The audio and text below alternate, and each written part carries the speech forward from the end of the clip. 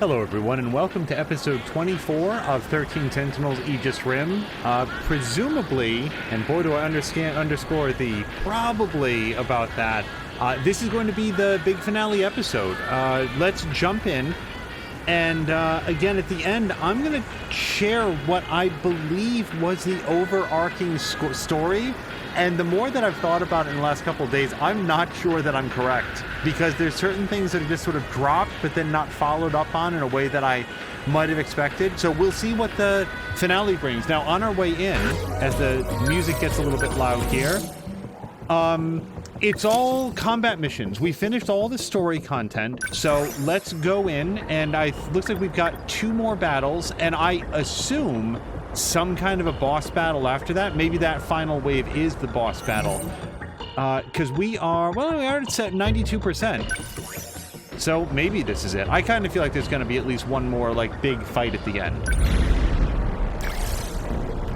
We did not do any prep work previously. Let me take people off. Yeah, we got a couple people. And there might be another, like, little mini battle that we do to try to let people get out of brain overload. So, this is maximum 4 strike team members, which I'm not sure that I feel real good about.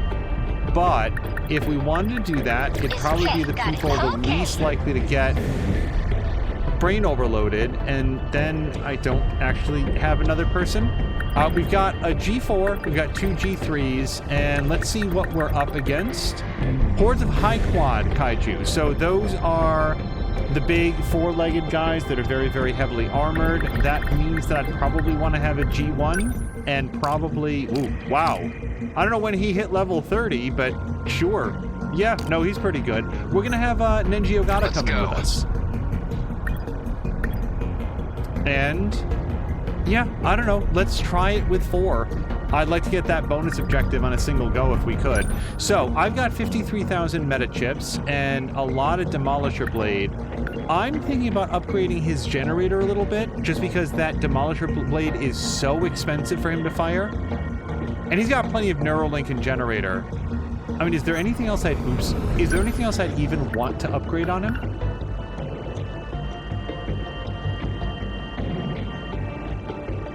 Not really. No. Yeah. Let's upgrade his generator twice. All right. That's going to give him a little bit more juice as he comes out of it. Let's check out Minami. Level 29, 28. Yeah. So let's give Kisaragi a little bit more hit. I'm pretty sure that she has as high of a level of main battery railgun as possible. However, doesn't super large missile, didn't we? Yeah, we upgraded her generator a bunch, and as long as she has sufficient targets to hit, she can shoot this basically infinitely. I am thinking... boy, I upgraded her homing missile. No, that's still on there. Let's at least upgrade that a couple times. That's cheap enough. And the only other thing is that maybe upgrading her... that's 5,000, though. 5,000 points is expensive for basically her emergency fallback weapon. Let's exit out of that. Let's check out Yakushiji. Flare torpedo's never a bad idea, but if Shield Matrix is inexpensive for us to upgrade right at the moment. And look at our interceptors. Can I upgrade those interceptors one last time? Yep, maxed out interceptors. Now, the only other thing that I might want to do for her then is upgrade that generator. I believe, and this might have come from Epinomenon, that if the interceptors shoot something down, she gets the benefit of that, the energy recharge for it. All right, so Minami, is there anything else we want? Missile Rain is my favorite ability of hers. It's just... If guys are spread out, Missile Rain is going to make sure that they get even more spread out in the form of very small shrapnel. I think that's it. Yeah, I'm not sure that I have anything else that I could upgrade if I wanted to, except maybe her arm-mounted pulse lasers. Yeah, why not? And what else are we going to do with those points? Okay, it feels like a little bit of a risk, but let's jump in and see if we can Sorry, I'm just thinking, there's everything that I can think of. So hopefully everybody else will be coming off of brain overload and will be in good sorts afterwards.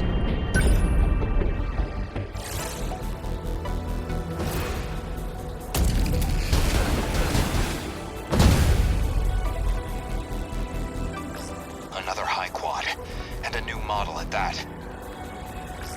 If I could just hit it from a blind spot while it's charging its plasma cannon. I need to pilot perfectly to get in close, even if it means I might not come back. Don't talk like that, Megumi. This isn't like you. But I'm the one who got everyone into this mess. I figured you were just some prissy little nerd whining about your problems. But you're a real badass. More than these guys, anyway. You're okay in my book. Come on, follow my lead. Stick to the plan. Stay in formation. Hello to Azric. Azric, today has been way better than yesterday. Yesterday did not go very well. Today went better. Hopefully tomorrow will be better still, and then we'll be into an awesome weekend, and I hope that you get some time off this weekend yourself. Hopefully you've had a good week. We must survive. Okay, so one group coming in. Strong opener. Get a flare grenade in there. Flare torpedo. Oops. I need to think things through. All right. So let's survive. Let's get her up here. Number 23. Moving. Gotta keep it together. No point of... This isn't we must win. Action. Flare torpedo. Yep. Perfect. Right. Actually, a little bit ahead, because they're going to be heading towards the vortex there. And also, nobody else came down so far. So if this is going to be the crew, yeah, I should have moved Nenji in a little bit earlier. I was holding him back with the... Yeah, exactly that, actually. Exactly that specific thing. Number 10, moving out. And... yeah, we're going to hold off in missile range, and then she can do super large missile wherever she needs. Let's see what comes down here, and then we'll deal with it. Keep it together. Now slow. Gonna be okay. Definitely. Group of dudes. Good. What do we have? Drum mines? Or no, G-molars. There's a drum mine. I'm looking for any, what's it called? The shieldy guys. And I don't see anything so far. So, should I do main battery railgun right down their center? Because it's not like enough guys to do a super large missile, not yet. Let's do this. Was that okay? Did you see that? They're like someone in a downtight you. And Definitely.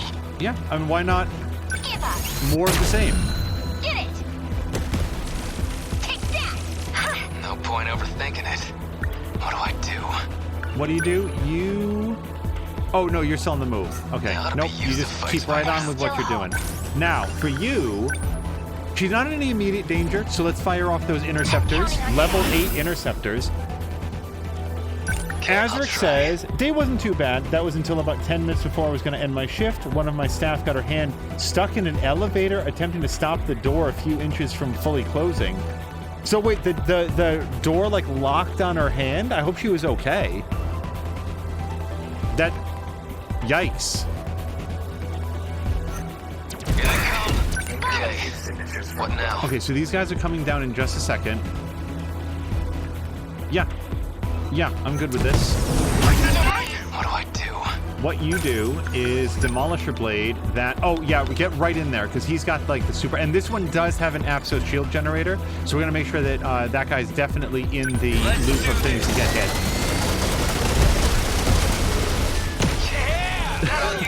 His Demolisher Blade is absurd.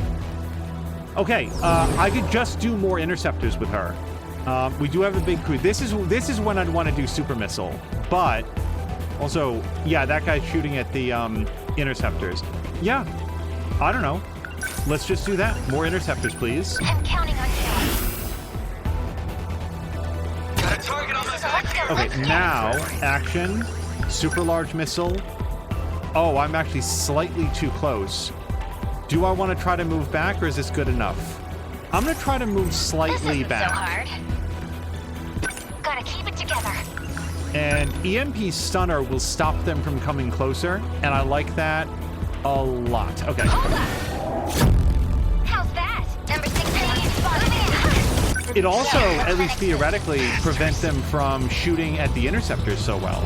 So, are you now in a position for super large missile? Yep, sure is.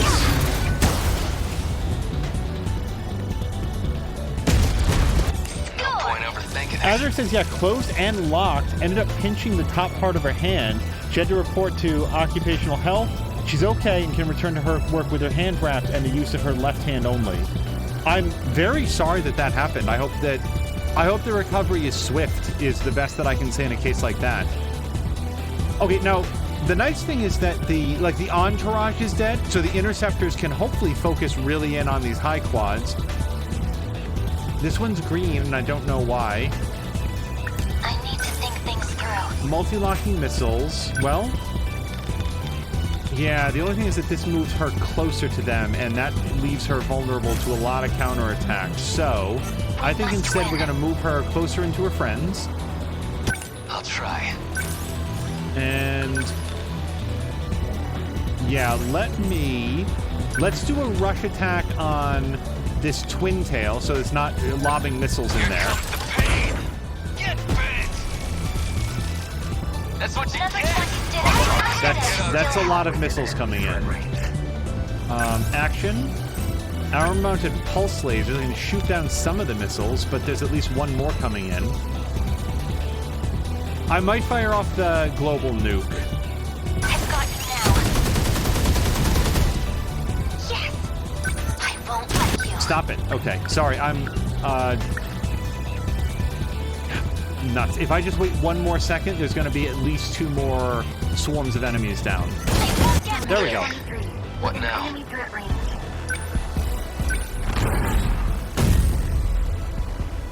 No point. What do I do? What do you do? Probably Demolisher Blade. Are we close enough for that? Oh, we sure are. Look at this. Look at all the guys he's going to hit. Class is in session. It's just, like it's that? so nuts.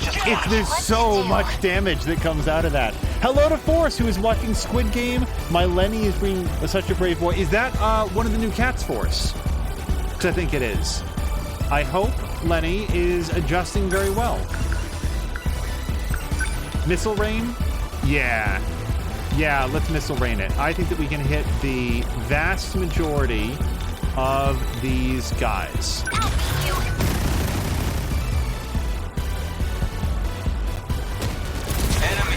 We must survive. Okay, she is effectively out of juice, and there's not a lot that she can really... she might kill some of these guys. It's probably better off than just doing a recharge. He's adjusting awesome. I think Gigi got stick and ate it up based on a stain. Ugh. Oh, that's gross. That really weirds me out when animals do that. They won't get past. This didn't sit so well the first time, but for some reason the second time is going to be just fine. Yeah, man, just, oh, so it's a high quad with some flying guys, so he can't hit those, but still, we can hit the high quad and the G-molar. Take it. That's what you get. We must win. Okay. This is a lot of dudes. I'm already considering doing another... what's it called? So if I drop a flare torpedo right here, I think it's going to at least interfere with some of their advancement. I ought to be used to fights by now. Okay, these guys are flying. I don't think that he has anything that he can do except to track them. Oh, wait, no, I've got anti-air defensive flares, which would actually go better closer to the base. They're like any Let's other move punks. closer to the base. Number 10, moving out.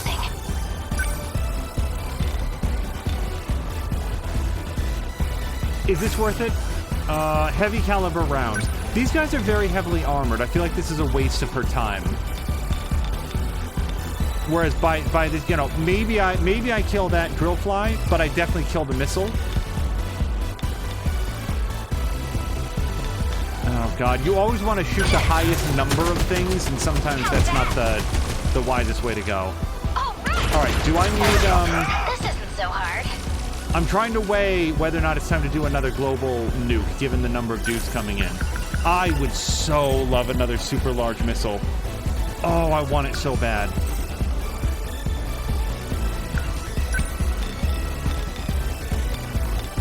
This has the advantage of shooting down both those missiles. But are those guys shielded? No, not yet. If I take out the shielder guy, I'm going to have an easier time with this crew. Here goes. Was that okay? I beat him. No point overthinking it. Oh, these guys, why are they knocked down? I didn't do the EMP, did I? No, I don't know why those guys are on the ground. And yet they are. So, should I anti-air defensive flares or wait until I get a little bit closer? Okay. I'm feeling like I should continue to now? move closer because the better coverage. Watch this. Anti-air defensive flares, like right here, is going to really put up a nice defensive screen against any incoming missiles. We must survive. Now, shield matrix is feeling a little bit good based on how everybody's grouped together, and we do have some incoming fire. Or I can launch some more interceptors. Oh, choices. Let's do interceptors. Counting on you. We're gonna pay dividends as this goes on. Take it. What to do? I'm feeling long-range missiles. We've got a real nice crew of guys that we can hit with these. Hit it. So, what's my next move? Main battery heavy railgun. I feel like if we can take out...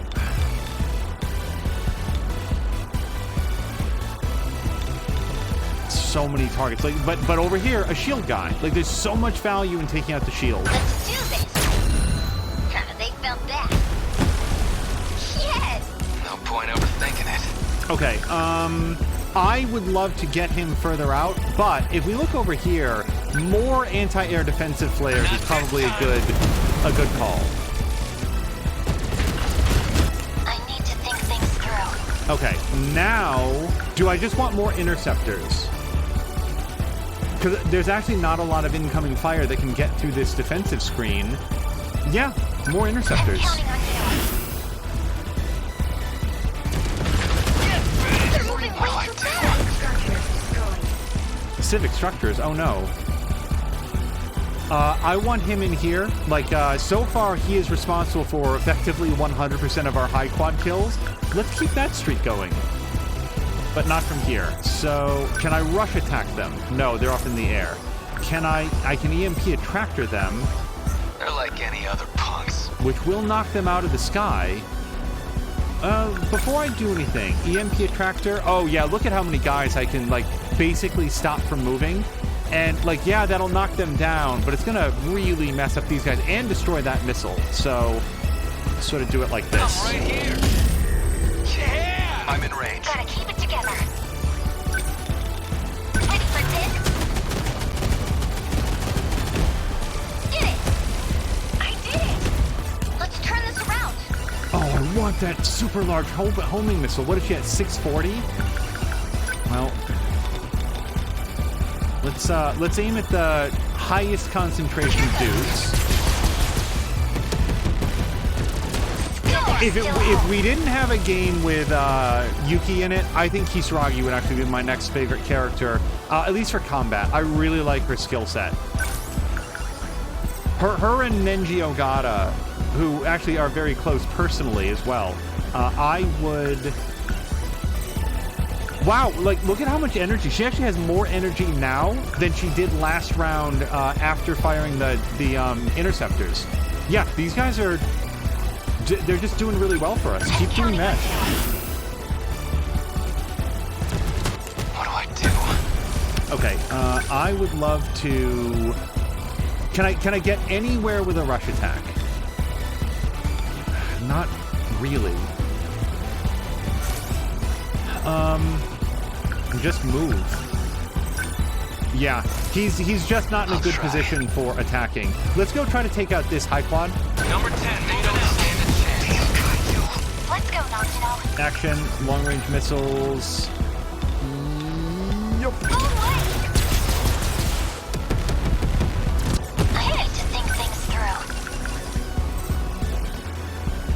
so many interceptors. Just keep doing I'm this. counting on you. Like the kaiju have effectively like any no other answer for boss. this. All right, so he doesn't have Demolisher Blade. I can rush attack this guy. There are still some enemies that are interested in getting him. If I rush attack, I take it back. If I rush attack those dudes, no, go across the river. Come on, come on. Nope, it's one or the other. Okay, let's yeesh. Or this. Look at this. You want this? Got him! You like that? I can do this. All right, main battery heavy railgun fires right across those guys. Was that okay? Did you see All right, that? and we're not So seeing much any for more that guy. We will not lose. reinforcements coming in, which is good. So, multi-locking missiles not great. Shield matrix isn't going to be very useful. Arm-mounted pulse lasers does ignore armor, so we might as well get something out of her turn. Gotta keep my spirits up. Heavy battery railgun is a very expensive strike for something that's not going to be all that great. Oh, I can hit both of these guys with long-range missiles. It's probably not as much damage per guy, but I think combined it'll be better off than just shooting the, whatever it's called. And maybe I'm dead wrong about that. All right, just rush attack this dude. Punching right out of the map is good. Take it! It's too bad ring out isn't So, a thing what's in my this. next move?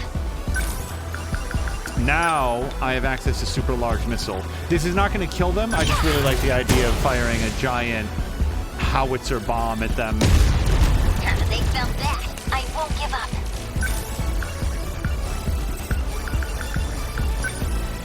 Yeah, we've got this one in the bag. I am no longer worried about anybody getting messed up. Number 23. There's still hope. I've got you now. Yes. They're like, I'll try. Come on! Yeah! Oh, he's actually Gonna be taking some okay. damage, Ninji. I didn't even notice that. Ready for this? Okay, at this point I should probably just put her into cooldown. 1,000 points of damage on a barrage like that isn't super good. Now he should get a bunch of juice from this. He kills this guy, he goes down. We'll find out how much. Oh, he just got a lot of his white energy bar back, so that's good. Interceptors took down that guy. Guess where they're headed next, friend? There. Now! I'll try. Interceptors. It's like, have you ever fought a swarm of enemies like where they were against you in a video game? We're basically cheesing the hell out of this guy. Don't worry, it's basically over now. Class is in session! Yeah! You like that? Termination of enemy signals confirmed.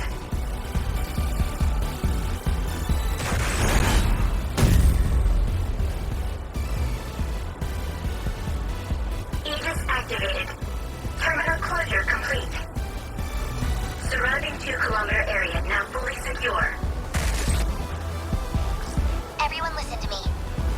We can communicate with the command ship out of range. I'm realigning the 3 surveillance satellites to their relay positions.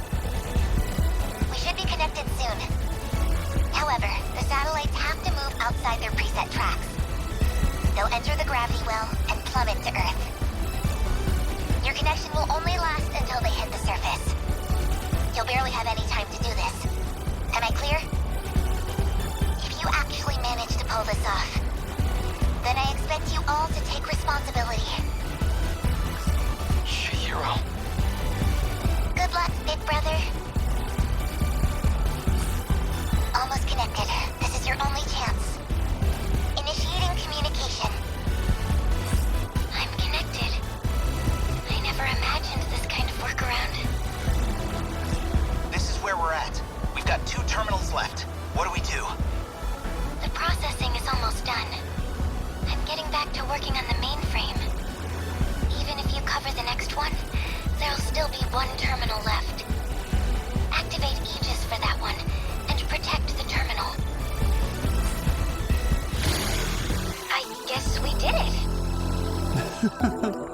Hesitant victory. And hello to Epinomenon. Nenji got 309 energy back from killing the high quad, which is 300 base plus 3% from the generator. So I guess like that's a very specific number, and the exact amount of EP restored is visible on the Sentinel after the kaiju dies. So it shows a numerical value somewhere, and I just have not seen it. I guess I'm just very enchanted by all the sparkly explosions. As long as we have this power, No, there's still hope. I guess it was all of her interceptors that was like doing all the hard work, but let's not overlook the amount that Nenji Ogata contributed there by going around and just personally massacring clouds of kaiju and their entourage.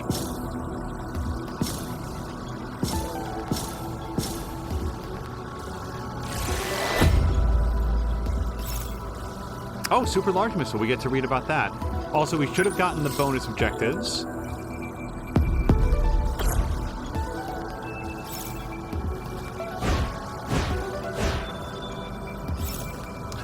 We are going to go read in the archives, because why wait and do it all in one clump if we get a chance to sort of spread it out a little bit. So we'll go over here. Nope, we'll go over here. And we'll spend our points after we read about anything else that we may have updated, like super large missile. Here we go. 3rd generation Sentinel armament fires a powerful missile that can decimate a large area. The giant missile is 9.1 meters long and weighs 1 ton. Utilizing electromagnetic barriers, TNT, and aluminum dust, this weapon creates a wide-ranging dust explosion. That's probably the only thing that we unlocked. Oh, no, Ida's files. A report from the civilian detective agency that Tetsuya Ida uses. It is nearly 200 pages long and has detailed information on the following 11 people: Yuki Takamiya, Tomi Kisaragi, Iori Fuyusaka, Renya Goto, Juro Karabe, Natsuno Minami, Megumi Yakushichi, Shu Amaguchi, Chihiro Morimura, Ryoko Shinonome, and Nenji Ogata. Out of all of them, the documents on Tomi Kisaragi are the most expensive. Yeah, yes. I understand that is true between Tetsuya Ida and Tomi Kisaragi. It's a nice detail they threw in there, like, he really seems to know a lot about her, specifically. Seems a little bit weird for a grown man to have that kind of fixation on a teenage high school student. Alright, yeah, I mean, we're just gonna sort of go through, I'd say. Let's go to Science Room. A school facility where students run chemistry experiments. Due to rumors that point to paranormal phenomenon, like someone hearing voices from the science room when no one was inside, or someone from the field outside seeing a creepy white flash of light from inside the dark room, it is considered one of the 7 wonders of the school. What are the other 6? There is a gate inside the science room which allows one to travel to another era. Since the student who witnessed the gate being used caused a stir, Morimura and the others started the rumor about it being paranormal phenomenon so that students would stop going into the room so often. Okay. Because I'm just saying that in America, that would have the opposite effect. It's just like, oh my god, I think it's a ghost. There might be aliens in there. I heard it might also be a Bigfoot. No, that's gonna just have a line. They're just gonna make a line for it after that. A sealed off area, this is new school building rooftop, where delinquents often gather. Shu Amaguchi recently pried open the lock so anyone can access it as they please. You'll often find a handkerchief left out to dry up here. It looks like it belongs to a female student. I confess I have forgotten what the deal was. I do remember that being a thing, and I don't remember who was doing it or why. A passageway that connects the new school building to the old school building. It was originally supposed to be a hallway for connecting the old school building to a lecture hall. Instead, the new school building side houses the science... Instead, the new school building side houses the science room and the science preparation room. There used to be a potato field beside it, but it's no longer there in 1985. Boo, potato famine. Oh my goodness, wait, Brian is here as well? I'm very concerned. Hello to Brian. Sorry, I was reading a bunch. Let me just scroll back. When did Brian come in?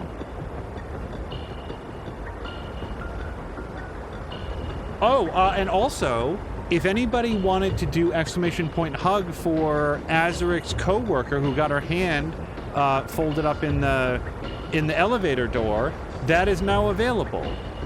It's a weird moment to advertise that feature, but I did want to let everybody know that if you'd like to express kindness or support or well, really, it's for kindness and support towards people when they're down or anything like that, we now have an exclamation point hug command. Okay, Nenji is down as expected, and everybody else is fucked. Let me take off everybody. Yeah, after this combat, we might do that thing where we just sort of solo episode 1 so that people get a little bit of a chance to relax. Let's bring the people that we can. I'll go. So that's 4. So now we're deciding who we don't want to have available, assuming there's another battle, and I suspect that there is. So, well, I don't know. We've got 3 G4s, and I need 2 more. So I'm going to take a G2. Oops. Oh, and it's going to be Iori. My I'm turn. not quite sure how some of these guys wind up at being a lower level. All right, and anybody that's not Miura. So Kisaragi works best on her own, but I really want Kisaragi at the end. But I also want Minami at the end. So I'm just going to choose one and not worry too much about it. So Azric is asking Mia if she saw his Discord message. I don't know how to upgrade her to be more effective at this phase. Could upgrade her plasma arc fusion cutter, but I do like to keep her out of direct battle if I can. Shield emitter? Shield emitter. Yeah, let's upgrade this a bunch. I know it's not going to help her level up unless the game is super cool about that and gives you experience points for damage mitigated. I kind of doubt that it does that. Now, Guardian is another good pick. And so is Sentry Gun. Okay. Seems okay, I guess. Shu is probably a comparatively low level because I don't like him at all.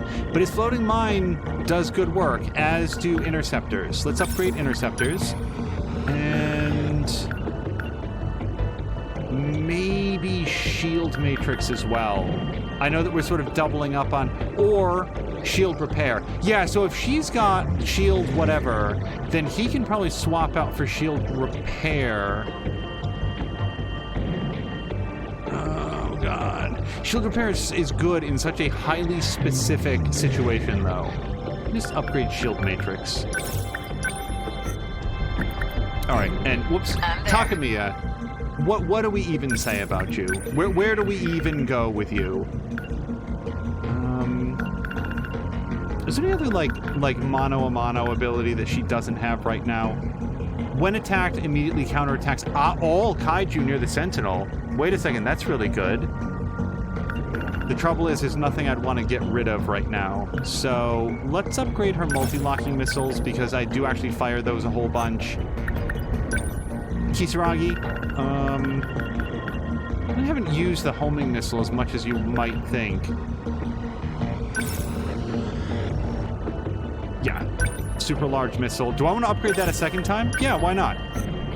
And then, gosh, I don't know. Yakushiji, anything to say for yourself? Force cooling device allows her to go more quickly, which is nice. She's got those interceptors. Yeah, the only other thing is that when she runs out of juice, I want to hit really hard with the one free attack that she's got. It's not always good, but anytime I can use that to recharge her, seems a good call. And oh my gosh, hello to Groomfy, and also thank you so much for the resubscription. Groomfy, if this keeps on track, you will actually hit 1 year right at the end of this year. It'll be like a perfect way to ring out 2021. But regardless, thank you so much for the resubscription. Shield Matrix is the only other thing. So then from there, upgrading her generator allows her to keep those interceptors in the air. I'm going to upgrade that. I would probably want to upgrade Sekigahara's actuator because it allows him to move faster, and he also gets more defense for it. Yeah. And then we've got just shy of $5,000. There must be something I can upgrade if I want to. Demolisher Blade. I've never once in my whole life said my Demolisher Blade is too powerful. Yeah.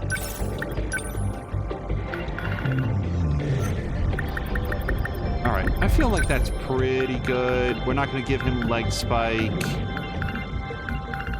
Okay. And also at some point I probably should have taken a look. Giant enhanced high quad kaiju. So giant enhanced. I don't know that this is a great pickup for that. I should probably have another G1 instead. Do I want to swap out Kisaragi? No, I never want to do that. Like, Hijiyama would be nice, but nope. This is the crew. This is what we've decided. Oh, Ricardio, thank you so much for the raid. For everybody coming over, Ricardio, thank you so much for the raid. I hope that you were having a great time. I sort of jumped home and jumped right on because there was just felt like a lot to cover. But I hope that you had a great time. Was it Fortnite? Was it Cars? Or was it something new? Also, before I hit go, Ricardio has posted his YouTube video, the YouTube video about his playthrough for Sphinx and the Cursed Mummy. So if you have not yet seen that, you can check him out on Twitch, on Twitter to get the link, or Ricardio, links are still available here, so if you would like to post a link to your video, please by all means go ahead.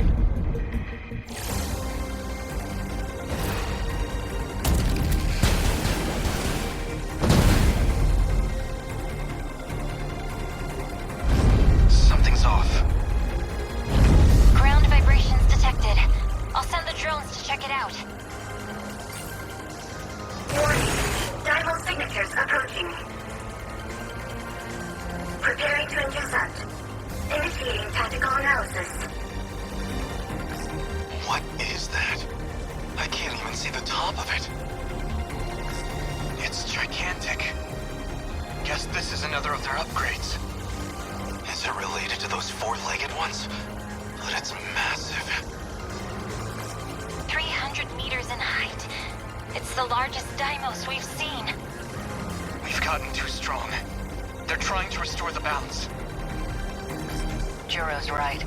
This is the system's countermeasure against you, to level the playing field. Wasn't this system supposed to give us an advantage? It's set to a level that makes sure they can compete with us, at least. It could go either way. What actually happens is all up to you. Guess they're throwing all they can at us. All we have to do is take them down, right? I'm on it. Hijiyama-kun, just remember, the mission is to protect the terminal. So, just for the record, because now it's like it would be interesting to go back and look. Every time Okino has ever said something during a combat mission and he's shown as being at the controls of a Sentinel, Hijiyama's the only person that can hear him, right? Like, that's just a thing?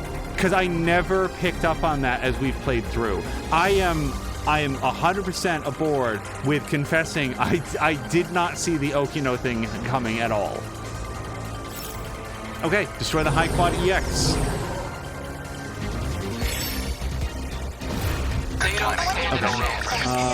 Let's get him. Oh, that's many guys. Okay, so immediate priority targets. The what's it called? The Apsos here. Are there any others that I want to make sure that I hit? Because that can't be the only Apsos. No, there's one over here. So those two guys I want to hit immediately because I want to make sure that they don't confer shields onto any of their other friends. That is a lot of guys. Okay, we can make this work. Action. Super large missile. Right. Or wait, do I always want to make sure that I hit the high quad EX, right? Like every shot should hit that guy. Watch this. Score! I've got to do this. So wait, where was? It probably just showed it and I missed it. I was just curious where that numerical like readout of what all just happened. So, shield emitter here doesn't seem like a bad idea right now. I mean, there's a lot of little guys that can sort of sneak in. Yeah. Please, help us. Just pushing on the D-pad. Now, No fight I can't win. for all that she can do, charging in here seems like it's just inviting a bunch of damage, especially since we just got shielded up. So, let's shoot some interceptors out from Clean here. them up. And hopefully Amaguchi brought those as well. For all the time that I spend looking at their loadouts, I immediately forget what anybody has. Your turn. Okay. Must win. Flare, no, more interceptors. I'm counting on Yeah. you. What don't let up. And so anti-air defensive flares, I feel like yeah, I mean there's some sort of red dotted line coming in, so why not get some sort of defensive screen up to help stop any missiles How from was coming in? that work? Go away. How was We will that? not lose.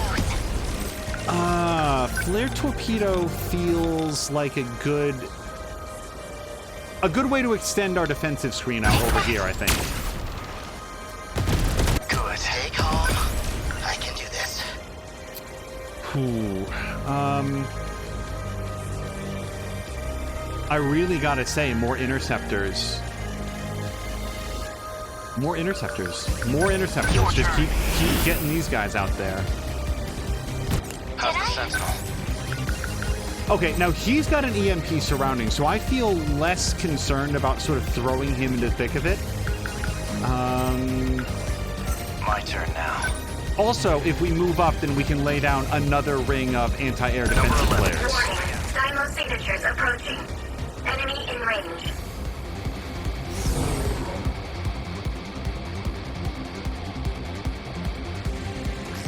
Universal control processing is at 95%. It's almost there.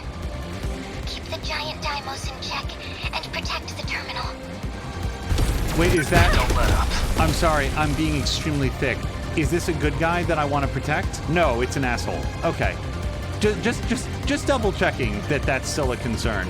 I haven't forgotten about this shieldy person. Also, Epinomenon is saying that you'll see the EP return a lot better on close-in attacks because the camera is focused on where the Sentinel is as opposed to, like, scrolling away.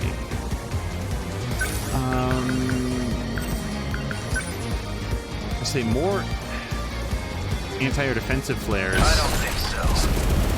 Doesn't feel like a bad idea. Still not used to this thing. Clean them up.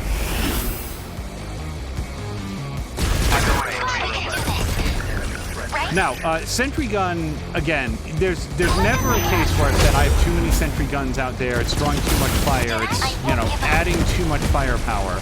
I love having those guys out when I can. Do I want to move up here and, like, multi-lock missiles these guys? That requires us to move outside the shield matrix. I could take an opportunity to recharge, or, fuck it, just get some more interceptors out there. Hope I can pull my weight. Destroyed. Okay, our local shield matrix appears to have gone down, which is fine.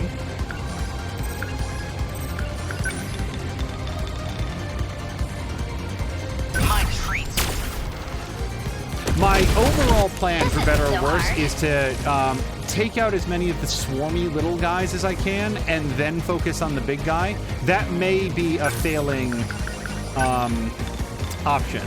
But if I hit right here, it's going to hit, if you look over on the left-hand side, it's going to hit that shieldy guy. He's definitely dead. It's going to hit most of these other dudes as well, and still hit the high quad all the way up there.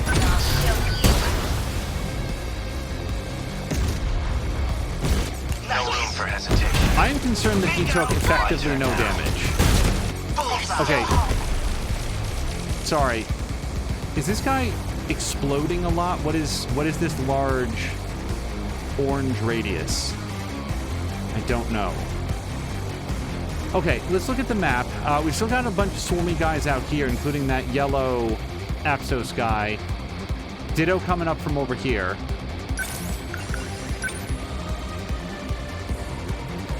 Yeah. kind of thinking about throwing down another shield matrix right here. Initiating shield. Thank you. Ricardo needs to run. Don't Needs to waste wake up any early chances. this morning, and I'm already quite tired. Have a wonderful stream. Ricardo, thank you so much for the raid. I hope you have a great evening and a good rest. All right. No room for Let's hesitation. move him up. I should need to get him across the river, and it looks like the best crossing is over this way. Number 11. Bingo! Moving Keep out. this thing moving. No fight I can't win. Number 21 on the move. Nailed it.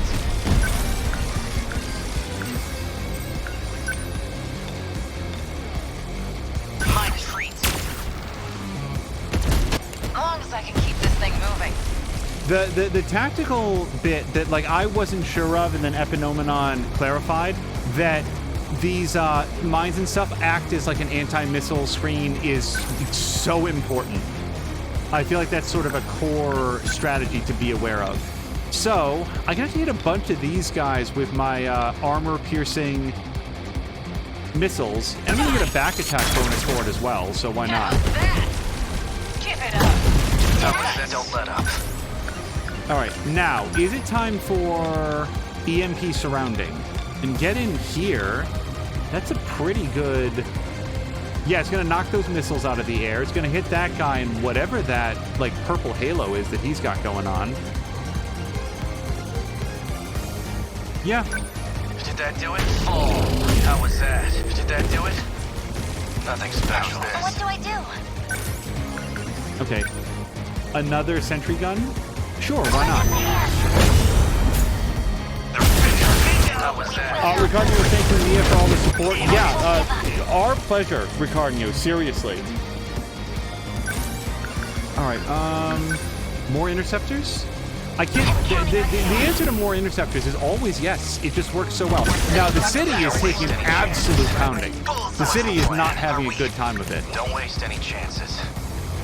Also, there is always a swarm coming from here, and I don't know what to make of that just yet. I'm kind of feeling like maybe I want to... Oh, I've already crossed the river, have I?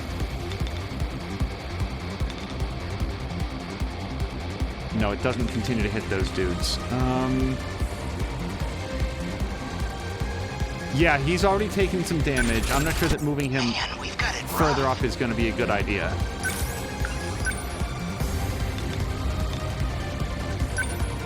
Try this. Bingo. Oh, no. Okay, let's do this. Okay, I think her leg spike is, it's about time that we saw that come into play. So, let's not used move to this her... thing. Nope, let's not move her into the firing arc. Let's keep her outside that, if we could. Number 21 on There's the still move. hope. Are you allowed to have the entire city incinerated at this? Is somebody going to say something to me about that? Well, you technically won. Congratulations. We must win. Yeah, we're going to keep her, again, outside that firing arc. Number 23. They're going As for long as I me. can keep this thing moving. She's kind of pinned down, isn't she? I don't want to cross that line, because as soon as she does... whoops. Stay calm. Still not used to this thing. Yeah, no, she's good. So, let's just see what we can shoot at from here. Get ready. Nice. What now? Oh, see, that is too many dudes to avoid shooting Don't at. miss. Bullseye. There you go. I won't give up. This is their still. We must survive. I can do this.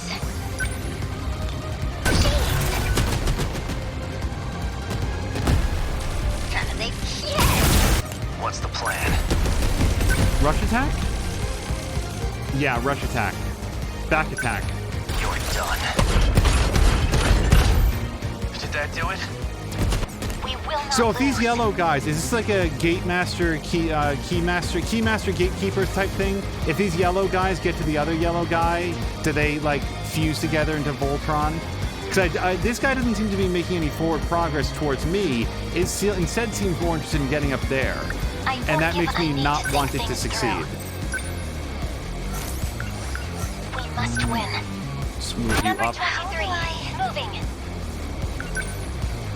Move you up. Most of I want Moving more out. I need to think things through. sentry guns as we go.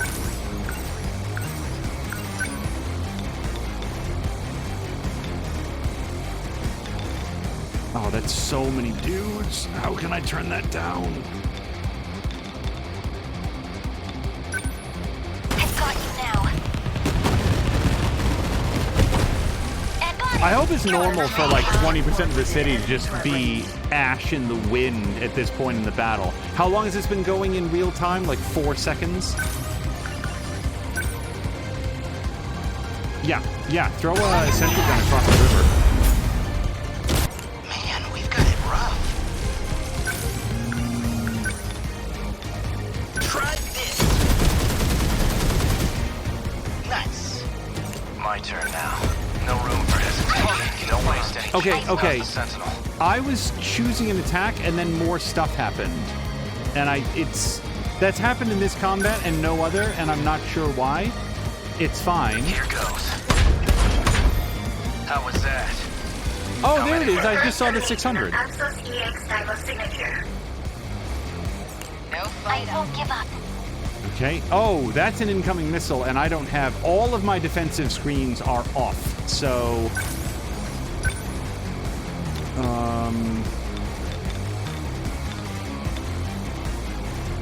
She has already taken a lot of damage. I don't like this position for her at all.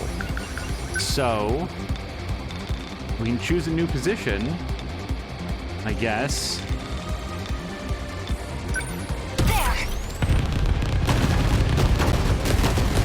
Ha! They won't get As long past as I me. can keep this thing moving. Yeah, I shoot down that missile, I hit all those guys, or all those guys. Well, those guys are more of a danger to what's-her-face, and I still get the missile, so we'll do this. Yakashiji is who I was thinking of. That's what's-her-face now.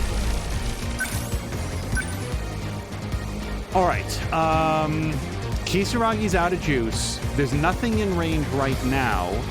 I am going to put her into defensive mode. And I'm kind of feeling like this would not be a bad time to touch off one of these phase plasma things. It's going to knock all the aerial guys down and out and hopefully give us a little bit of breathing room if we want to do some defensive moves. Things through. Action. Yeah, I want to start hitting that, Apsos. Let's do this. Got it destroyed. Don't waste any chances.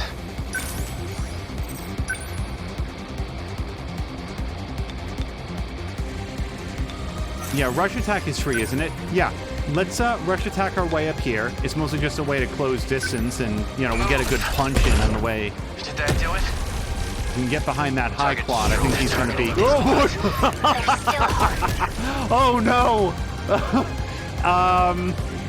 I'm sorry, Sekigahara. That's not what I wanted for you, friend. We will not lose. Yep, her shield matrix is offline. So... There. Still not used to this thing. Okay, again, I did not stop that. Is Sekigahara still online? He took about half damage, and it looked like he got knocked back himself. Oy. Okay, well... I don't think more interceptors is the solution here. It does sort of lock her down, but then again, it's going to take out... Yeah, I stop it. Still not used to this thing. Interceptors, please. Clean them up. Hello, Jab. Jab, I hope you're having a nice Don't waste any chances. Thursday. I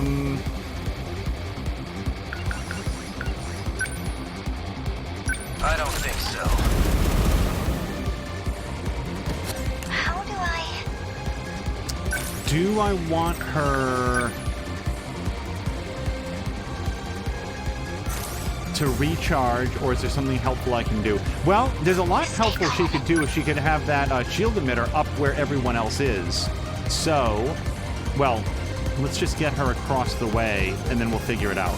They're going down fast. We must win. God, that's so ineffective against that Apsos guy. Take that. Got it. No chance. So, what's my next move? Wait, she gets an ability called Fight Song? What does that do? After defending, EP slightly recovers for all allies. Oh, I didn't know that was a thing for her. That's cool. Main battery heavy railgun. It's so good against a lineup of enemies. Or that missile. Can I get a little bit closer so we can hit both missiles? Or, you know what? Homing missile. Yeah, hit that guy with homing missile. It's highly potent. Good. How was that? How's the Sentinel?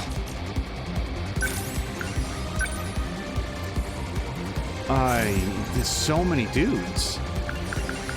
Well, shooting some more anti-air defensive flares in here, like they can throw more dudes in here, but it's going to be a while before they can actually get through. I won't give up. I need to think that we will not lose. Okay, it keeps moving around, and what I'm trying to do right here is... Oy. So, okay, the waves of dudes are not going to stop. That's what I'm learning. How do you deal with that?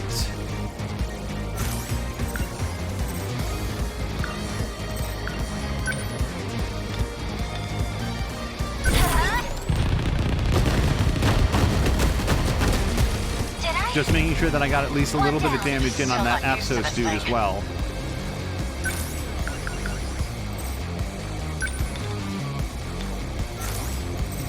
Okay, what's the plan? Defend. They're targeting these. Don't let up.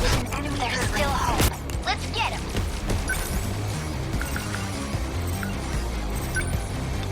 I don't think homing missile actually connected. I didn't see, but I think that this purple thing acts like his own anti-air defensive flare. I could be wrong about that, but I don't think that long-range missiles are being helpful here.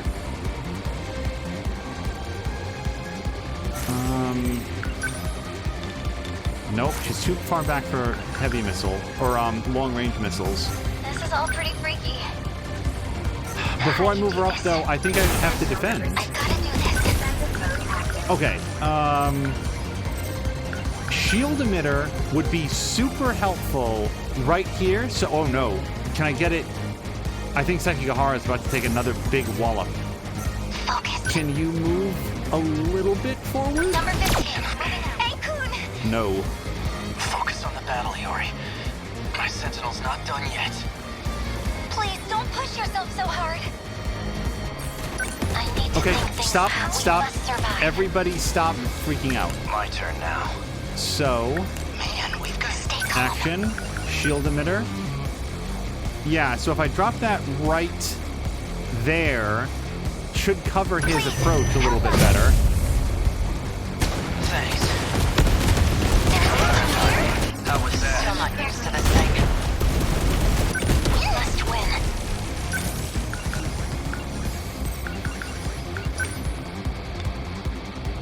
Oh, that's so many missiles coming in. Because she herself is not, what's it called? Shielded. So let's get this happening right here. Initiating shield. Thank you. So, what's my next move?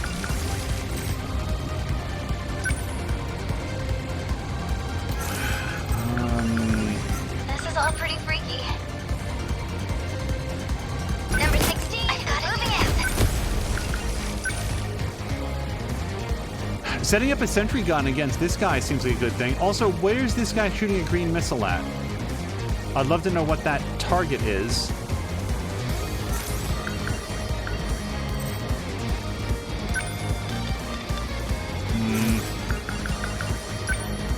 Nope, that's that ground only.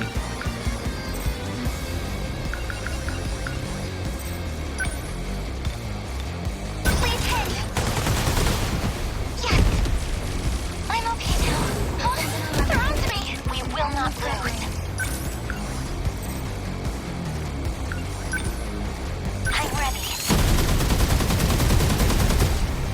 Yes. I think if that's another swarm of dudes, which it is, it's time to do this again. That work? They've locked on. I need to think things through.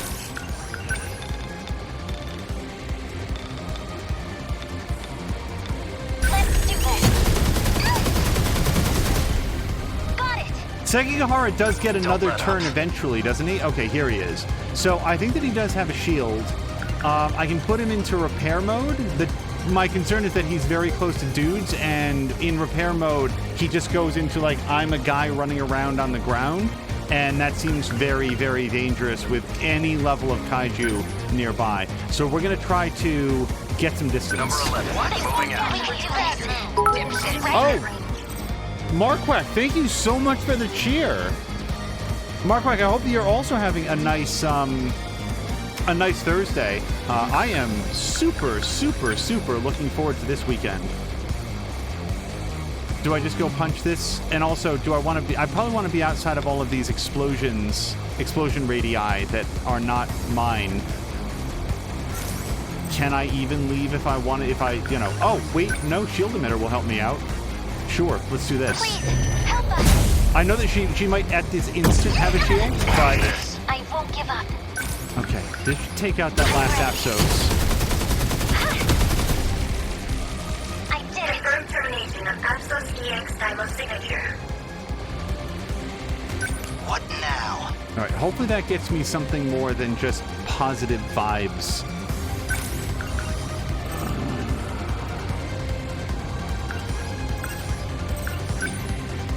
Your turn.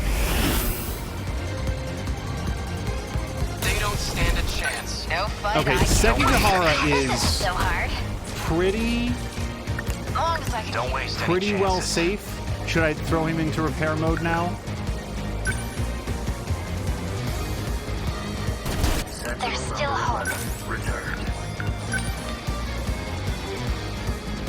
Take that. Oh, there's so many missiles coming in on her. I did put some sort of shield on her, didn't I? Last round? No, not that I see. Oh, cool. That was a very good way to make sure that she takes maximum damage. All right, let's just keep him on the move and hopefully staying safe. Yuki-chan, you gotta step back. Heal up. God damn it. I'll be fine. Barely felt it. Stop worrying about me. You got your own fight to win. Still not used to this. We have arrived at that point in the fight when I am pretty concerned.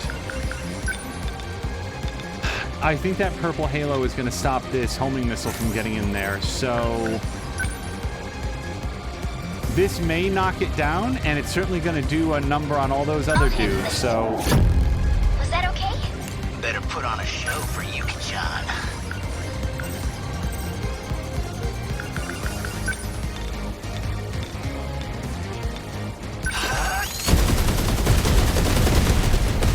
Nailed it. Enemy down. How do I...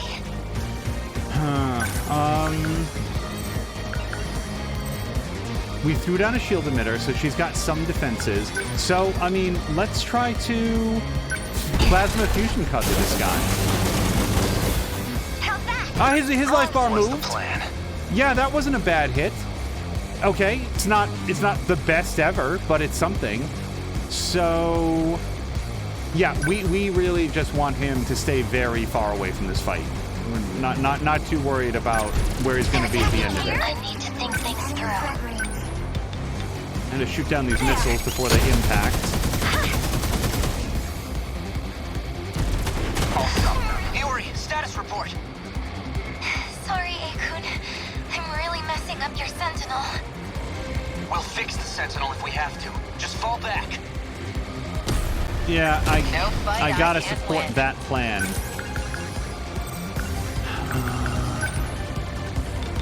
Nope, that's a giant attack coming in. That is a actually map-wide attack coming in. Shit, she is also very damaged though, with multiple missiles coming in. Don't screw with me. That do it. That ought to do Better it. put on a show for Okay,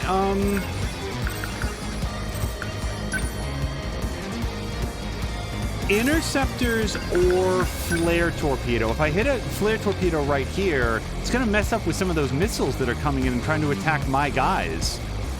Kind of like that. How's the Sentinel? Oh, could you please summon? Because that'd be great. Yeah, right over here. Sentinel number 11. Transmitted. Active, no room for hesitation. What's the plan? Number 11, moving There's out. still hope. Okay, shield makers heal, you know, shields everybody in that radius. I need to get that onto her I won't give right up. now. So, yeah, we'll get both of them. Initiating shield. Thank you. Nailed it. Nice. Let's get him.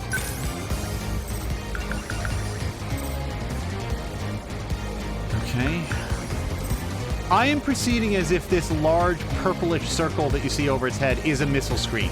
I don't know that that's correct, but it's my best guess as to what that is. So...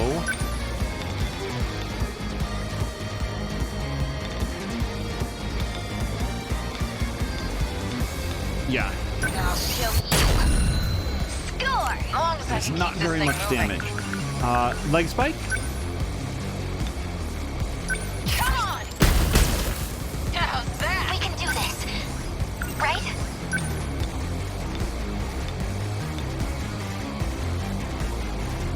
Here goes. That felt dangerously ineffective. Her jammer missiles. I really want to get in here with a demolisher blade, and I am not close enough. So maybe some anti-air defensive flares, since most of these guys are flying. Stay calm. I can do this. Yeah, keep tossing shields in here. Yeah, that'll get both of them. Shield them. Thank you. They're going for me. I'll survive. In enemy threat range. I'm counting on you. I need to think things through. Okay. It doesn't matter where I try to shoot this. It's just going to detonate right on top of her because they are so close. So multi-locking missiles will give her a chance to reposition and take out that Now. group. One down. I'm still not used to this thing. Die. Nice. My turn now. Can you demolish your blade now? Where? Ugh. We need to work on your robot's cardio, friend.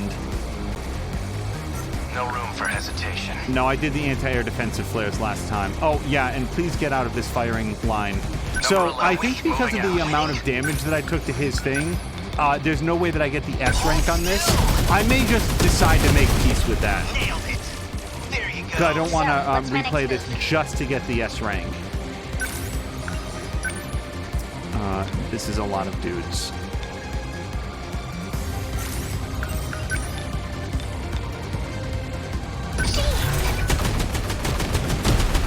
Was that okay? Got him. Within enemy threat range. Okay, is her shield down again? It sure looks like it is.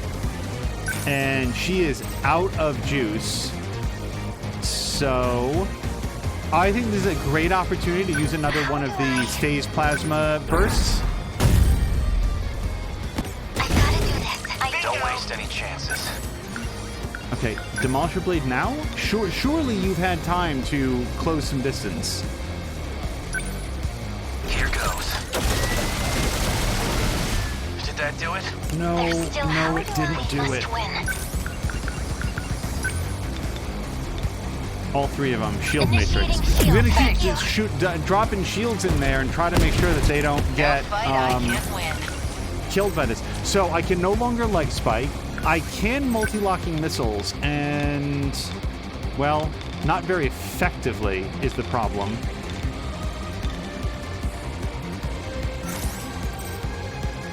The alternative is arm-mounted pulse lasers because they do ignore armor.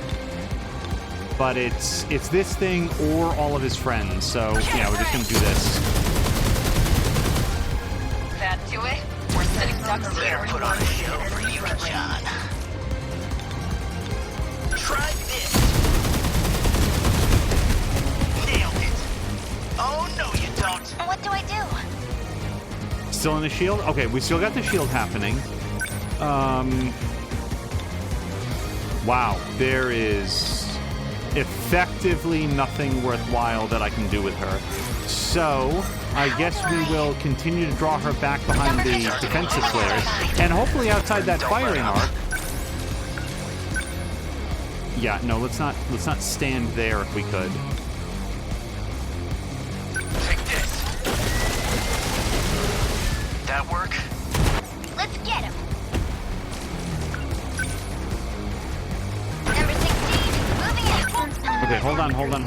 I just wanted her to not get shot. So now that she's not going to get shot, EMP Stunner will hit that guy and hopefully drop any shields or defenses. Maybe that anti-missile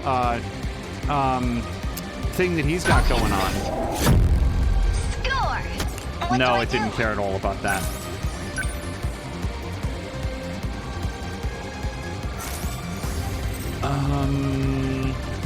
I'm thinking about just We can putting do her in this. defensive mode. Right? I feel like she's very far forward. I feel like that's a very risky thing to do at this particular location. But she does have a shield. Man, we've got it rough. Defensive mode active. Gotcha. Bingo. Enemy down. As long as I can keep this thing moving.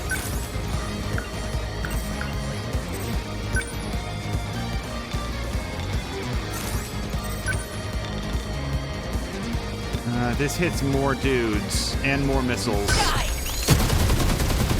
Bad move, dipshit. How's that? You're stressed. There's still hope. Oy, sheesh. So, absolutely. So many missiles coming in. I feel like this might be our fourth and final opportunity to do the global burst. I need to think things through.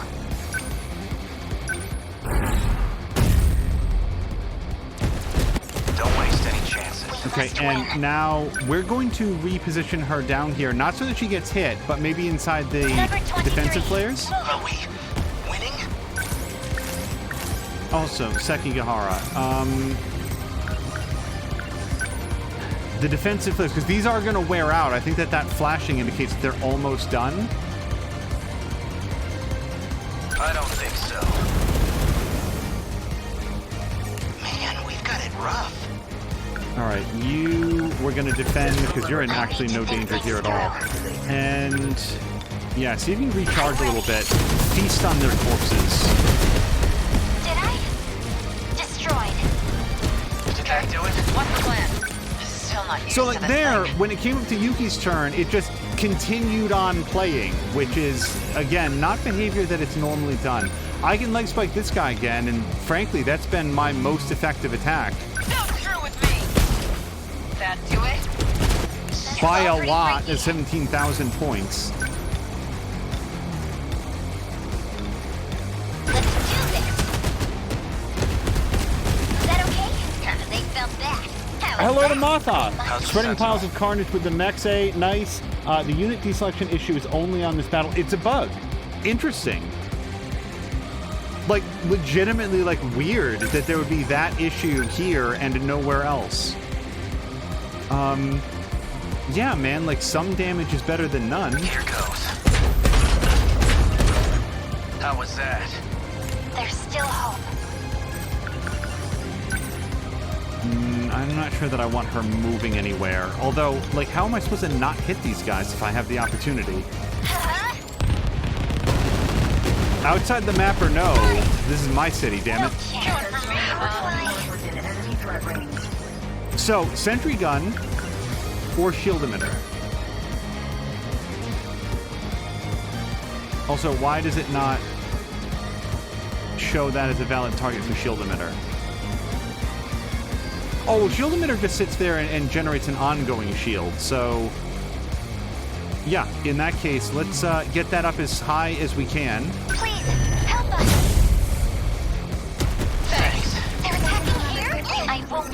Okay, I need to it's think annoying. things through. And come in here, get inside the shield. No fight, And I if you can't could win. get inside the shield, it's just a very little hot for Number you. 23, Good. moving. And now, rush attack. Did that do it? How was that? Okay. What's the Action. plan? Here you go. Nice. Oh, what is it holding on with? How many more points does it have? Not that many. Also, I thought I won't the give goal up. was here. Number 23, Stay moving. calm. Oh, is she stunned? Because she's not. Yeah, she got stunned herself. She got EMP'd. Okay, noted. Your turn. Yeah, Moth, Mia, thank you for doing the shout out for Moth. And yeah, for sure, anytime. How long does this being stunned last? And should I just shield matrix everybody? I feel like that is a self-answering question. Yeah, some of them have shields, but now everybody has a They're shield. going for me. This isn't so hard. If I could shoot that guy with any hope of killing it, I would. Here goes. Score. Got him. My turn now. Okay, that's not that do what I it? pushed. Move. That work? Leave it to me. Oh my god. Okay, this is fine. I just need Takamiya to have one more turn and she can leg spike him right to the core of the earth. It worked. Yes. I did it. We're sitting ducks. Okay, let's do this. Oh, she has no points. Die. That do it? Give it up. We will not lose. Wait, these guys don't get demoralized and go file for retirement? What are they hanging out for? Let's do this. Yes. Enemy destroyed. Better put on a show for Yuki-chan. Hold still. Nailed it. Oh, hello to Blobby Blob. Well, Confirmed termination of high-quality Oh, there we go. Dynamo signature. Blobby blah. So far, it's only been combat because that's all we had, and we got to see the in combat scene where young Chihiro Morimura said, "Hey, I've got a plan. It's going to crash the satellite, so we've only got one chance at this, but it's going to open up communication with the command satellite that's over the horizon. So, like, you haven't missed any new story content." Good. Aegis will activate for this terminal soon. Just one left. Inaba-san, what's happening? Is everything still running? The processing is complete. It looks like it worked. The mainframe is responding. Really? You mean we actually won? I'm sorry, but it's not over yet. That's the last of them, right? Amaguchi, have you not been listening? So what do you think?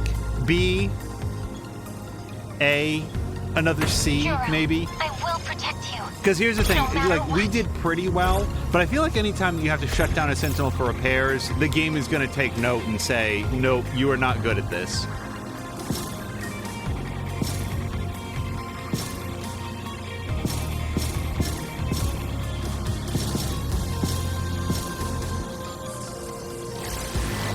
Okay, hey, A. I can live with that. I mean, I'm choosing to live with that because I'm not going to replay that now. For clarity, I might replay it later on my own time, or if people care enough, like if there's some super cool thing that gets unlocked by getting S-links and everything, or S-ranks, then I might actually do it on stream, but... Yep. Okay, so before we look at this, what we're going to do is go back to analysis and go over here, and anything that I might have unlocked. Dinner from the other night. Dinner Megumi Yakushiji made for Juro Karabe the other night. Consists of 5 dishes. Salt grilled mackerel, shikuzen ni, a Japanese-style rolled omelet, rice, and miso soup. It was set up to be shared between 2 people. Boy, if one of them doesn't survive, Jiro is going to really regret not having enjoyed all of those meals. He went to hang out with Shu Amaguchi. Can you imagine having a period in your life when you could have hung out with Megumi and eaten meals like that, and instead you went to Shu Amaguchi's house? And yes, I do understand now what the context for that is, and even still. A soft, steamy bun loaded with juicy meat. Iori Fuyusaka, Tomi Kisaragi, and Miwako Sawatari enjoy this on their way home from school. It tastes even better if you add a bit of mustard. That actually sounds really good. Like, I would 100% have one of those. Let's learn about canned soda number 2. Fruit Nectar Paw Paw is a canned juice that Nenji Ogata found from Miwako Sawatari in the 2025 ruins. A 30% fruit juice that uses a popular fruit called papawa, also known as the custard apple. Boy, whoever does the marketing for custard apple knows what's up, because I want to eat one of those now.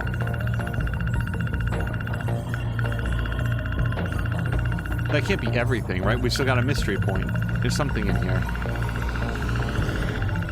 There we go.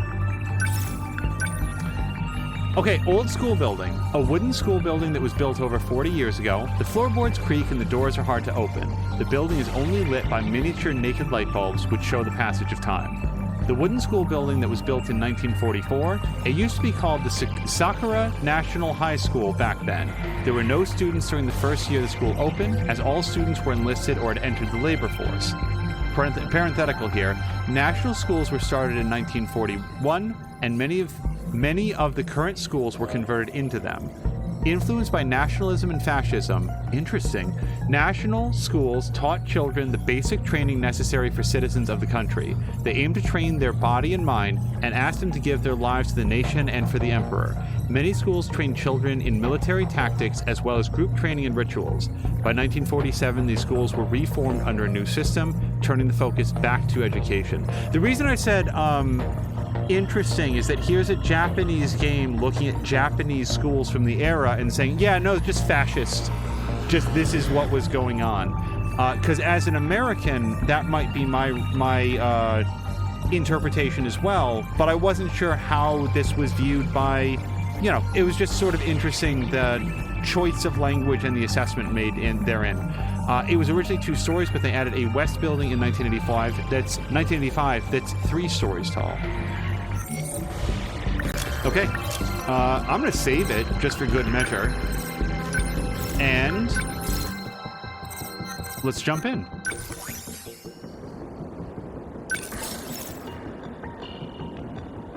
Okay, so wait, how many people are on brain break? Because we might need to do a quick... Wait, who just raided? Oh no. Hello, it looks like Pharmacy. Hold on 1 second. Pharmacy EU, thank you so much for the raid. That was Monster Hunter that you were playing. The only question that I have is, because I know that like more Monster Hunter games have come out now. Was that Monster Hunter Rise or Monster Hunter World? And I'm sure that the differences are many and abundant, but I don't happen to know. Pharmacy, thank you so much. Yeah, so that was Monster Hunter World. I hope you had a fantastic stream. My memory is that it was a very long stream, wasn't it? I think that we looked in earlier, and wasn't it... Am I misremembering, like, today's stream? Did it go on for a good long time? I hope you had a great time. Welcome, everybody. You are coming in near the tail end of 13 Sentinels Aegis Rim. It is a Japanese visual novel crossed with a pausable real-time strategy mech combat versus kaiju game. Even so, it's still different than it sounds and very difficult to sum up. And this is most likely to be the last stream of this particular game. We're just about to jump into what I believe to be the final combat. And Pharmacy, thank you so much for the raid. Pharmacy's also saying 19 levels to go until Monster Hunter rank 999. Jeez, congratulations. He did 9 hours last Wednesday, and it may have contributed to me getting sick for nearly a week. Oh boy, I hope that has, I hope you felt better.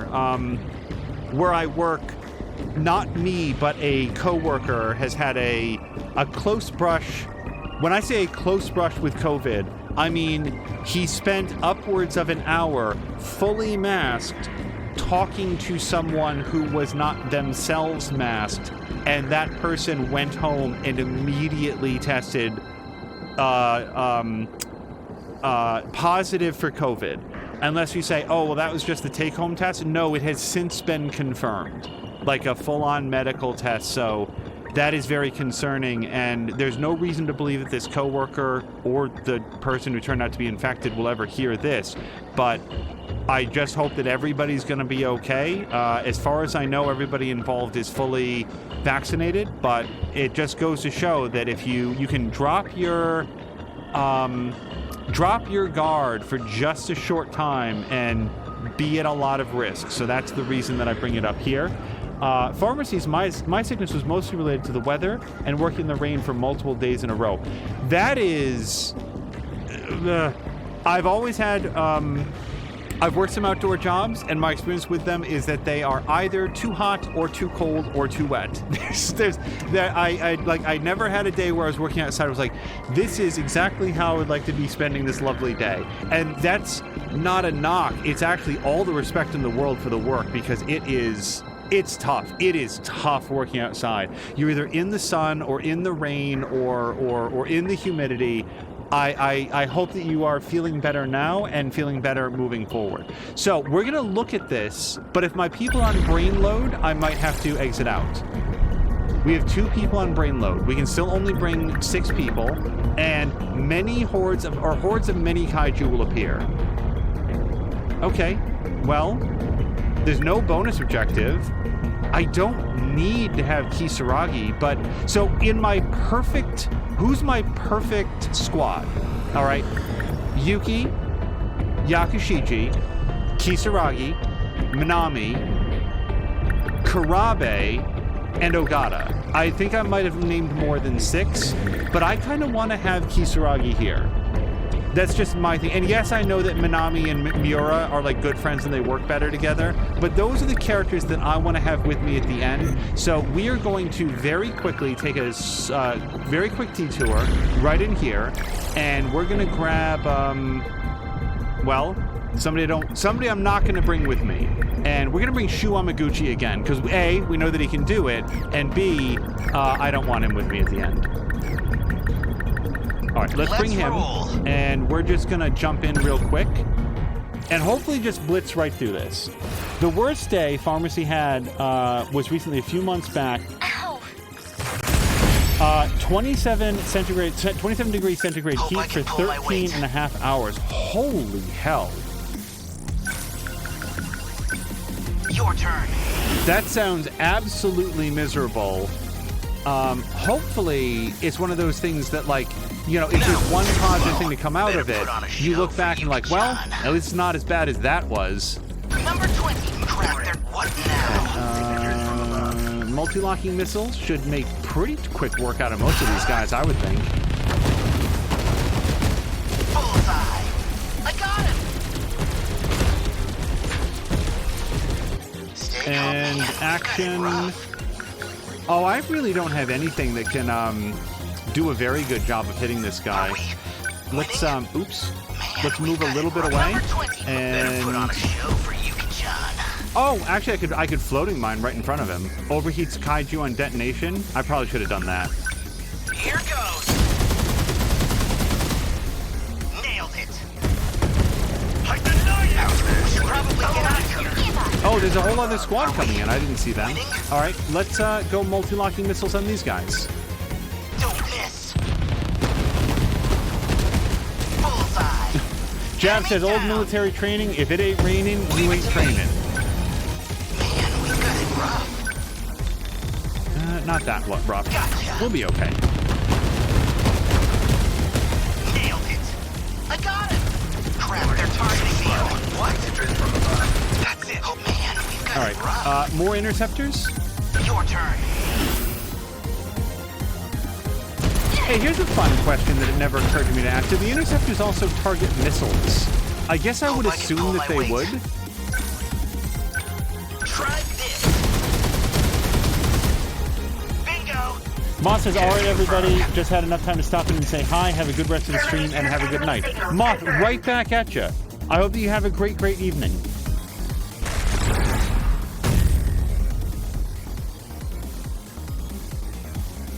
Aegis activated. Surrounding 2 kilometers. Got it. Looks like all the enemy signal. How long you been... If it was that, the All right, I can't do the super fast forward through this, so we'll just get through it as quick as possible. All right, and now we should be able to jump in with our ideal dream team. They do target missiles if they're close, says Epinomenon. The interceptors, that is. Okay, yeah, congratulations, you're a real MVP. A little harder than a video game, huh? Hey, you know what I've never paid attention to because I just wasn't looking at this? See down at the bottom, it shows everybody that was on defense, and then there's 2 blank slots. One of those is theoretically Amaguchi, so the other one is Okino. Do they actually have like a blanked out slot where Okino would be if he was alive / corporeal? Because that's... it's just one of those things about this game. Also, I don't know why I got a mystery point, but I'll go spend that. Sure, why not? Let's go to analysis. Athletics building. I've unsealed every mystery file. Your remaining mystery points will be converted into meta chips. Oh, so you just get one every time you play a mission? I didn't know that's how that worked. The Athletics Club for soccer. I thought, here's what I always thought. There was exactly as many mystery points as there were files. And you could only unlock all of the files if you also... What's the ...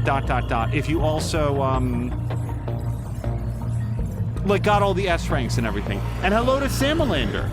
Hashtag Dream Team. I think it's your person who's on the brain freeze. Oh, is it? Was there somebody else not in there?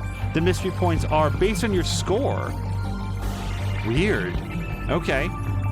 I guess I feel generally good about the fact that I usually get 3 mystery points. In any event, the athletics building for Sakura High School's athletic clubs, about half the clubs, students, participate in some form of athletic club. The clubs with the highest member count are baseball for the boys and volleyball for the girls. And still 83%, which is interesting, because that means there must be some other question marks in the... Whoops. Yeah. Wow. There's a whole bunch of story we haven't seen yet. Okay, so destruction. Hopefully now we have our dream team. Yes. Okay. Now, I cannot overstate this enough. This is not based on tactics. This is based on which characters I liked most in the story. So we're going to bring Ogata. We're going to bring Karabe, Minami, Kisaragi, Takamiya, and I had said Yakushiji. I really didn't like Fuyusaka very much. Sekigahara is a giant asshole because when he was an assassin, he still killed Professor Chihiro Morimura after like 99.99999% of the Earth's population was dead. It was basically 15 people left in the world, so I'm not a big fan of his. Hijiyama was okay. He's so self-serious, though. Shinonome, you would like, except what is Shinonome anymore? She has no memory. Her personality is basically reduced to the fact that she remembers that Tetsuya Ida used to mean something to her, and also she knows how to pilot a Sentinel. I could bring Miura, but then I've got all 3 of my G4s. Goto was okay. I don't know. I like Yakushiji. We're going to bring her. Now, final upgrade times. We've got 111,000 points. So, we're going to make sure that his Demolisher Blade counts for everything that it can, because it is by far his best attack. That's maxed out. Let's go to Karabe, who is... Yeah, let's upgrade his Sentry Gun some. And his Guardian. Yeah, Sentry Gun and Guardian. We're going to drop 10 grand just on him right now. And then,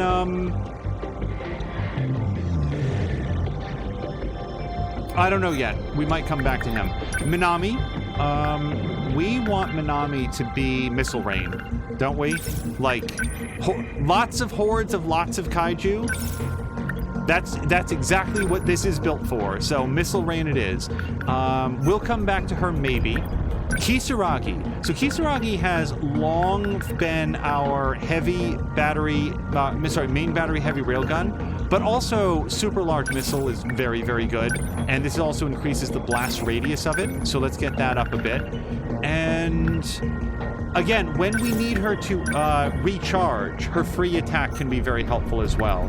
For Yakushiji, I'm thinking probably shield matrix. We might as well upgrade that. And flare torpedo. It's always a good hit. Her interceptors are on point, so we don't need, we can't upgrade those anymore. And then, boss of the battle, our #1 close quarter combat specialist. She's already maxed out on leg spike. We got 43,000 points.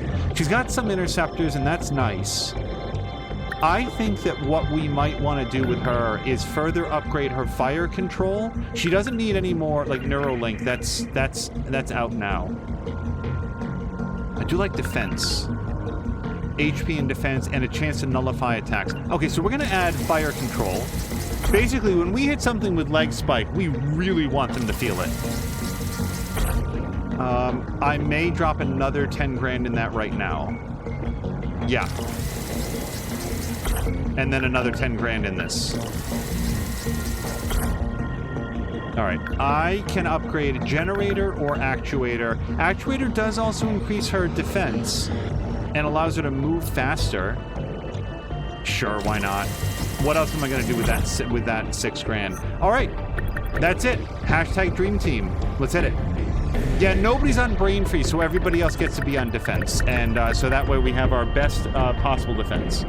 If you get the score multipliers, you can get all the points much earlier. Oh, I did focus in the score multipliers. Yeah, I did focus in on getting those for sure. I think I have all the score multipliers, but I could be mistaken. We're up against the wall here. Would really love a clue about what's gonna happen. How much do you know about universal control? Well, it manages the world, right?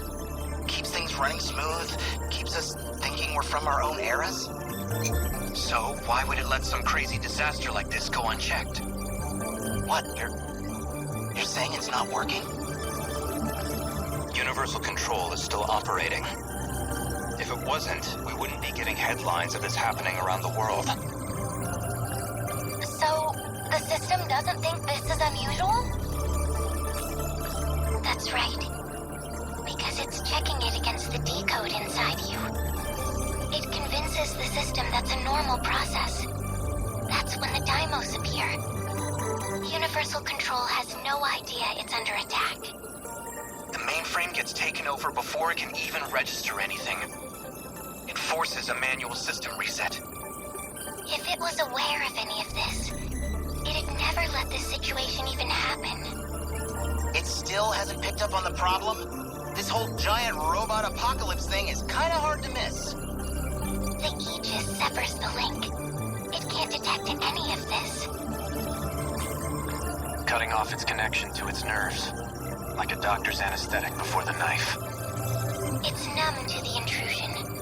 And that's why we have to wake it up and show it the threat. We have to make the system understand. This is not normal. It's a state of emergency. So how do we do that? I can broadcast the terminal link signal from the command ship I'm on. By routing the signal through here, I can reconnect the link severed by the Aegis. That should make Universal Control finally realize what's going on. So this was your big fallback plan? Yes. It's the only option we have left. And that'll fix all of this? We won't have to fight anymore? Not yet. You've still got 5 minutes and 44 seconds until the mainframe is ready. If the final terminal is taken over before then, when the world gets reset, you'll all vanish along with it. This is the moment of truth. The final battle. Please, protect us all.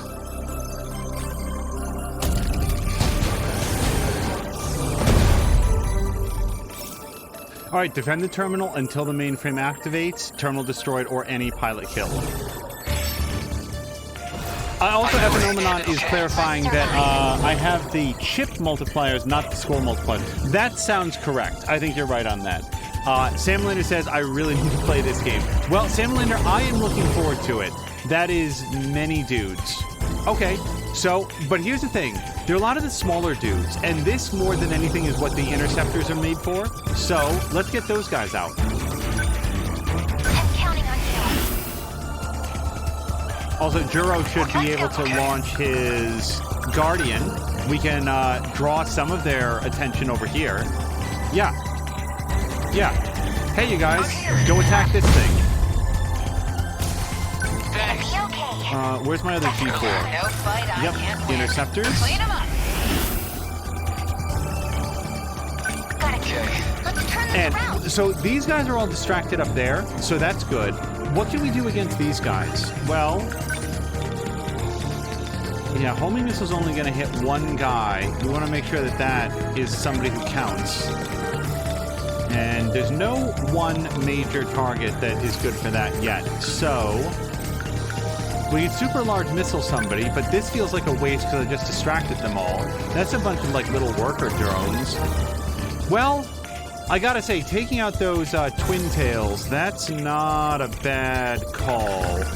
That's, oh, the god, that is a very, very expensive strike to do that, though. What about long-range missiles? Can you hit them from over here? Yeah, do that. They felt that. Gotta do something. Okay, and... Oh, that's not quite everybody, though, is it? Can you move just slightly forward? Just a little bit. And then Nenji Ogata. Again, Nenji's sort of like Yuki. He's very, very good about individual mass targets, but he might have access to some anti-air defensive flares that we can start setting up around here. I need to think things through. Yeah, and flare torpedo, I think, is a good call here. Like, we get this set up right here. It's going to intercept a bunch of those missiles before they come in, or down here. Those are G-molars, more G-molars. Yeah, let's get this set up over here because those... Like, we don't have defensive flares over here yet, and this is going to help intercept any incoming missiles. Gotta do something. All right, missile rain. Yeah, now we've got everybody in our firing arc.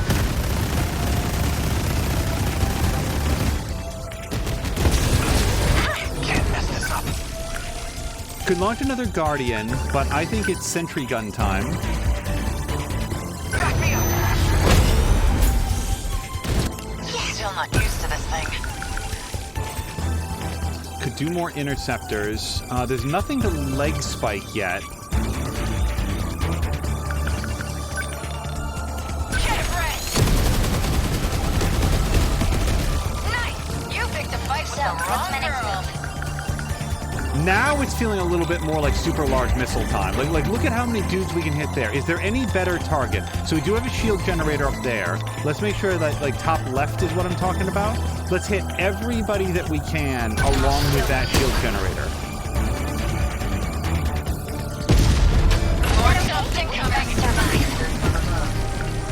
All right, another flare torpedo. Sure, right here against the Terror Carrier. Why not?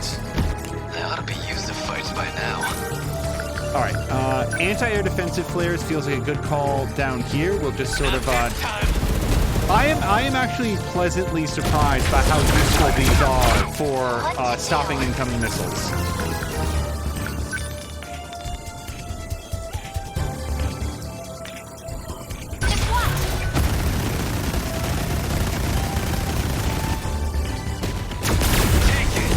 No point overthinking it.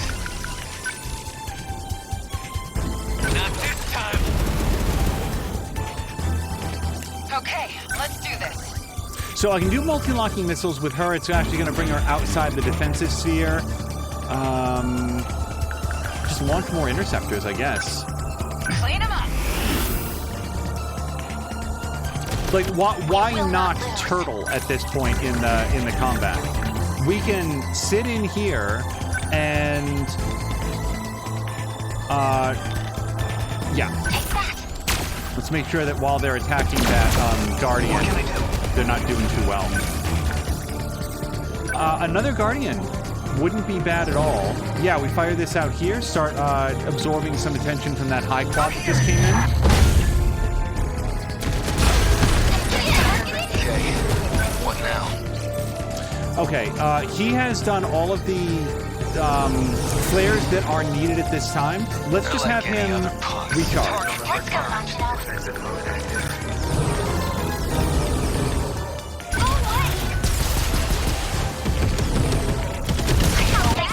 The last adjustments are going smoothly. Just hold out a little longer. We must win. Hold on. We must survive. Finlander's saying Angel Turtle, or is it Turtle Angel, or Turtle Angle? Sorry, I am... This is a lot of dudes, including some incoming shield generator guys.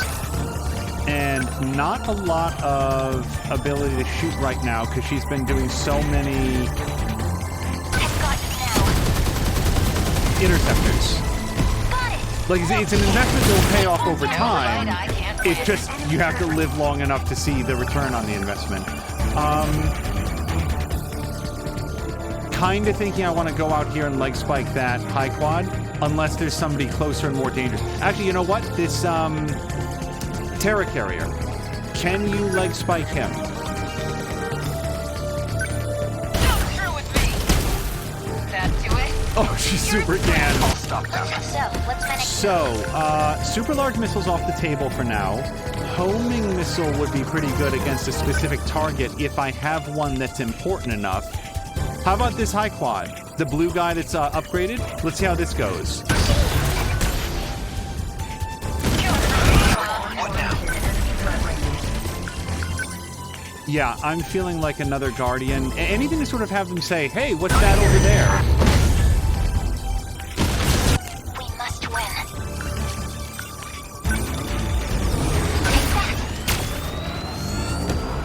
Oh, that detonated somewhat closer than I had expected. Missile rain? Yeah.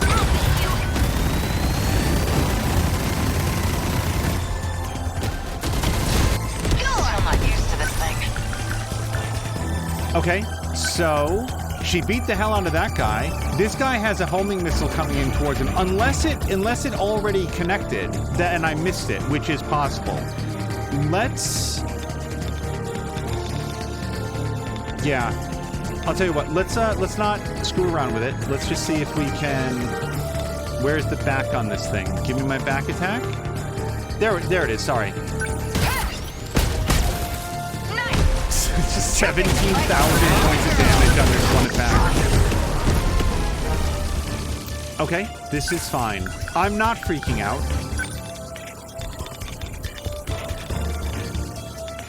Yeah, wallop all... Oh, wait, I can hit both of these big guys? Watch this. Is that okay? Okay, that went pretty well. Now, he has recharged. These anti-air defensive flares are gonna start wearing out. And frankly, he's much more... Oh, Evan Oman and Kaiju have a small white arrow indicating they're facing. And hello to Jägermeister. Jägermeister, I hope that you're doing super well. I feel like I haven't heard about pickleball lately. I hope that that is continuing to be fun as the weather is getting a little bit colder. It's actually very unseasonably warm right now. So hopefully it's a fun time to be out in the pickleball arena. I'm going to... I actually don't want to move him around. I think I might put up some more anti-air defensive flares over here where it looks like the wall is thinning out a little bit. Not this time. Got him. We must survive. Take that. Here goes. And I still have, I have not forgotten that I do still have the EMP strikes as well. So I'm sort of like keeping those in my back pocket. Then again, they do take some time and attack to charge up. Should I just fire that right now? That would theoretically give me a chance to put Ogata and Yakushiji and Minami into defensive mode. And I could charge outside with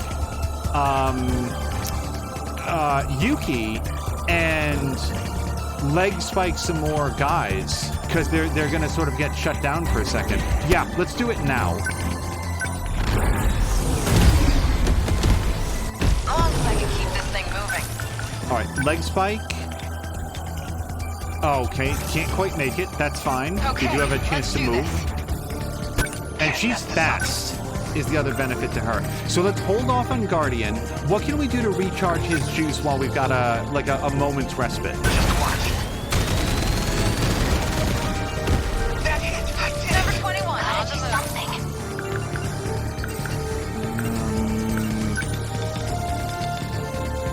My thickest crew of enemies for long-range missiles. Yep, still not used to this thing. Jägermeister says, it's perfect pickleball weather to me, 50 to 60 degrees, sunny, and a slight breeze. Then you can work hard without overheating. I've helped a local high school lay out pickleball courts in their gymnasium for an evening pickleball program for adults. Jägermeister, that's so awesome that you not only enjoy it, but you're finding a way to share that with others. Yep, I see the yellow, the white. Can you believe it's like what we believe to be the finale, and I'm still learning basic things about the interface? Thank you to Epinomenon again. That's do it. Keep it up. No point overthinking. Okay, I think it's time for another defend with him. Okay, thinking about... You'll notice that I haven't done any shield matrices because I don't fear any incoming attacks at this phase. We're doing a pretty good job of keeping them at bay.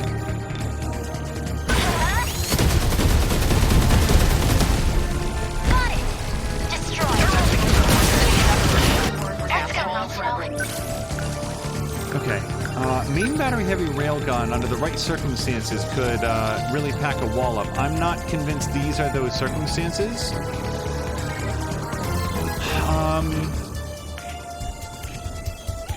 Let's do it. Get it! Gotcha! No fight I can't win. She has virtually perfect energy also. Okay, 2 more Terra carriers. Who's in range for her? That big green guy, but then this guy's doing his whole attack thing. Okay, what's the plan? Well, we could go over here and like multi-lock missiles a whole bunch of dudes on the way. Right in there. That seems like a pretty good attack. Okay, oh boy, there's a big gap in my defense, including some what appear to be some incoming missiles. So I can try to distract these guys by throwing a Guardian down here, and also I do still have that. Yeah, let's fire off another one of these. I won't give up. All right, another flare torpedo, yeah, right here. It's not the same as the full fort. Processing is halfway done. You've all come so far. I know you can do this. This could get us. Still not used to this thing. Okay, action, leg spike, this guy, Terra carrier, please. Here you go. Nice. Say your prayers. Let's turn this around. Super large missile. We're actually getting slow down. So many guys.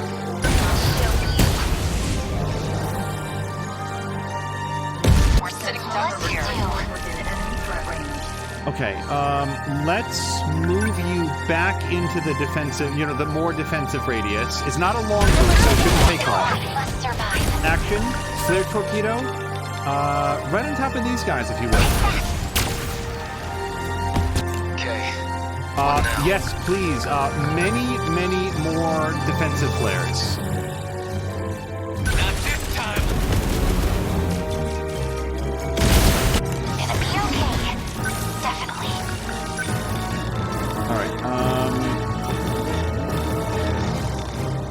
This is appropriately dramatic music.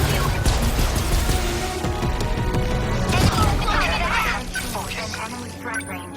Okay, the thing about Guardian is that it'll distract the enemies, but not the incoming missiles. So what's my best play? Do I have anything that can adequately shoot down some of these incoming missiles? Doesn't really feel like it.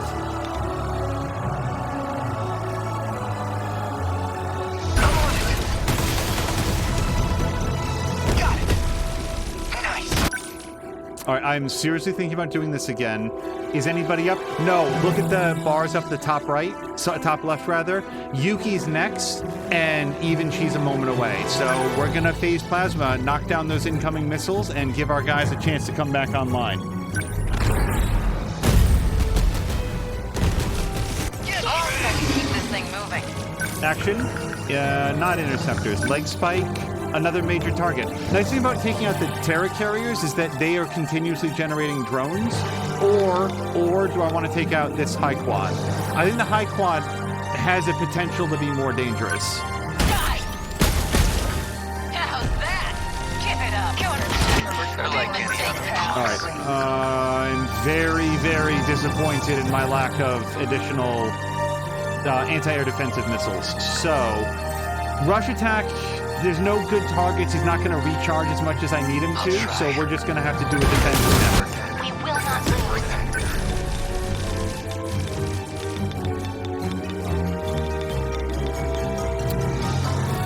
This is fine. Let's do this.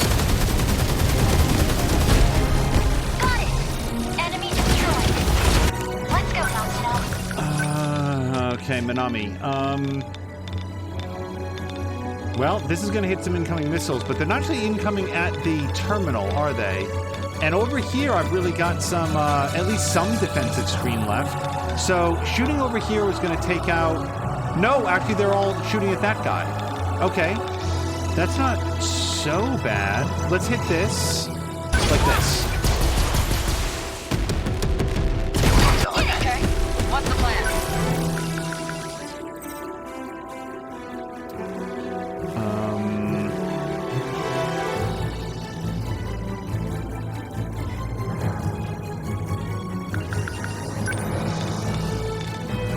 This is me, like, low-key locking up a little bit. I don't know. I don't know what to do next. Still not used to this thing. I can go leg spike this thing, but I think these missiles are coming in against her, aren't they? Maybe they're not. I guess I'll take the risk. Leg spike, the Terra carrier. Come on! That do it? Oh, it actually survived. I didn't think that was going to happen. Okay, you know what's really working well? Like, really working well is Guardian.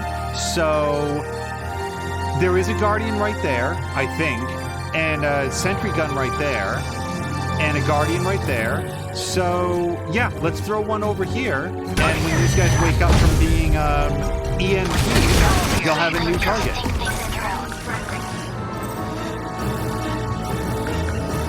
Now I'm thinking about shield matrixing everybody.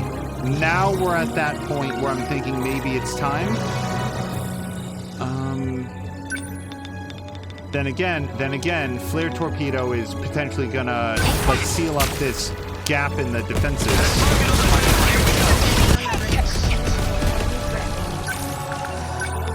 Leg spike the rest of this guy, please.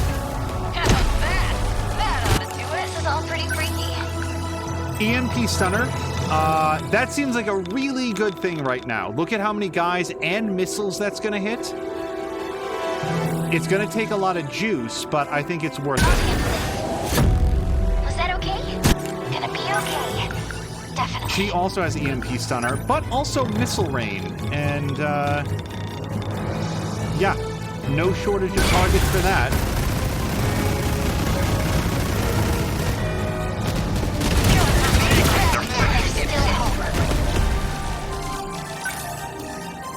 Okay, she's got nothing left. You guys were fucked. I have actually no idea how much time is left on the timer. I I guess we'll shoot over here where there's at least some guys to shoot at. Yes! Look, they're like any other punks. Not this time. Can't mess this up. Another Guardian? Yeah, I mean, anything at all that stops them from advancing towards the terminal. Life support final processing at 75%. We're in the final stretch. Please don't give up. Protect us. Okay, let's do this. Okay.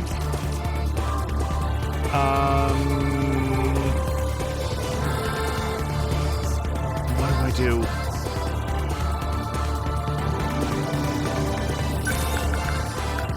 Guess. Wait, why can't she? That's. Oh, she got knocked down. Okay. She can't fly right now. I don't know why. We'll be okay. Run over here and leg spike that guy. That do it? Give it up. How's that? Gotta keep it together. So, another EMP stunner here. Probably a good call. Probably. Yeah. Hold up! Get it! We will not lose.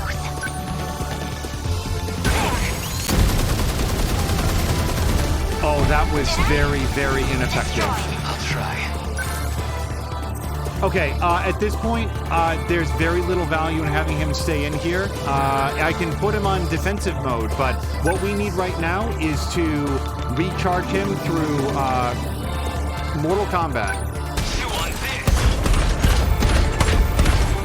Get this! That's what That was terrible. How do you do this?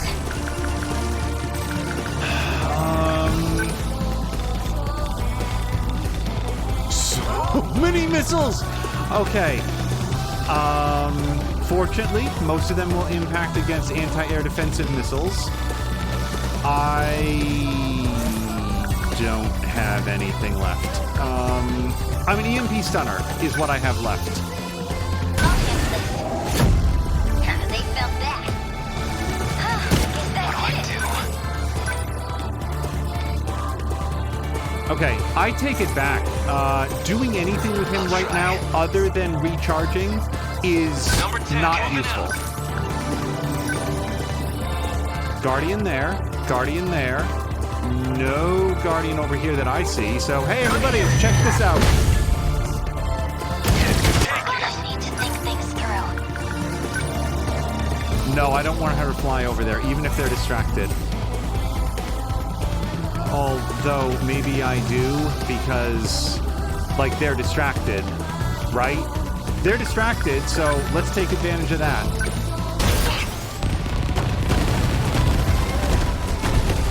Did I? No. Okay. What now? Okay, you just Point defend. overthinking it. Okay, what's the plan? Yeah, if you, are you up in the air again? She is. Okay, so come leg spike this guy. For some reason, I'm not getting a back attack, even though I'm completely flanking it. Here you go! Nice! Careful! We will not lose. Okay, so she took a little bit of damage coming over here. I feel kind of okay about it. Let's not stay here. Number 20 still not moving.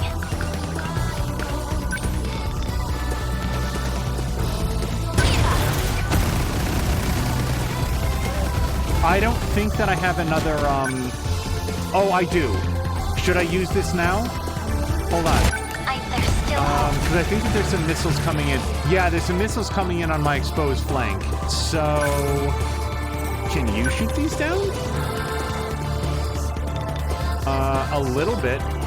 But I'd still rather have her move out of the attack zone. I won't give things up. Okay, pause for a second. I'm just looking to see if there's going to be anybody else that can shoot these down. Because the longer at this point that I wait to fire off that last one... Arm-mounted pulse lasers towards this cluster of missiles, please. Yeah. That did not hit them all. Nope. Okay, let's do this. Okay, you, leg spike, that guy. Die! How's that? You're stressed. I have to focus. So my defensive shield my defensive screen is down effectively, but they are still very distracted by the Guardians, which is good. So, like, why would I not just continue to throw down Guardians? They hate the Guardians so much.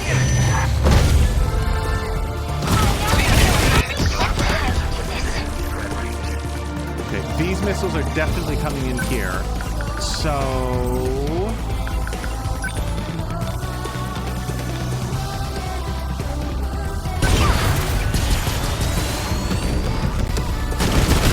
Okay, I'm worried that I'm panicking, but it does feel like this is a good time because we need Nenji back up to get his defensive screen up. So we're gonna do this. Keep my spirits up. Do I hold her? I mean, I definitely hold her EMP stunner. Is there something useful I can do before then? Oh, also, Ephenomenon, I'm sorry, I read it and then didn't say it out loud. The blue drill flies shoot EMP missiles. It's pretty rare for them to actually hit anything, though. Okay. Well, main battery railgun is going to hit... I can't quite hit more than 2 of these guys. Also, it's not going to kill them. It's just going to kind of embarrass them a little bit. This will kill them, but that's an expensive shot to take against the little guys. All right, I'll tell you what. Let's, that's got like a Guardian in there, a Gladiator, rather. How's that? All right. There's still hope. Okay, Flare Torpedo is good for setting up a defensive screen.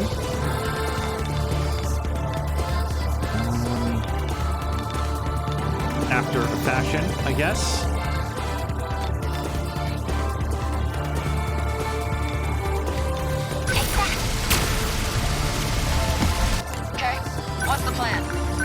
I really enjoy the fact that she's just been out here just sniping the major targets with basic impunity. Wait. Wait, what was the Danu Salamander? Halfway done seems fine. Oh, it's the final process. Oh, the earworm is live. It's in Mia's head now. I want some anti-air defensive flares over here-ish, if I could.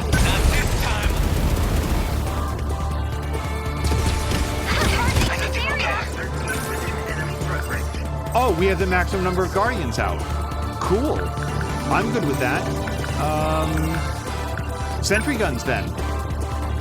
Yeah, sentry gun right here. If it shoots in the direction that I want, it's going to shoot right through those 3 guys. And if it shoots in the direction that I don't want, it'll hit something.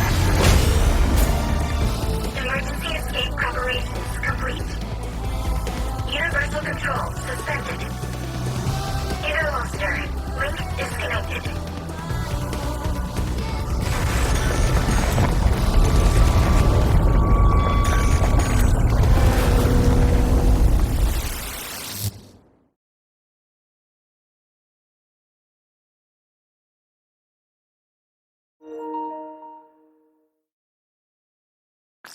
What happened? I don't see anything. Where is everyone? Right here. I can't tell what's going on outside. How about you? Same here. My Sentinel's not responding. I can't even get out of mine. Still stuck in this damn cockpit. Relax, everyone. Tsukasa Okino? You're alive? And not just me. Tamao-san's safe too, even if she's still out cold. Tamao-san's all right? Really? I know you've all been assuming these are the Sentinel cockpits, but they're not. They've always been something else entirely. Then, where are we? If my communications are reaching you, that means you're now outside Universal Control. You're saying we're out of that virtual city space? Does that mean this is the real world? Real world? What are you talking about? The 5 sectors you know? They're artificial worlds. We've been living in a virtual reality. That wasn't real? We were born within the simulation. We spent our whole lives in a waking dream. And now, we're finally awake. We're back in reality. Wait, Jiro-kun. Aren't we supposed to be on a different planet now? That was like the whole point of interstellar development, wasn't it? Minami's right. This is a whole different planet. And I think we're in one of the 5 sectors. Almost, Tamiguchi-kun. This isn't Earth. But I don't think it's a residential district at ground level. I think it's a pod facility, where we've all been sleeping. So, does that mean everything up until now was just one big illusion? Even if that's true, what we lived was real. What we felt was real. This was Fluffy's plan all along. Or, well, Jiro Izumi's plan. The one he brought from the ruined world. It was your only chance. No other escape plan had any possibility of survival. By reconnecting the terminal link, the mainframe detects abnormal conditions. It then initiates the emergency escape procedure. That's what he found out. So that was 426's plan. But there was one more issue that prevented escape. Namely, your bodies. You weren't ready to live outside of the pods. What? Is that what this cockpit was for? You couldn't survive outside that environment. Your bodies needed conditioning to sustain your lives unaided. It was a very long process. We had to give you all the preparation time you needed. So, are we done cooking in here? Can we get out yet? Yes. The growth process has finally come to an end. So what happens to everyone else back in the city? I knew you would ask me about that. It's part of why I didn't explain the details sooner, but they are not human. They only exist within the simulation. All 1.2 million people. Everyone who lived in those sectors. They were all AI. Created and managed by Universal Control. That's not going to be easy to accept. If it's any comfort to you, the professor saved all their data. They haven't been erased. They all still exist. Please, no more secrets. What was this whole interstellar development project for? Was all this stuff with the kaiju part of the plan? Testing us? Actually, it might have been because of the old me. The Ryoko Shinonome of 2188 tried to sabotage the plan. Maybe that's why the Daimos appeared. She wanted to stop it? She was sick of humanity. Sick of the despair. I saw the logs from those who were there in the final days. And the end was truly horrific. So what can we expect from this new planet? I think we're due some basic information if we're going to live here. It is approximately 1,200 light years from Earth, in the direction of the Virgo constellation. The planet is RS-13 Alpha. It has 2 moons. The time elapsed since departing the solar system is... Okay, that's good for now. Any more of this crap in my head's gonna explode. If you say so. In any case, this will be your new Earth. The satellite's about to enter the atmosphere. In a couple moments, you'll lose your connection to the command ship. But before that, please allow me to offer a word of apology. I believed this plan would be impossible. After all, some of you had never even piloted a Sentinel before. I thought I would just throw everything into the plan. That way I could at least end this with no regrets. But, against all odds, you pulled it off. No matter how far technology may come, It's humanity who always seems to make miracles come true. You've done well, children of mankind. Once you're out of your pods, I can't talk to you anymore. But I'll always be watching over you from my place in the sky. Don't ever forget that.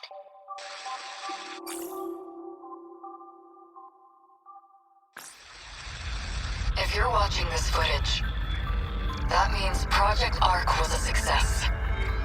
You have left Earth behind. But you are now on a planet terraformed to be a second Earth. Probes were scattered into space in search of viable planets.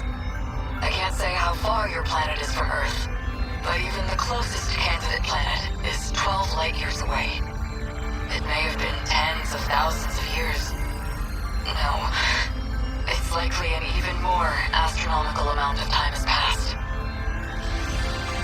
Unfortunately, by the time you watch this, humanity will have gone extinct. In the end, we couldn't save Earth from ruin. And you are our reincarnations, our successors. And you stand on an uncharted world full of new hope.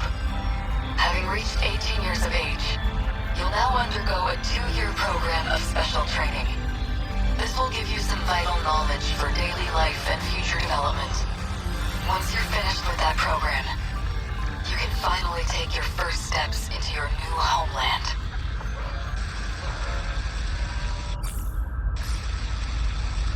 Hello, everyone. I am Tamao Kurabe. My specialty is AI, and that's what I'll be providing in this program. As I've been asked, I'll provide what explanation I can. We're transporting a massive cache of genetic information to the new world. There will be cloning and species restoration efforts for all kinds of flora and fauna, including humans. The 15 of you, however, will be direct descendants, generated from those who survived this ordeal. Together, you will rebuild the human race anew. However, while the flora and fauna can mostly be left to their own devices, we cannot say the same of you remaining humans. After all, what makes us human is the succession and evolution of our culture and knowledge. These you will inherit from us and cultivate. While you grow and gestate within your life pods, you will be dreaming and learning about life on Earth. Until at last, you reach 20 years of age. We may never know for sure if this will succeed, but if it does work, that would truly be a dream come true. If you are out there somewhere, if you can hear me, please, keep weaving the tapestry. Keep the history of humanity alive.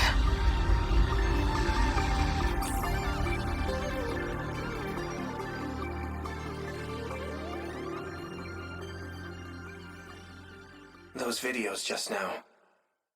So those were meant to play if everything went according to plan. I guess the idea was for us to step outside at 20 years old. It's so dark.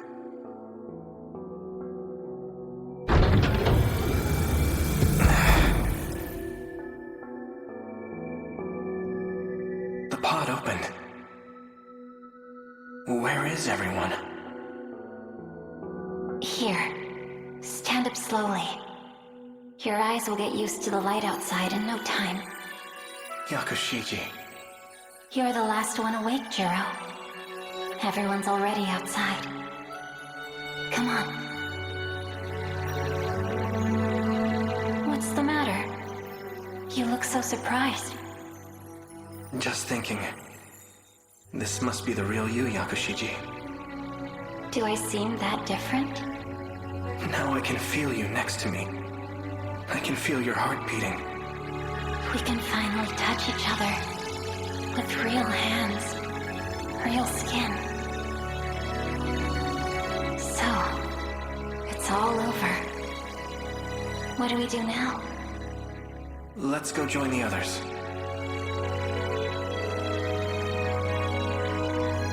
This plan was meant to save the human race. We already know what we're going to do now.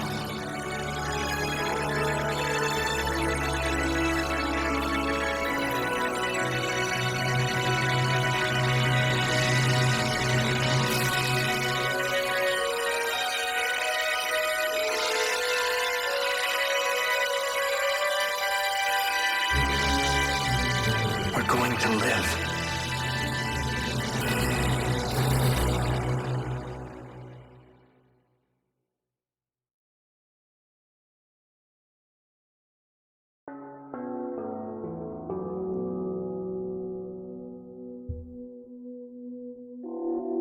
I think my only regret is that the story wasn't more ambitious.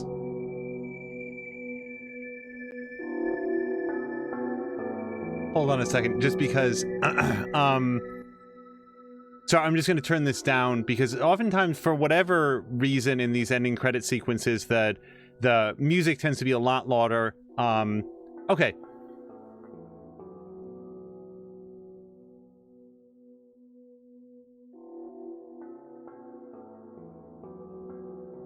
Okay, where to even start?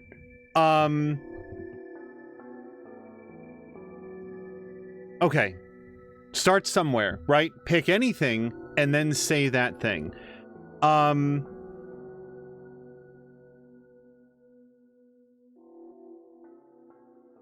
Honestly, it's almost impossible to organize any... Oh, wait, now I get to shut up again, which is good. Reboot complete. Oh. Universal control appears to be operating normally. Things seem fine here as well. The terminal connected without any issues. Sector 4 has come back online. I knew you could do it, Ida-kun. After all that, I'm glad I gave you full control. Tommy, I have to know. I assumed you'd hate me after everything. That you'd think me a monster. I was alone after I shifted to the command ship, but in my darkest hour. Do you know whose ID I relied on? Shu Amiguchi's. Because no matter what form he takes, there's one man I've always counted on. It's you, Ida-kun. It's always been you. Don't you know that by now? All I ever wanted was to be with you. If it's possible, I'd like to join you. Wherever you are. You'd come here? That would be great. But maybe it should wait until after all the sectors are back. Is that all? I'll have it done in a heartbeat. You doubt me? No. No doubts at all, Ida-kun.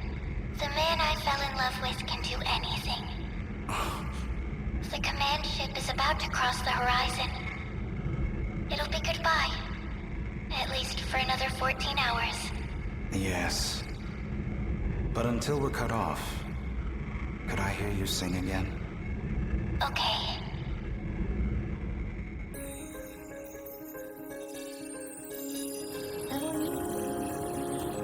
Look at that. Never thought I'd be back here. You really never cease to amaze me. So, how's life on the outside? It's been 5 years since we exited the simulation. We now have 2 bases established above ground. Somehow, we've achieved some measure of stability. The facilities are now operational. We're learning all kinds of new technologies. Ryoko and I have a new project. We're looking into using the pods to recreate the people of this city. We found research notes from Ryoko Shinonome, the genetic engineer. Now we know enough to manipulate genetic information. It's definitely possible. Don't you agree? Sounds familiar. From before the plan, right? I suppose she was working on something like that. So you want to use the pods to make AI into true humans? I don't know when we'll be ready, but even if it takes years, we want them to see the second Earth. We welcome them. Well then, sounds like you're doing just fine. I guess I won't need to step in and lead you after all. I've heard a lot about you, Professor. Could we ask you to review our research? Well, I suppose you did win the bet. Fine. I can manage a peer review. Thank you, Professor Morimura. Is he back here too? Yes. Miura is also here. Then I'm going to have to visit him. We're family, after all. Please, wait. Allow us to accompany you. Let's go, Ryoko. Yeah.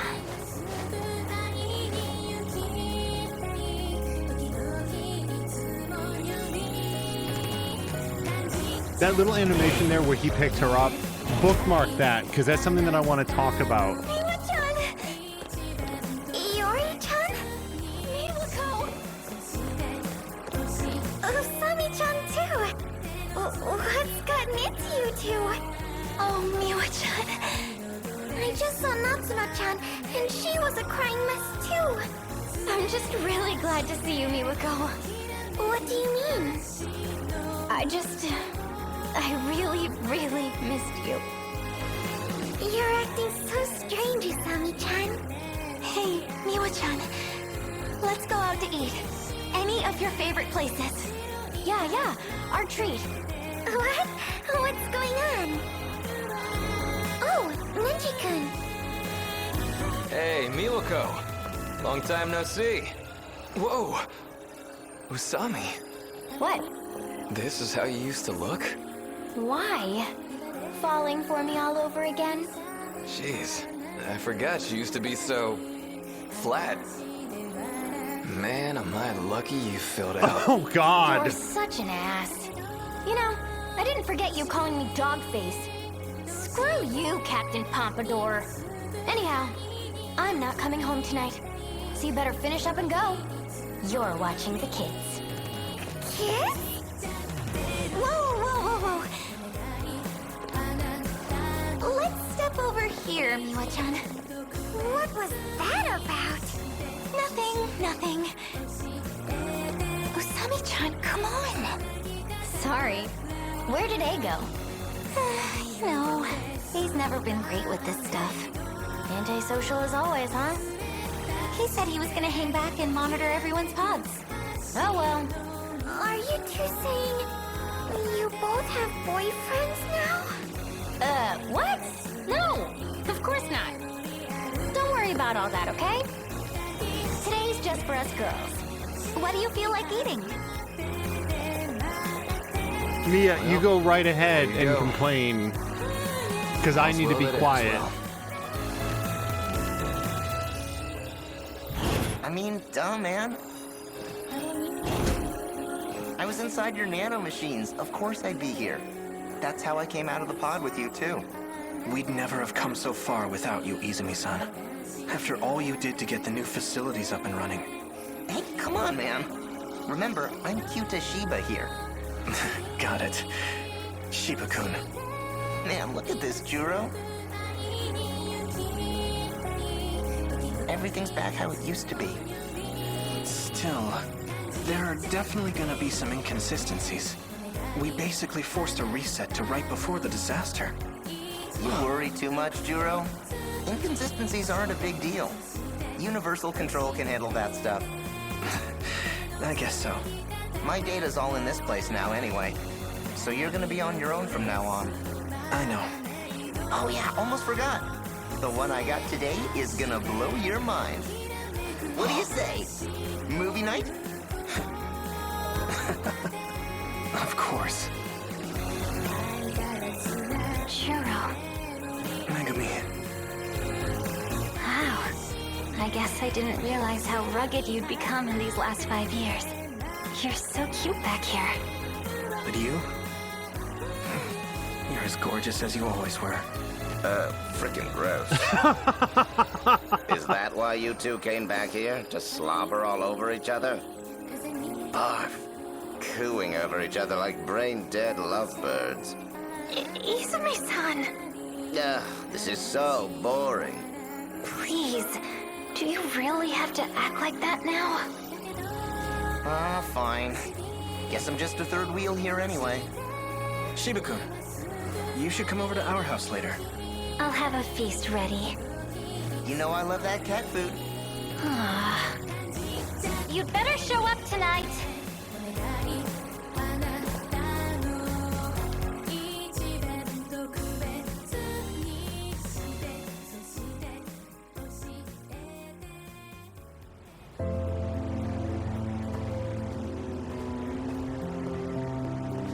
Oh, Kitaro. Hey, Nenji. I certainly remember that hairstyle. Best one there is. You waiting for Natsuno? Yes, we're supposed to meet up here. Yeah, I can see it. Gonna be wrapped around her little finger for life. Whoa! Ogata! Been waiting for you. Wajima. Put him up, asshole. We're gonna settle this beef once and for all. Wait a minute. Really? You've been waiting all this time? For me? Yeah? God damn it. This is the most beautiful shit I ever heard. What the hell's your problem? Wajima, dude. God, it's good to see you too, man. I'm gonna punch your lights out! Yeah, do it! Give me your best shot! Anything you want, man. Hey, boss? I think he's crying. Ogata. You okay, man? You didn't eat something bad, did you?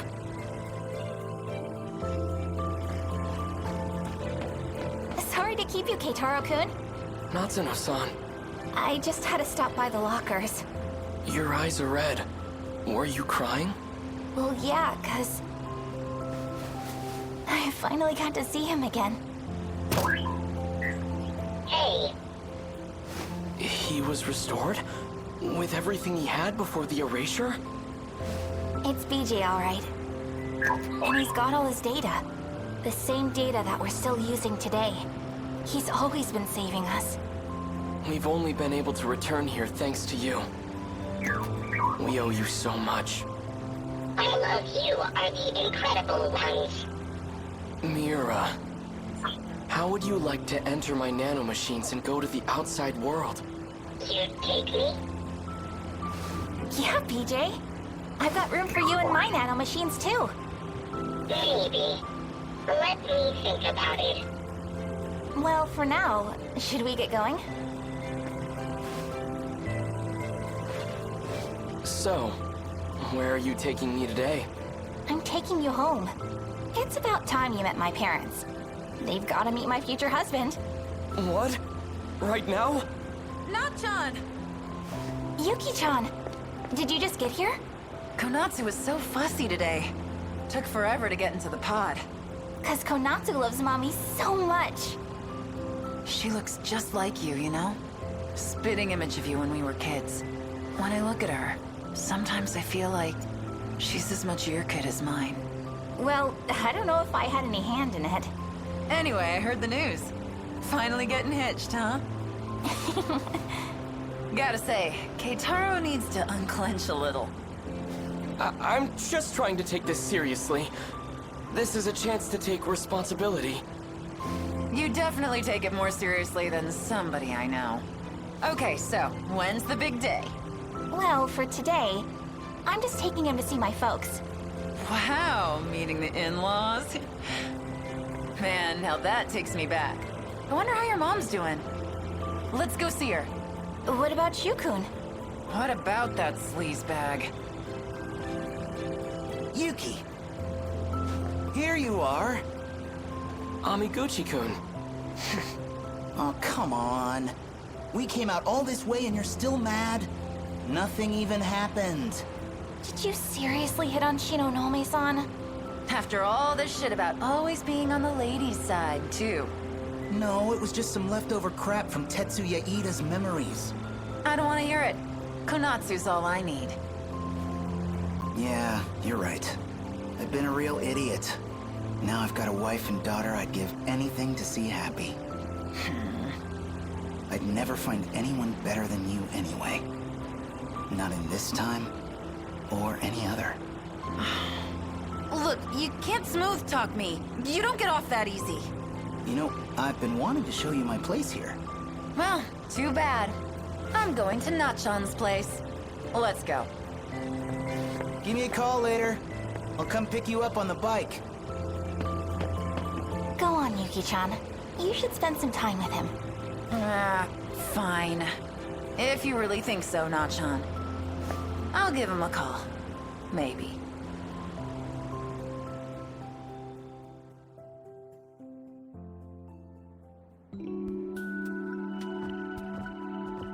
This is it, Tamal-san. See? It's been 40 years, but it's still the place we know. Yes. This certainly brings back memories. Sector 5 is almost restored too. When it's ready, we should take Keitaro back on a visit home. Just the three of us. It makes me think, if we really came this far in just 40 years, then we can rebuild our future out there too.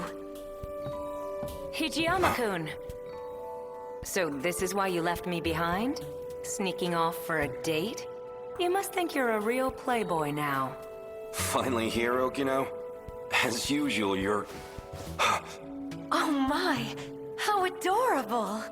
You're back in the Kiriko-chan dress. What's the matter, Hijiyama-kun? A dress isn't enough to get a rise out of me anymore. It's been 5 whole years, you know? I've come a long way. You still don't get it? Come on, think about it. This is a virtual world. It's not just the clothes. I can be whatever I want here. What? Wait, you don't mean... Hey, check if you want. What? You can't just tell me to... What? Now, of all times, you lose that confidence? You absolute cad! You know that's not the issue here. Ugh. What am I supposed to do? My, Takatoshi-san. You really do like Okino-kun, don't you? I don't know about that. Well, this is a Takatoshi-san I'm not used to. A bit more dramatic these days, isn't he? Who might this be? 2 Tamao-sans? Yeah. This is number 18. So, she's the Tamao-san from the loop before us. Her mind is housed inside this android. It's not like she's a stranger, so I brought her back too. How do you do? So you're the other me. It's a pleasure to meet you. Well, anyhow, no point just standing around here. Let's go outside. You seriously brought her here? This gross, shady old shack? I knew you were a lost cause when it comes to dates, but this is just sad. Or were you gonna jump her? You really are positively shameless, aren't you? Ah, well, I suppose I'd better step in. Here, if you want to know where couples go, I'll show you around. Number 18, Tamao-san's all yours. We'll be just fine. Wait a minute, what's all this about couples? Come on, let's go. Why should I listen to you? Stop being such a baby already. I still don't quite understand. I don't know what it was like for all of you, or maybe I just want to know what really came of all our efforts. Then let's talk. It'd be my pleasure to explain. It took an incredible amount of time, but what they achieved truly was a miracle.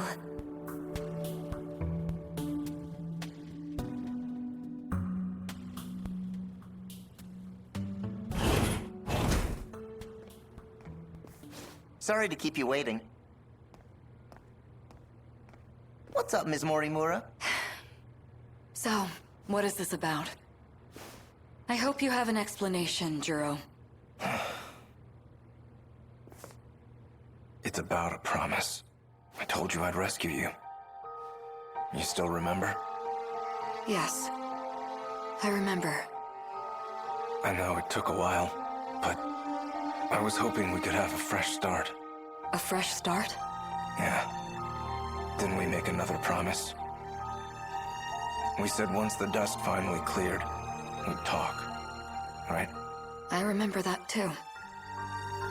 There was one more thing. You probably don't remember this one, so I'll just say it again. I love you. That I don't remember. That I remember being in love with you.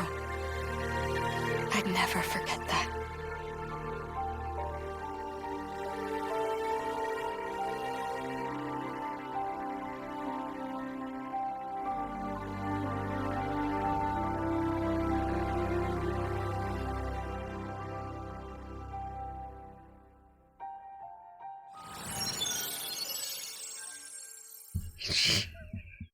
Sure.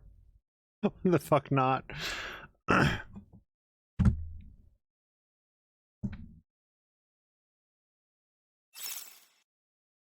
Ending entry has been added to the events archives. Additional characters can now be viewed in the events archives. You can now restart each protagonist's story from the beginning at the protagonist selection screen.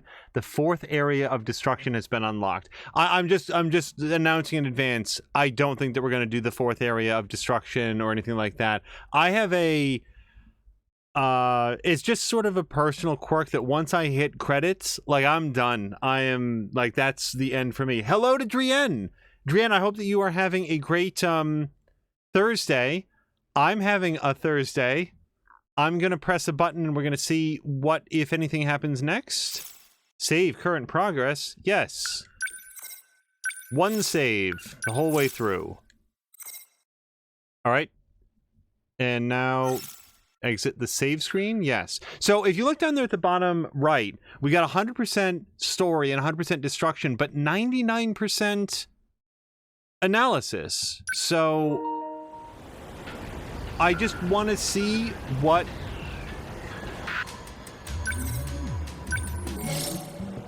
did I miss? Is it because I didn't get the S rank on that one thing? You know what? I bet that's it. I bet that you have to get S rank, and getting S rank will unlock one thing in here. Holy hell. Look at how many things, like, have been updated. I can't read all those.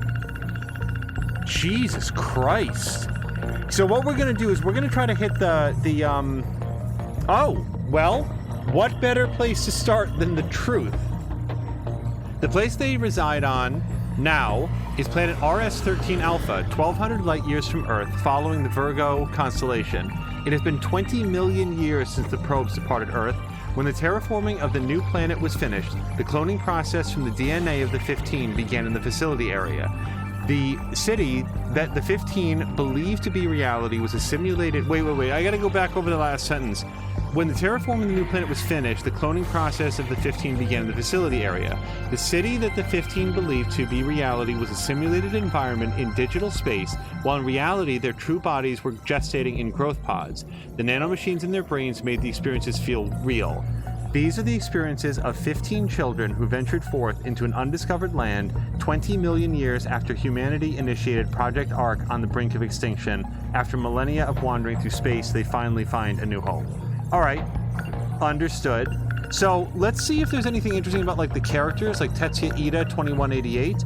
During a bug regression test, the 2188 Tetsuya Ida noticed that a part of the final phase had been altered, so he reported the discovery to Renya Goto. The change was made in Chihiro Morimura's host to trigger a memory overwrite. Though the memory's contents remain unknown, it's clear that Jiro Izumi was the one who made the change. I feel like we heard that somewhere.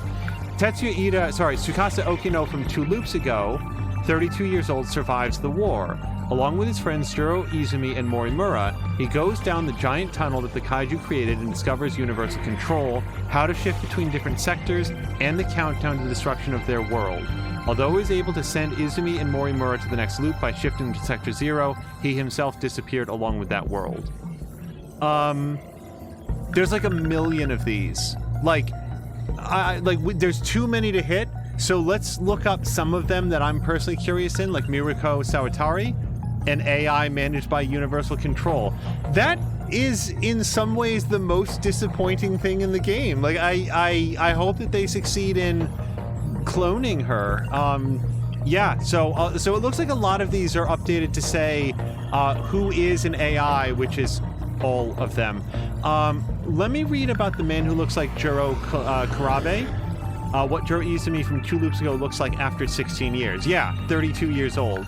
426. His true identity is Juro Izumi from 2 loops ago. He tried to kill all the candidates 1 loop ago because he theorized that the kaiju invasions would stop if all candidates for the decode control key were gone.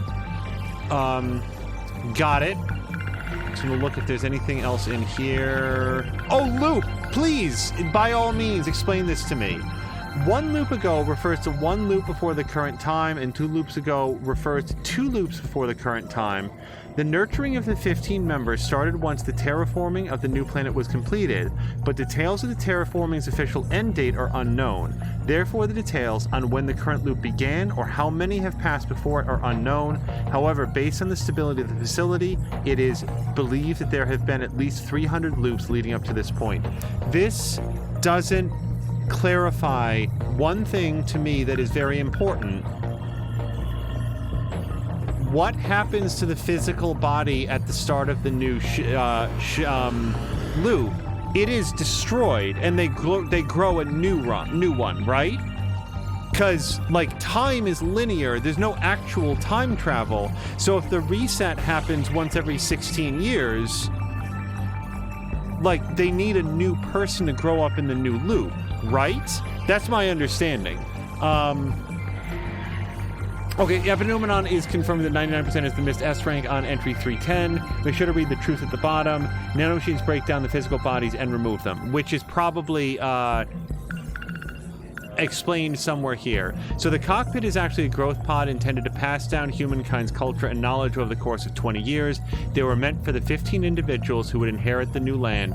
Those inside experience a world indistinguishable from reality through their nanomachines as though they were living a normal life on Earth. So we've got a whole bunch of like attacks here that you use during combat, defensive, support abilities. God damn, a lot of stuff unlocked. Universal control.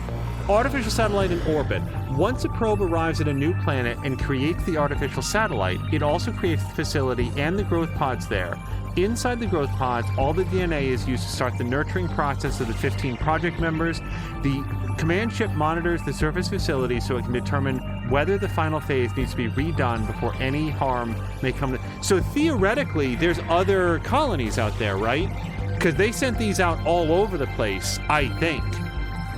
So there might be other colonies with other versions of these events happening out there. Okay, hold on. Juro Izumi and Morimura were able to unintentionally skip the loop because Tsukasa Okino sent their data to Sector 0 when the world was about to disappear 2 loops ago. Since then, Sector 0 has been used as a means to skip the loop. It's actually allocated to the virtual world playback machine as a storage region for the massive data that makes up each virtual space.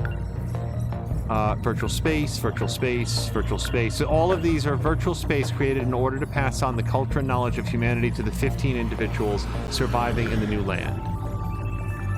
Built to last for about 5,000 years. Well, they built it to last. Okay, so the shootout dream is not actually a dream, but a real event that Juro Izumi of 2 loops ago and Morimura experienced 1 loop ago. After this incident, Izumi gets captured by the police and Morimura escapes to another sector. Of the Interstellar Development Project, the first phase of this space initiatives and blah, blah, blah, blah, blah, blah, blah, blah. Okay, wait, this actually is important. The final phase refers to the creation of the clones based off the DNA data of the 15 individuals, dormant until they safely arrive at their new Earth when they reach 20 years in age. Furthermore, the 15 clones spend their 20 years in a virtual space while they undergo a special training program designed to provide vital knowledge for the final 2 years.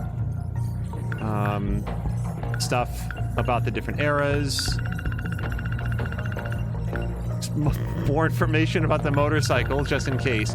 And then the rental agreement. Sure, this was prepared by the Tamao android, which contains the simulated personality of Tamao Karabe. Okay, so...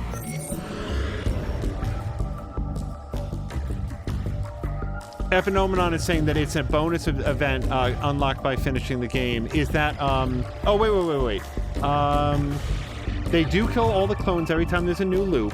Multiple worlds, says Sam Melander. In fact, you should go to the event archives right now and watch the event on the bottom, Infinite Possibilities. All right. Because I was not going to do that otherwise, and this is the time to do that. Let me go, oops, sorry. Let's hit it. So, quick description, Sector 4/1985, Gorgio Street. Fueled by humanity's boundless drive for survival, the probes repeat the cycle of self-replication, creating infinite possibilities across the vast expanse of space.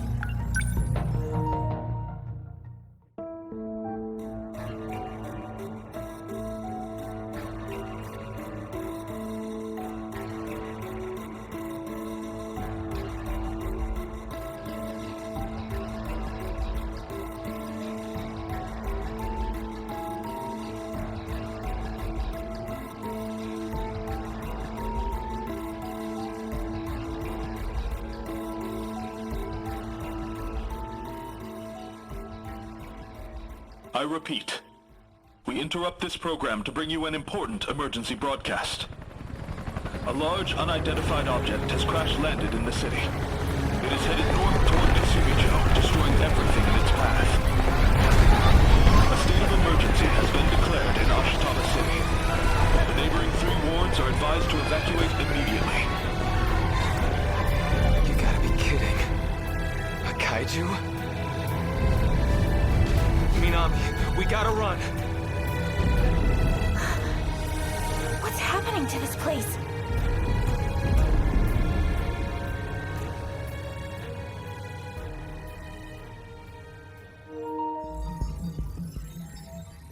Okay, so yeah, as suspected, this is happening elsewhere. Other colony pods, other locations, other humanity in their various states, their various stages of development. So here is, okay, so, oh boy. Okay, a few thoughts, and I'm just sort of like notching down the volume here a little bit.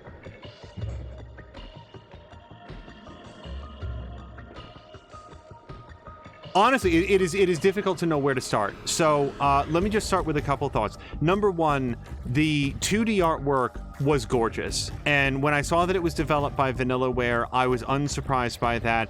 They are a studio known for their 2D artwork and making games that look like concept art of other games. They are extremely good at what they do, and the quality of the animation work was... I never got tired of looking at the world presented through the story scenes, and I like that a lot. It would routinely catch me off guard during the story scenes anytime they introduced something that resembled gameplay, because so much of it was just pressing X to advance the story, like walking up to the next character. But every once in a while, it'd be like, okay, now find the money left behind by the cat.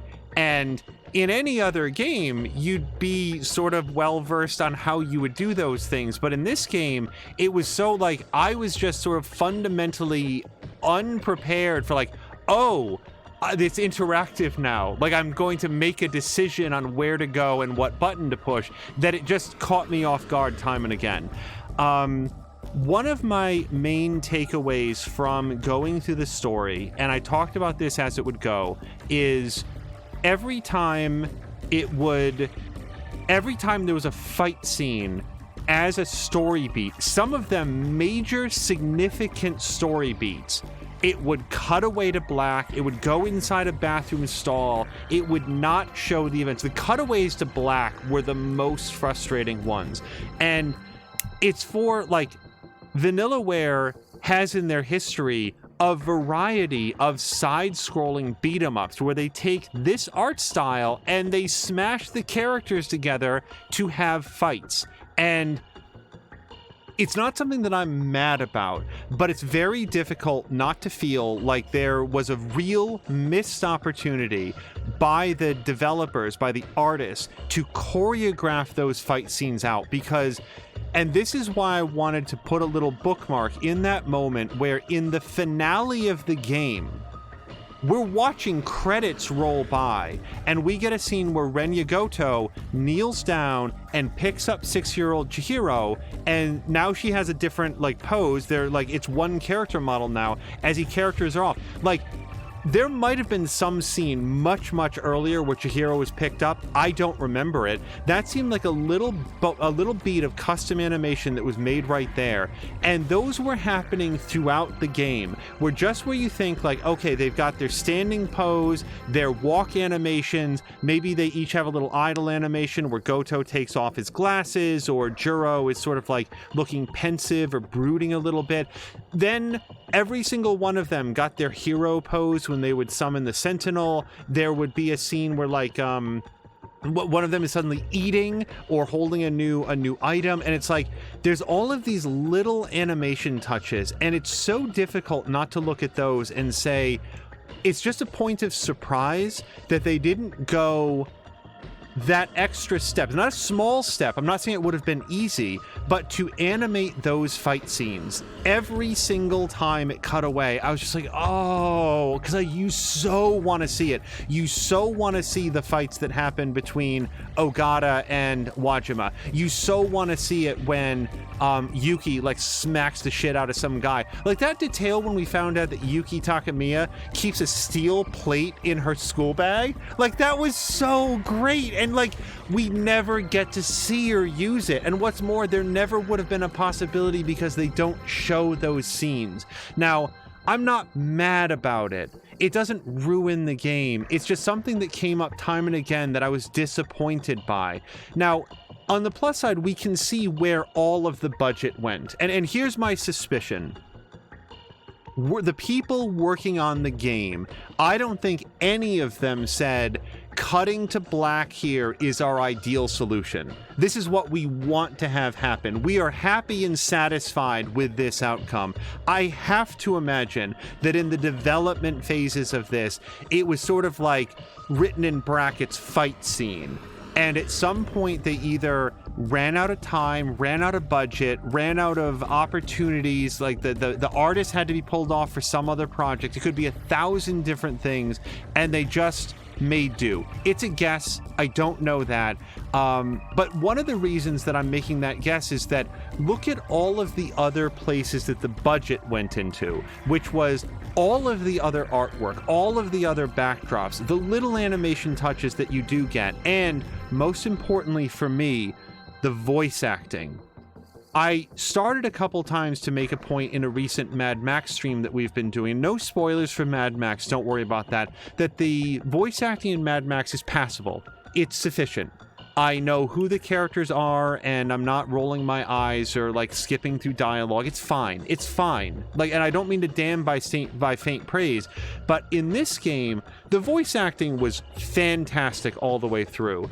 I didn't notice if during the credits of what appeared to be like the Japanese developers and Japanese voice cast, I didn't see the American voice cast. I have to confess I was watching the scene, so I might have missed it. But I believe that when you get 16-year-old Juro Karabe, 32-year-old 426, Fluffy the cat, Shiba, what's his face? Like, I suspect that was one guy. That they had one voice actor voicing every possible version of Juro Karabe. One voice actor who was young Chihiro, 32-year-old Chihiro, Iori Fuyusaka, any other versions of that character. I could be wrong. Maybe they brought in different voice actors, but I could easily believe that to be the case because of how good the voice acting was in this game. So I have to say, if there was a decision made at some point, do we put the money into voice acting or do we put the money into the writing, the editing, the localization, and we don't put it into the fight scenes, they made the right choice. Like that's why I'm not mad about it. I would have wanted to see those fight scenes, but if there had to be a decision made, they made the right one because the voice acting carries the game. It carries the story. This story was unimaginably complicated, and I still only have a 40% clue as to what actually happened. We're going to talk about that in a second because I'm not just throwing my hands up and like giving up, but there's fundamental things about the timeline that were either hinted at or stated so fleetingly that I'm concerned that I misunderstood it. Before we get to that, I want to cover something else that is relatively short, which is the the fighting, it remained surprising to me throughout that they chose this art style of basically sort of holographic blocks and arrows to represent Sentinels and kaiju and all of the fighting. The sound design in the combat sections was fantastic because you have so little visually to hang your hat on in terms of how effective this attack is. What does it look like? How much punch does it pack? And all the sound effects, from the machine guns to the rail guns, the way that the little drones would fly around and shoot their little lasers, it feels much more impactful, and it's carried entirely by the sound design in that. So I think it's time to give real ups to Vanillaware, that not only are their visuals really good, but they understand the most important elements of sound design and sound direction for their voice acting, because those are two things that they really nailed it. I wonder if at various points during development they had originally maybe intended to do a more traditional art style that they're so good at with their 2D artworks. Like maybe you would use an attack action, it would go to a little cutscene of like one of their, basically a picture of a Sentinel doing that attack, because they had the little videos done. And maybe, this is just a guess, they realized that really bogged down the speed. Like, it was just the same animation over and over again. It was too much work to customize it for the backdrops, and they said it's not worth it. And I agree with them. It's not worth it. Being surprised by the art style is not the same as being disappointed. The combat actually worked really well, and it was interesting to me that it started off so easy. Like on playing on normal difficulty, so easy, to the point where I started to feel like it was just sort of perfunctory. It's just like, well, we want to break up the story sections with something, and it's a story about big robots and kaiju, so we'll have the players do something. But once we got into that third act, some of those were legitimately challenging. Not necessarily that I felt like I was in danger of losing, but I got a low score a couple times, and may yet go back for that S rank too. Because, I mean, look at that at the bottom, you guys. 100%, 100%, 99%. I'm supposed to sleep tonight?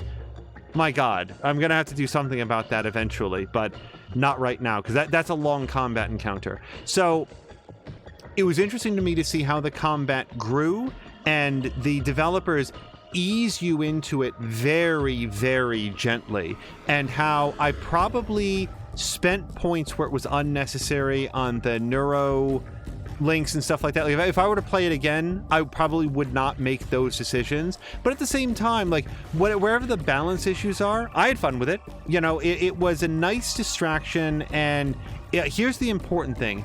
It wasn't challenging to the point where it's like, oh, God, I gotta do this again. All I want to do is get back to the story. I do feel like the developers understood that the story mode Remembrance was going to be where their main draw was, and so they kept the combat nice and light with the option for higher difficulty levels if you want to be more challenged. I don't know, Epinomenon is much, much better positioned to speak to that. And let me just take a quick look at chat. The English the English cast is not credited. It was recorded during lockdown, and they bought and shipped recording equipment to all the actors' houses to pull this off. That's amazing. I love details like that. Young Juro is not the same as 426 and Fluffy, but in all other cases, the same character is the same person. Allegra Clark is Iori, Chihiro, and Chihiro. Interesting.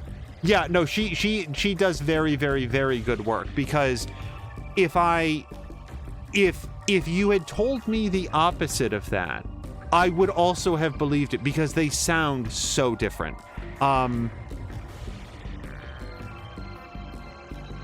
Also, any other little details about the development or the backstory or anything else, this is the time.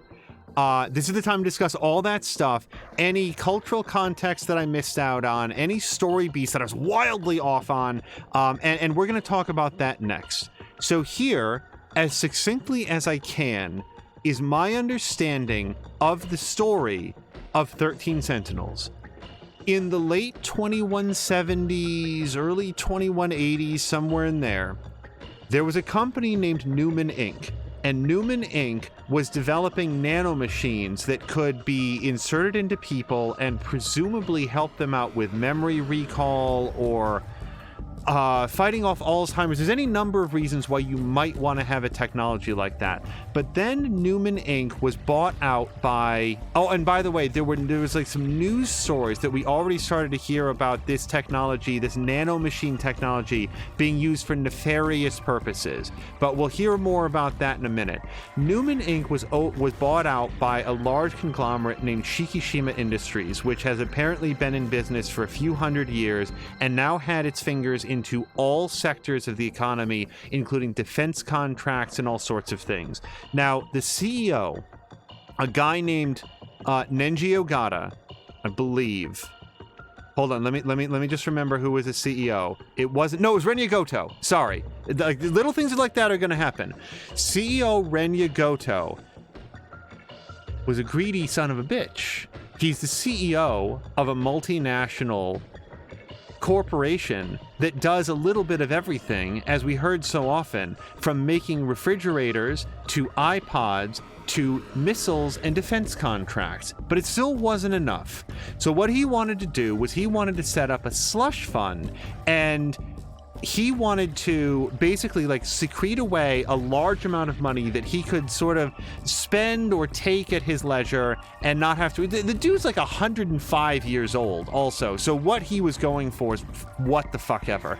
And at some point in here, Shikishima had bought out Newman Inc. So Shikishima now had access to all of the nanomachine technology that had been developed by Newman Inc. Why is that relevant? Well, Renya Goto, Goto wanted that slush fund, so he put he basically developed this interstellar, or reappropriated this interstellar colonization project to be his own private slush fund, and said, we're not actually going to colonize space, we're just going to spend a lot of money pretending that we're going to do that, and then I'm going to take all the money.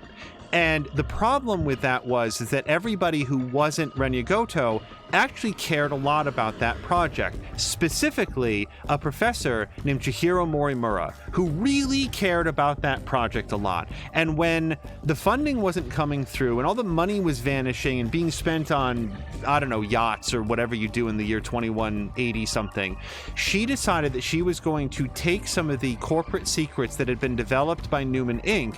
and sell those nanomachine technologies on the black market. And in that way, sort of personally finance this project towards interstellar colonization. This put a lot of very dangerous, compromised technology out into the world and created some sort of unspecified nanomachine infection that wiped out all of humanity. Now, as far as I know, we are never explicitly told specifically what happened, but there's a news report about people's memories being hacked, being overwritten, their personalities being changed. Imagine what kind of a different person you might be if you didn't remember some of the traumatic things that you had happened. If you never remembered that piece of advice that a parent or a guardian or a loved one had for you, you might have a very different life outlook if certain key points in your own memory were subtly changed or deleted or replaced by something else. Imagine if you suddenly, right this minute, full on believed, absent any other evidence, but you vividly remembered watching your family be brutally murdered in front of you by that group of people, like that corporation over there, that nationality, that member of an ideological movement. Suddenly you would hate those people, right? You could fundamentally rewrite what people believe and who they are by altering their memories, and that's something that the nanomachines were capable of doing. Something happened and humanity was wiped out. I don't know exactly what it was, but in my imagination, the nanomachines got infected with something that just caused them to start rewriting or even blanking out personalities in their entirety. So the entire planet Earth was overtaken by this nanomachine plague that rendered people as blank slates or caused them to remember different things from 1 second to another, and people just starved to death sitting on their couches. people died of dehydration where they fell in the streets. The entire planet Earth died of exposure in a matter of days because they were no longer capable of processing rational thought. That's what I believe happened. Maybe it's covered in somewhere that I didn't know. And at the end of all of that, there were 15 people left in the entire world in this orbiting spaceship. 15 people left of humanity in this orbital station that had been spearheading this interstellar development initiative. And those are the 15 main characters that we meet and not all of them survived that. Like, I guess Sekigahara, it's implied, successfully murdered Professor Chihiro Morimura. There was an explosion. Like it's... honestly, at this exact moment, I couldn't tell you who successfully survived long enough to see the space probes actually fly away. But with Earth overrun by a non-solvable... Marinda, I will be with you in just 1 second. I am glancing at chat. But with Earth completely overrun by this irresolvable nanomachine plague, they can't go home. There's no other survivors. There's not a sufficient genetic pool to restart humanity. And all they have are these very elaborate plans for how they were going to colonize another world. And that plan had a lot of flaws, which I'm going to talk about in just a second. Marinda was asking, wait, 100%, 100%, 99%, are we finished with the game? Yes, this is my summation, my best recap of what the hell even happened in this game. Marinda's saying there's a strong argument that a person is the sum of their memories.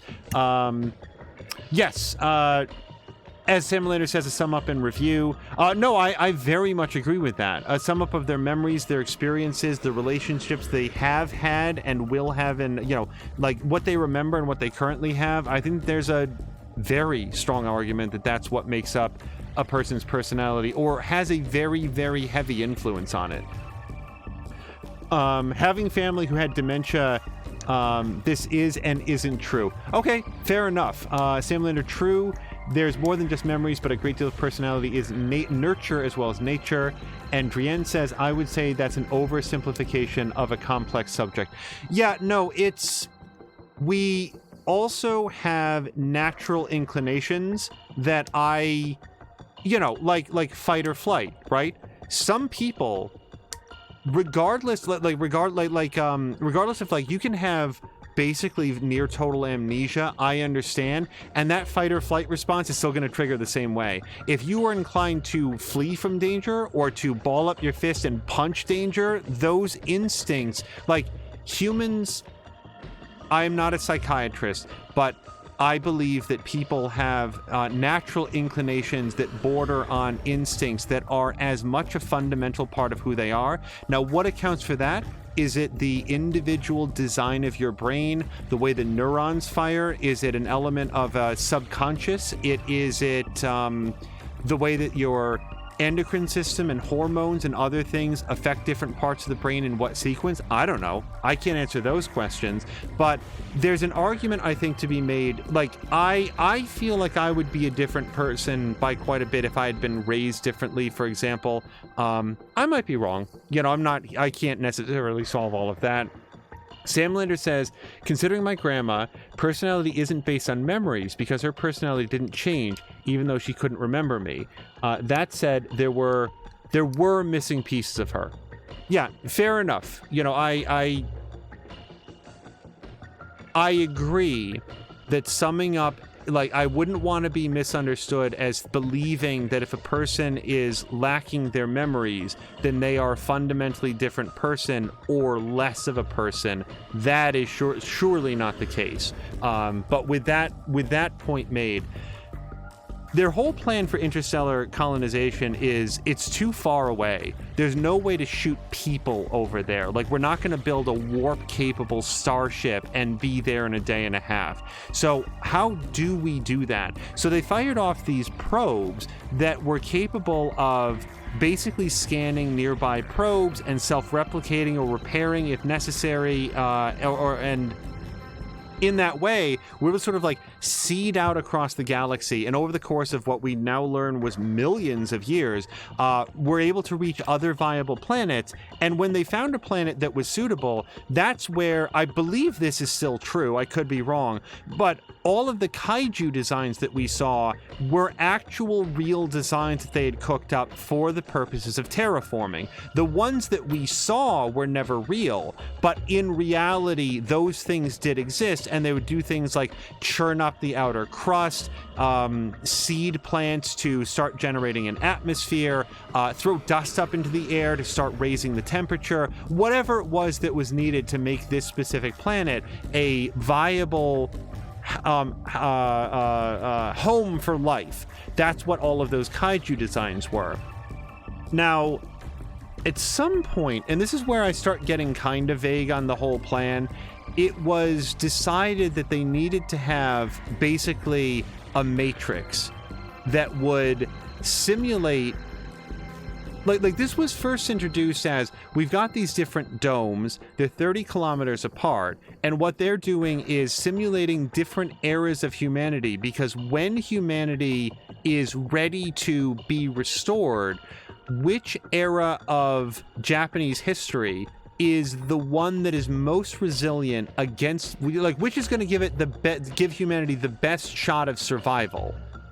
That's how it was originally cut to us, and I thought, like, oh, that's actually really clever. Like, that explains why they would go to all of the effort of designing the 5 domes. One of my biggest questions moving through this game was, why would they do this? Why would they put all of this effort together? I still have to assume that there's an element of that, but I feel like maybe that's not the entire answer, since it was all simulated. I guess maybe it could still be because the survivors that came out of the pods, if they were predominantly coming out of a particular era, that era would have proven itself the most resilient. It's a little bit vague on that. I understand what was pitched. I'm just not sure if it turned out to be ultimately true or if it was one of the misdirections that the game went to. So, and Epinomenon saying it's okay to provide the explanations as you go. Oh, is it okay to provide the explanations as you go, or would you like me to wait until the end? I'd say there's going to be enough of this that I am all ears. Let's, I like as we go would be the answer to that. So, honestly, if it was all a simulated reality, the only reason I can think of to have divided up into different sectors representing different eras is if it was as advertised, that they were examining these 40-year different periods to identify where culture was at its strongest, the most resilient, to produce people and an ideology and an outlook that was best suited for colonizing an unspoiled world, for all of the hardships that would come from sort of doing this from borderline scratch, and perhaps most importantly, to avoid making the same set of mistakes that had wiped out all of humanity in the first place. So that's my understanding of why society was structured that way. Now, for a good portion of the game, you're looking at it and saying, oh, this is time travel. And then you start noticing discrepancies where I started to say, oh, it's alternate dimensions. Like, we don't know anything about interstellar development yet. Oh, they're traveling between alternate dimensions. And then it becomes clear, oh no, they're all in terrariums. They're all in these large domes that may or may not be on the surface of a planet, and they're never time traveling. They're just teleporting between different domes, which represent different eras. And they think they're time traveling because everything that they can see, hear, touch, taste, and smell tells them that they are. And then we find out that even that is not true. The domes are not physical locations. They're basically different World of Warcraft servers. They're basically just different shards of this matrix reality where nothing is real. Everything that they see and smell and taste is all simulated, and only when they perceive themselves as being in the pods is when they're real. That is their actual physical bodies. I imagine there's an element of like manipulating the pod, moving around it. They talk about being sore, being in pain.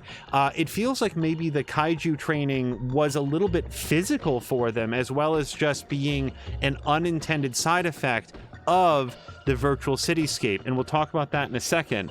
Epinomenon says the error thing is because they couldn't come to a consensus. The Project Arc planners could not decide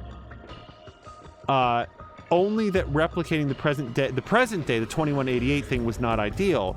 The contentious nature of the Project Arc is really important to how the story develops. Yes, and I can understand why they wouldn't be sure of like which era was best, because would you want to go with World War II era Japan, knowing that some of the culture was potentially rooted in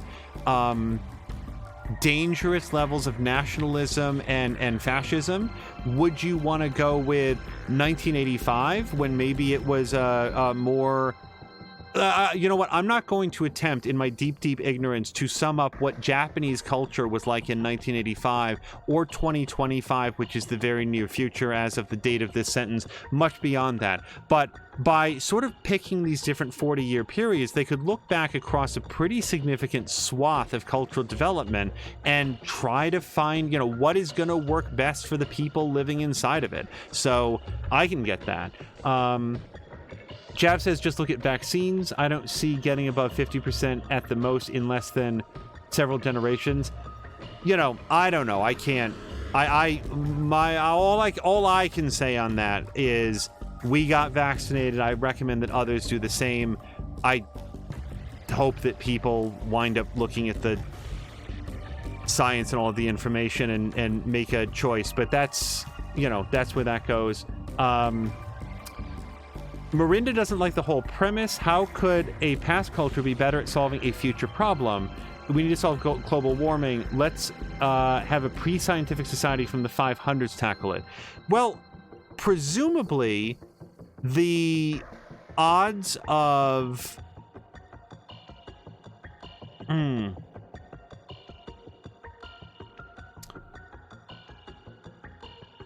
I suppose there's a danger of, like, putting this nanomachine technology into a culture that's simply not ready to understand it. But I suspect that part of that was that 2 years of postgraduate training that everybody was supposed to go through to impart a lot of technical knowledge on how these things work and maybe share what specifically had gone wrong with the nanomachine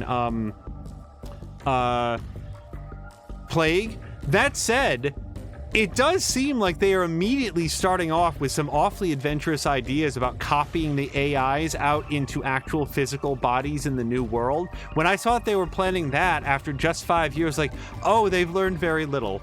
Like, maybe stop fucking around with that, but that's just me. So, yeah, the whole thing was that basically... So here's where I get a little bit... I have some thoughts. So... they land on these planets, and most of what is available for human genetic material is just goo, with the idea that these people are going to be cloned sort of coming up. But the 15 individuals that survived the nanomachine plague, they're all going to be direct descendants, direct clones of those survivors. Maybe just because, like, oh, well, we've got easy access to that DNA. Here, open wide A Sekigahara. Let me just take a little swab from inside your cheek and we'll clone a new version of you. That's easy for us to do. Like, that could be it.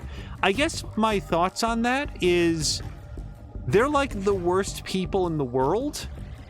I mean, there's nobody left, so there's a small sample size to draw from, but... and not all of them. Like, from everything that we can determine, it seemed like 2188 Juro Karabe, or Juro Izumi, was probably a stand-up guy. I like the scene when there was the father who had the daughter, and the father was infected by nanomachines, but he's like, no, my daughter is fine. And so Juro Izumi was going to go live with her in the shuttle for a while to make sure that she was okay. Hey, I'll go out there. I'll go in the shuttle with her. If she's not infected in 24, 48 hours, then you'll let us in. Otherwise, I will never come back. That's the deal. He risked his life to save that little girl. That seems pretty cool.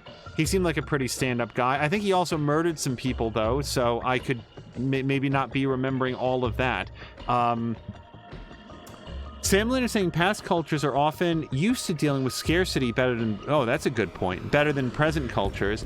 We eat so much meat, and at least my family has pretty much forgotten how to scrape by with very little meat. Drian is saying Americans eat more meat than what is needed to meet their protein needs. And Sam Lynn is agreeing 100%. I try to have at least one veggie day a week, and I don't always succeed, but I really like eating meat. I actually eat mostly pasta. Epinomenon says 2188 Izumi also brought weapons to a power allocation discussion. That's what it was. And touched off the shootout in Sector 4. Nobody's hands are clean in practical post-apocalyptic society. Yeah, one of the things that I was thinking going through our sort of decoding of what had happened in 2188 is, who is the least villainous? Who's the least bad guy that you have there? Jiro Izumi seems relatively high on that list. Renya Goto was, like... The reason that I went through the backstory of this game in such detail is that this is fundamentally a story rooted in corporate malfeasance, the desire for short-term gains at, like, just a shrugging disinterest at long-term costs and consequence. And I thought that was an interesting backdrop. Now, that's all before you get into what's the actual story of the game. And that's where I thought for a while that I knew exactly what was going on, and then it was not followed up on in a way. Like, I thought that there would be a big reveal where everybody would be told what was up, and that never came. And that makes me concerned that I misunderstood or was wrong. So I'm going to say what I thought happened, and Epinomenon is here, and he might be able to shed some additional light on it. Before we do that, Drian was pretty solidly carnivorous until they started eating less meat regularly. Craving to have it in higher volume reduced significantly over time. In fact, there's many times when it is one of the least desirable to eat in the moment. Yeah, I don't eat a lot of meat, personally. Not a lot of red meat, not a lot of chicken. I like fish. The trouble is I like tuna fish, and I think that tuna fish is mostly mercury now, so I don't try to eat too much of that. Tamao Karabe is the least villainous, and also Megumi because she's 8. True. I think when you're 8 years old, you don't bear a lot of responsibility for whatever your sins are, unless maybe you're young Chihiro Morimura, but she's a unique case. Samler says if I could live on sugar, I wouldn't even bother with other food. I love fish, but can't eat much. It's super expensive here. So they start going through this simulation where the 15 people are born inside the Matrix, and over the course of 16 to 18 years, I kind of thought it was about 16 years, but I could be a little bit off, and it may not be a round number. They grow up as children. They are raised in this fictional world. They eat, drink, smoke, kiss, go to high school, learn stuff in their various things, and then eventually there's a large-scale kaiju attack where the kaiju go around to all the different sectors. They access the terminals, which are described as being access points to the UFO, which I think are actually in reality probably just the physical representations of data terminals, and everything gets reset and the loop starts over again. Now, why does it appear to happen every 16 years? Well, for a while, I thought I had figured it out. In the 2100s-ish, whatever sector... I always forget if the high number sectors, I think it's Sector 1. I think it's Sector 1. Whatever the farthest future version of that is, there's a version of a guy named Tetsuya Ida who grew up in love. He's older than 16, so I don't know how this all hangs together. But at one point in one of the loops, Tetsuya Ida grew up being in love with Tomi Kisaragi. And Tomi Kisaragi died or something else bad happened. And years later, as an adult, Tetsuya Ida invents, like uses nanomachines or whatever in his virtual world to replicate the personality of Tomi Kisaragi into an android. This was a scene that we saw, and she's just a torso. It's super fucking gross to me that this adult man has replicated the memories and personality of his 15-year-old girlfriend, because she makes reference at some point that she's about to be 16, and Epinomenon says it's exactly 16 years. Replicates her 15-year-old personality into this android, exploits some like programming so she doesn't freak out too much, she's not too concerned about it, and basically like starts hanging out with her. But the trouble is she's like super like emotion suppressants or not, she's super like squicked out by this whole thing and doesn't approve of him or any of the shit that he's doing, and basically doesn't want to have anything to do with her. And I thought that like it, and I'm trying to think, like, he might be living in a bunker after whatever kaiju attack. It gets a little bit confusing, as so do so many of the other things. And there's one point where he's like, well, if she won't love me this time, then maybe next time she will, or something like that. And I spent a plurality of this game under the belief that the 16-year-old loop was actually being triggered by Tetsuya Ida.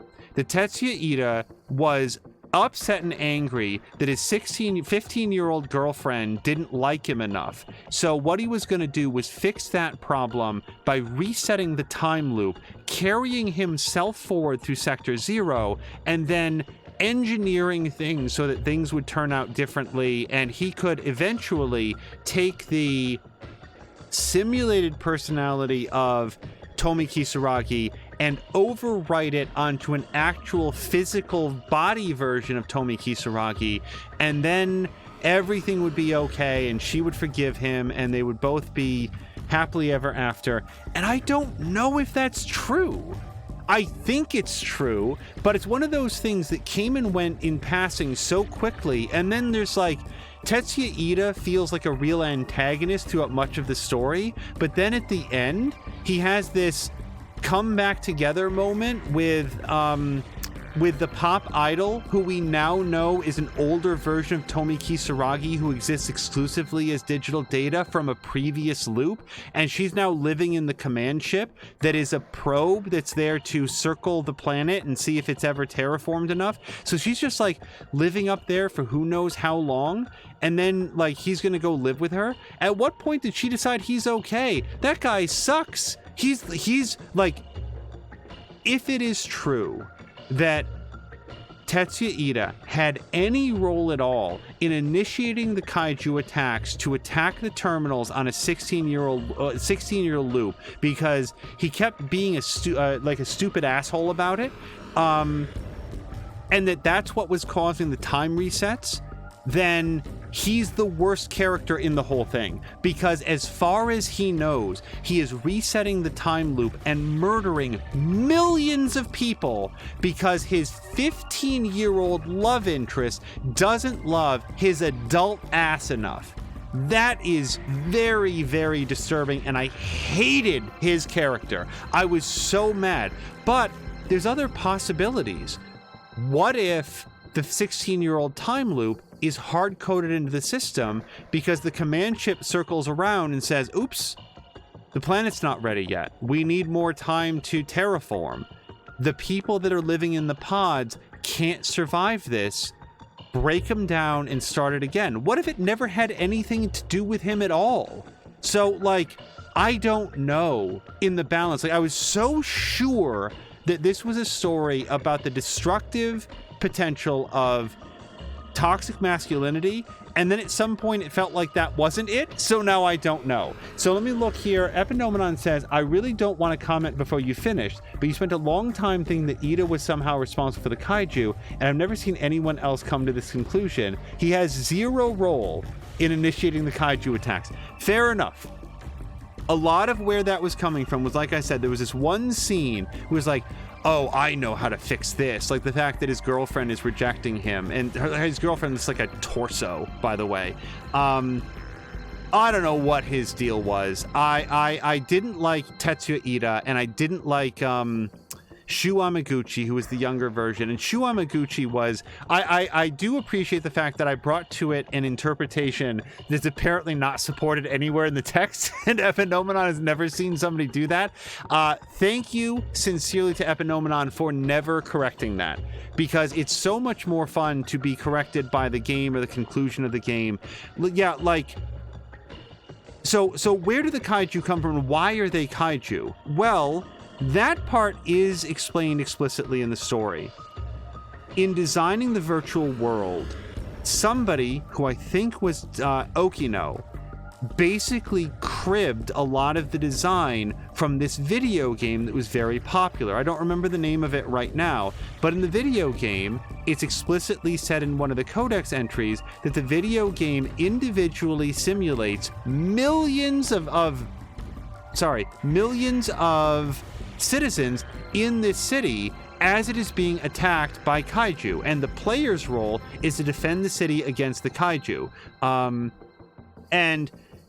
At the time when this was first revealed, I thought to myself, oh, it's just like if you wanted to simulate Paris, so you would lift up the version of Paris from Assassin's Creed Unity and use that as a template for the architectural design. Because that's like, oh, if you want to design a city, why not just take a very detailed version that exists in this video game and then sort of like use that as your template? And if a little bit of extra code gets carried over, oh, what's the harm? Like, what are the odds kaiju are going to show up? Like, that's not realistic.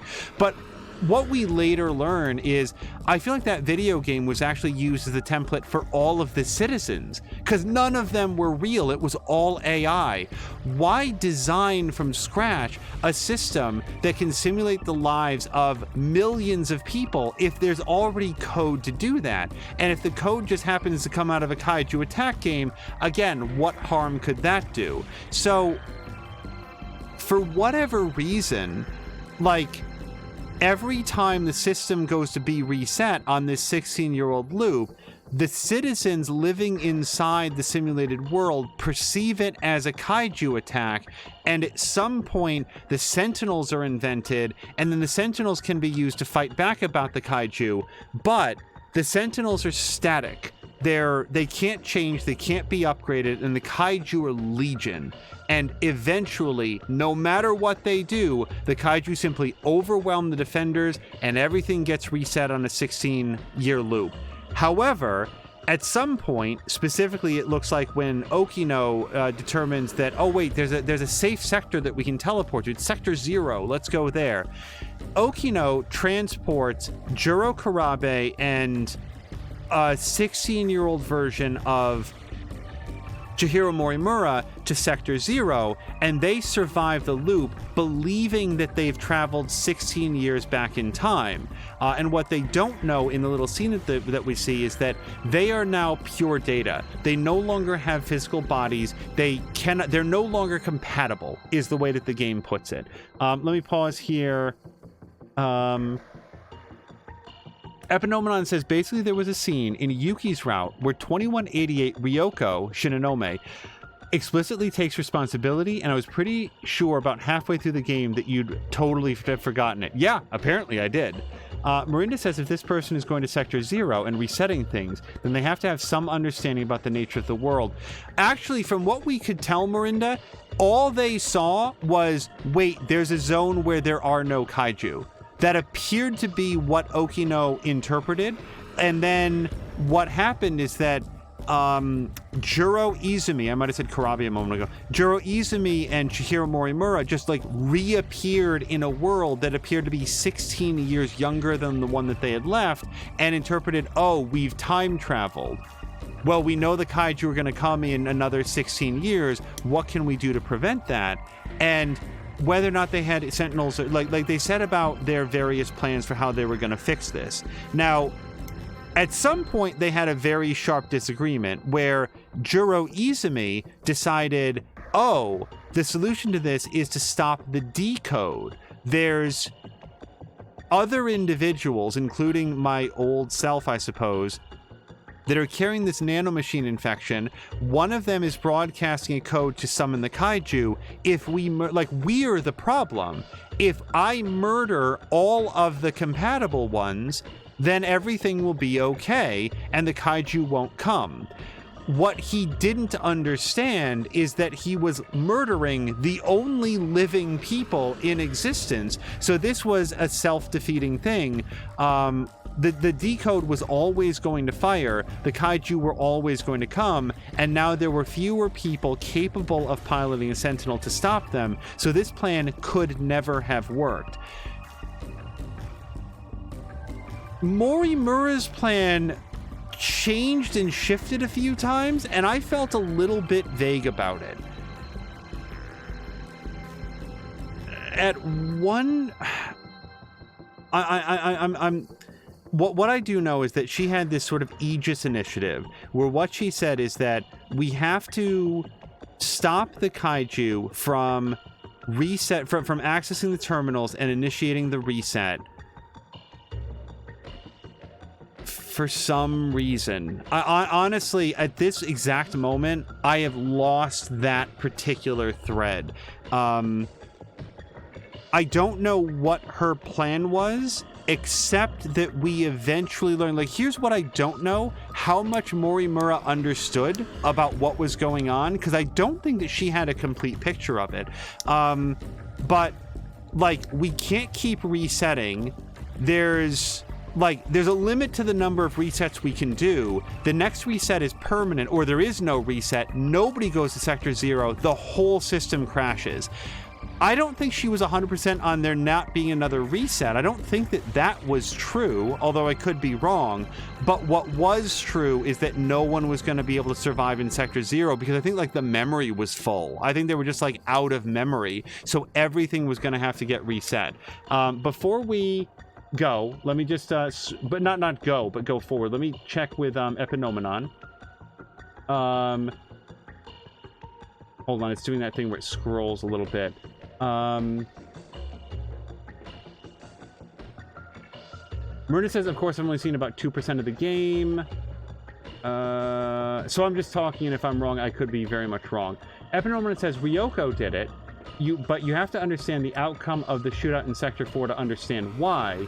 Buffy Magic Cat says, the blame can really go around to a lot of people in this story. The story seems very low concept, lots of interesting thought experiments, hypothetical situations, interesting philosophy, but the story doesn't actually hold together if examined. I don't see that at all. If anything, it is shocking to me. Oh no, don't go to rest mode. Hold on. That's me not touching the controller. No, if anything, this story was amazing in how few plot holes there were. Like, there might be things that I've forgotten. There might be things that I don't understand or didn't pick up on, but it's not for a lack of consideration by the authors. Like, this is my issue if I've overlooked something. I would advise not to make snap judgment based on 2%. Note that Angel himself is missing large portions of understanding. The reason why the resets were going to end is that the facility was reaching its breaking point. Okay, so that was said. I thought that maybe it was simply incorrect. It's designed for 5,000 years, and 300 loops is 4,800 years. Okay, so 300 loops is probably an estimate. It would otherwise indicate that they did have a few more go-arounds, but it might have been 300 plus, so they were at the outer edge. So the command station, according to its programming, was going to scrap the old facility and build a new one, which would have reset everything from scratch altogether. Okay, so it wasn't the end of humanity, it was just the end of... It was basically the fire protocol. We're just going to light the whole thing up and start completely anew because this batch is bad and we're not going to be able to get out of there. All right. Yeah, fair enough. Within our fiction, though, so Jiro Izumi and Chihiro Morimura live in what they believe to be the past world for another 16 years. And Jiro Izumi decides to go about murdering everybody and eventually comes to be arrested, and there's a whole scene where we see adult Juro Izumi in prison now as 426 actually come face to face with the Juro Izumi of that loop, who is at that point 15 or 16 years old. And that's an interesting episode where they're like, this guy is genetically identical to you. Do you know this cat? And young Juro Izumi is like, I've never seen this dude before in my life. I don't know what to tell you. So that was a very interesting scene. Now, that Juro Izumi also survives that loop because the kaiju come, they smash everything. I think this is correct. Yeah, this is correct. And 426 continues on into the next loop, this time as even more pure data. He no longer exists as a physical version of Juro Izumi at all, but is now a bunch of nanomachine code that is simply known as 426. And 426 then goes on to take a couple familiar forms that we see. First is Shiba Kubo? Now I'm forgetting his last name. Shuta? I probably have this cat's name entirely wrong. But then also Fluffy the Magic Cat, who first presents himself as a demon. So in what we come to understand as the present day, where the game starts, you have a world that is approaching that moment of kaiju attack, where in 1985, you have a 16-year-old... No, actually, I'm sorry, it's more complicated than that. Wait, I could be wrong about where this takes place. It might have been... No, I'm one loop off. I think. Yeah, this is one loop after this. Fuck, this is complicated. I take it back. There's not another loop. And Epinomenon, I'm going to read your comments in a second because I think I got it turned around. This is a very, very, very, very long summation. Okay. Juro Izumi gets into Sector 0. Travels back in time, quote unquote, 16 years to the next loop alongside Chihiro Morimura. Gets up and murders a bunch of people. And he's doing this in like the 2100 sector, whatever that is, basically into the far future. Then the kaiju come and he winds up getting translated into data. Basically into nanomachines, and uses that to escape into the it's a whole android thing, right? Yes, that's what happens. He gets stored as pure data by Tetsuya Ida. He escapes as pure data into the Kisaragi android, and then rides the Kisaragi android to 1985, probably to some other places, but to 1985, where the android is eventually destroyed in the battle with Tamao Karabe, but he transmits himself into Tamao Karabe. Tamao Karabe is then destroyed, that android, and that's when 426, again existing purely as data, transmits himself into the nanomachines carried by Juro Karabe of that era. And here's where it gets even more complicated, because Juro Karabe in the year 1985 is in fact Juro Izumi from, I believe, the year 2065? I think that's right. And in the year 2065, and he might have been from further into the future. No, he was from further in the future. This Juro Izumi is a Sentinel pilot, and he's a Sentinel pilot that is fighting the kaiju, and he pushes himself. He travels back in time, quote unquote, to 2065, which is where he meets, I believe, Megumi and Kisaragi. This might have been 2025. Again, it gets so complicated.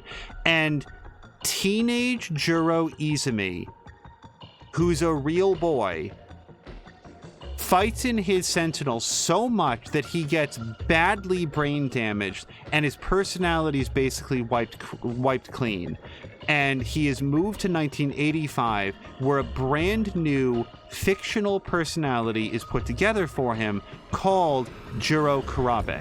So the version of Juro Karabe that we know throughout the entire story is in fact a very talented 16-year-old-ish, 15-year-old-ish Sentinel pilot from a different sector where it was the distant future, but he was traveling back in time until he eventually arrived at 1985, and his personality was so damaged from all the brain overload that then they built him a brand new personality using nanomachine pills, and now we have Juro Karabe. This is how he knows Tomi Kisaragi, who also believes she's from the future, now living in 1985, and also Megumi, who is in love with Juro Izumi and very heartbroken about the fact that now his personality has been wiped. And that's when a magic cat appears who talks to her and says, in essence, I'm a demon, I'm a bad guy, but if you do what I say, I will help to bring back Juro Izumi's memories, and Juro Karabe will go back to being the guy that you love, and all you have to do is shoot this list of people with this magic gun. And right away we knew that this was not a magic gun, but what we learn eventually is that it's injecting updated nanomachine code into the 13 pilots, which I believe is part of what allows them to start maximizing the potential of the Sentinels and not only pilot them, but actually start upgrading them with the meta chips. I believe that the upgraded DD426 code is successfully doing that when it's not corrupted. Let me pause for a second to try to catch up with what Epinomenon is saying. 426 is arrested for destroying the Shikishima facility. He actually attempts to murder the compatibles afterwards. The timeline might help here, says Fluffy Magic Cat. Only 3 loops are present in the whole game. Also, yes, event archive is in chronological order from top to bottom. The issue for me is that there's so much of it. Let's open it up.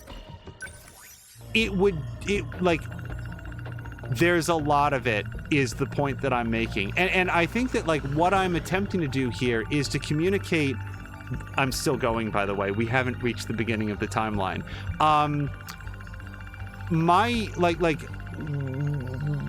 My goal here, I think we're halfway through. Oh no, you can see over there on the left. There we go.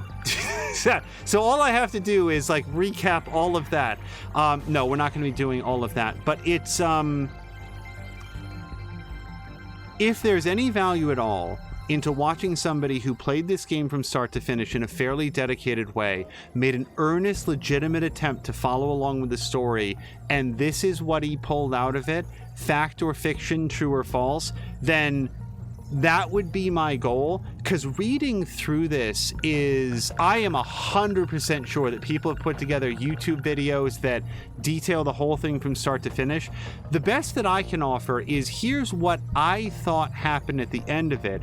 And if I'm wrong on some stuff, that's cool. I accept that I'm wrong, but isn't it fun to hear what somebody at least believes happened in the game? And that's what I'm aiming at.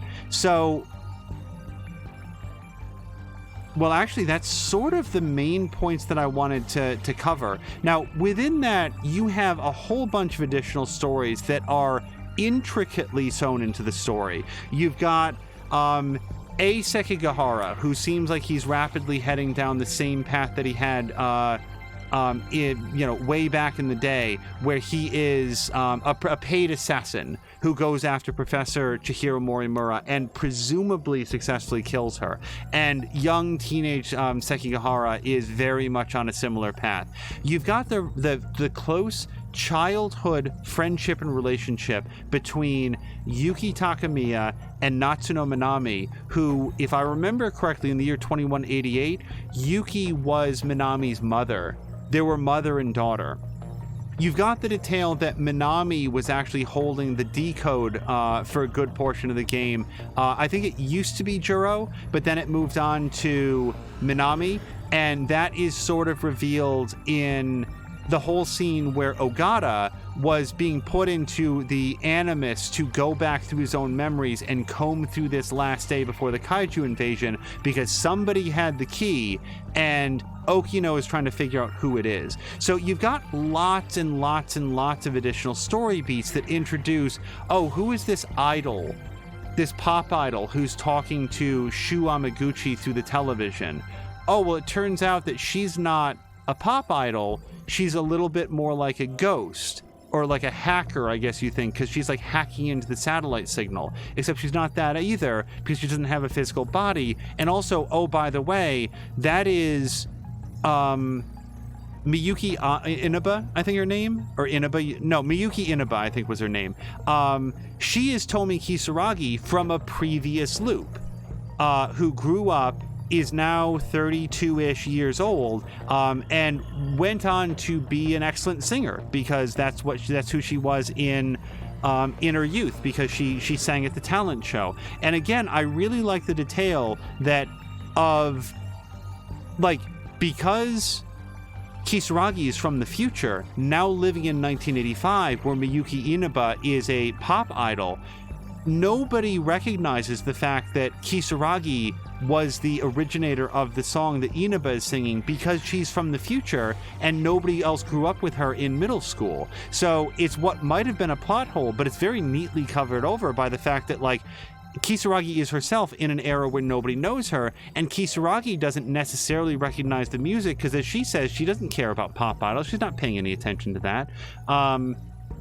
So Epinomenon is clarifying that Juro Izumi is from 2104, Sector 1 of the current loop, and therefore, like, traveling further what he perceives to be back in time in his Sentinel to try to stop the kaiju invasions at various points in the history, and that's where he meets Megumi and Kisaragi.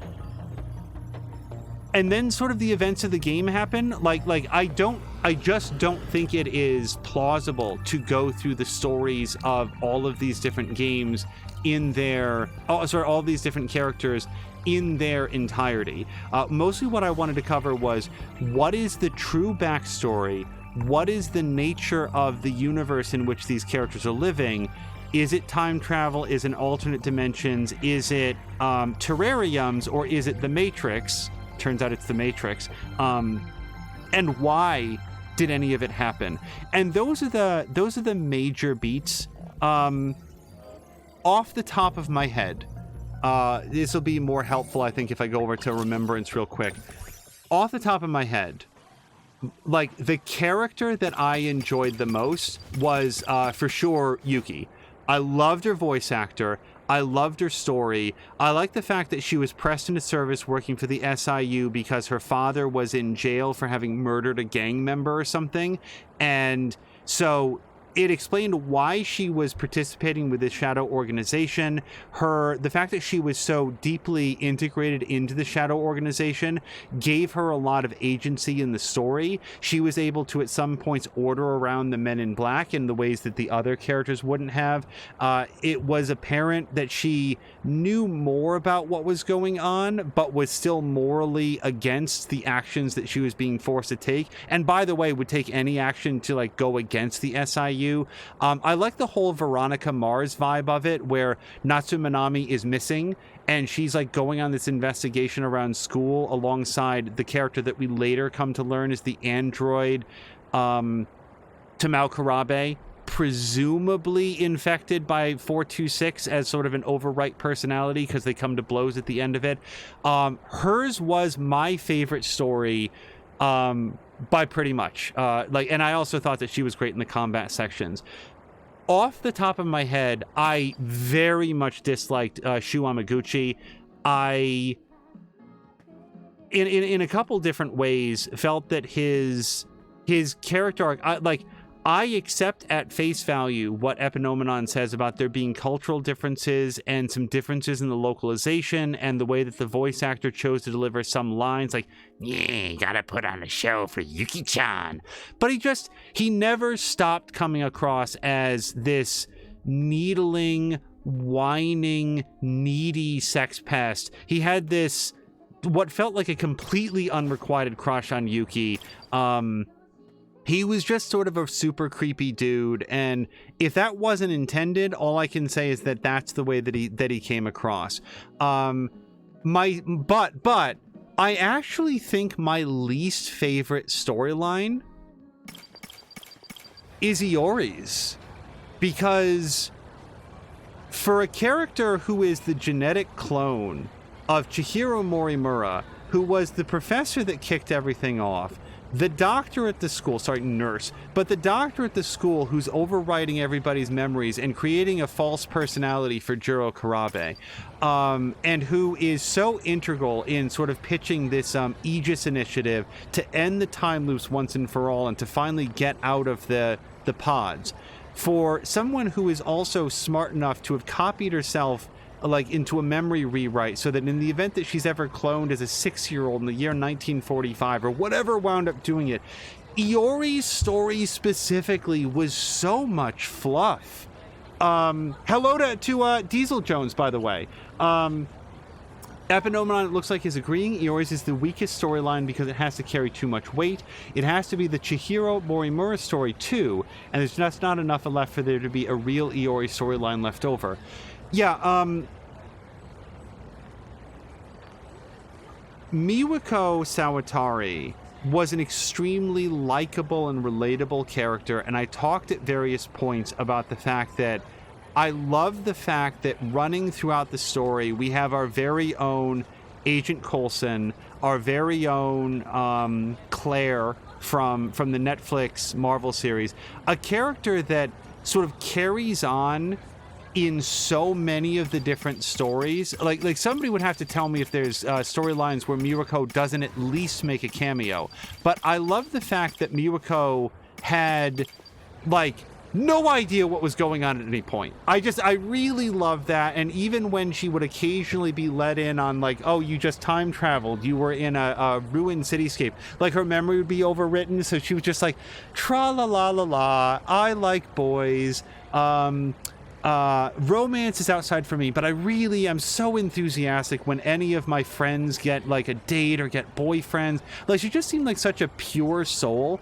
And Iori was of a similar mindset, as it turns out, except it came off on her as being jaw-droppingly like out of touch with what anything was happening.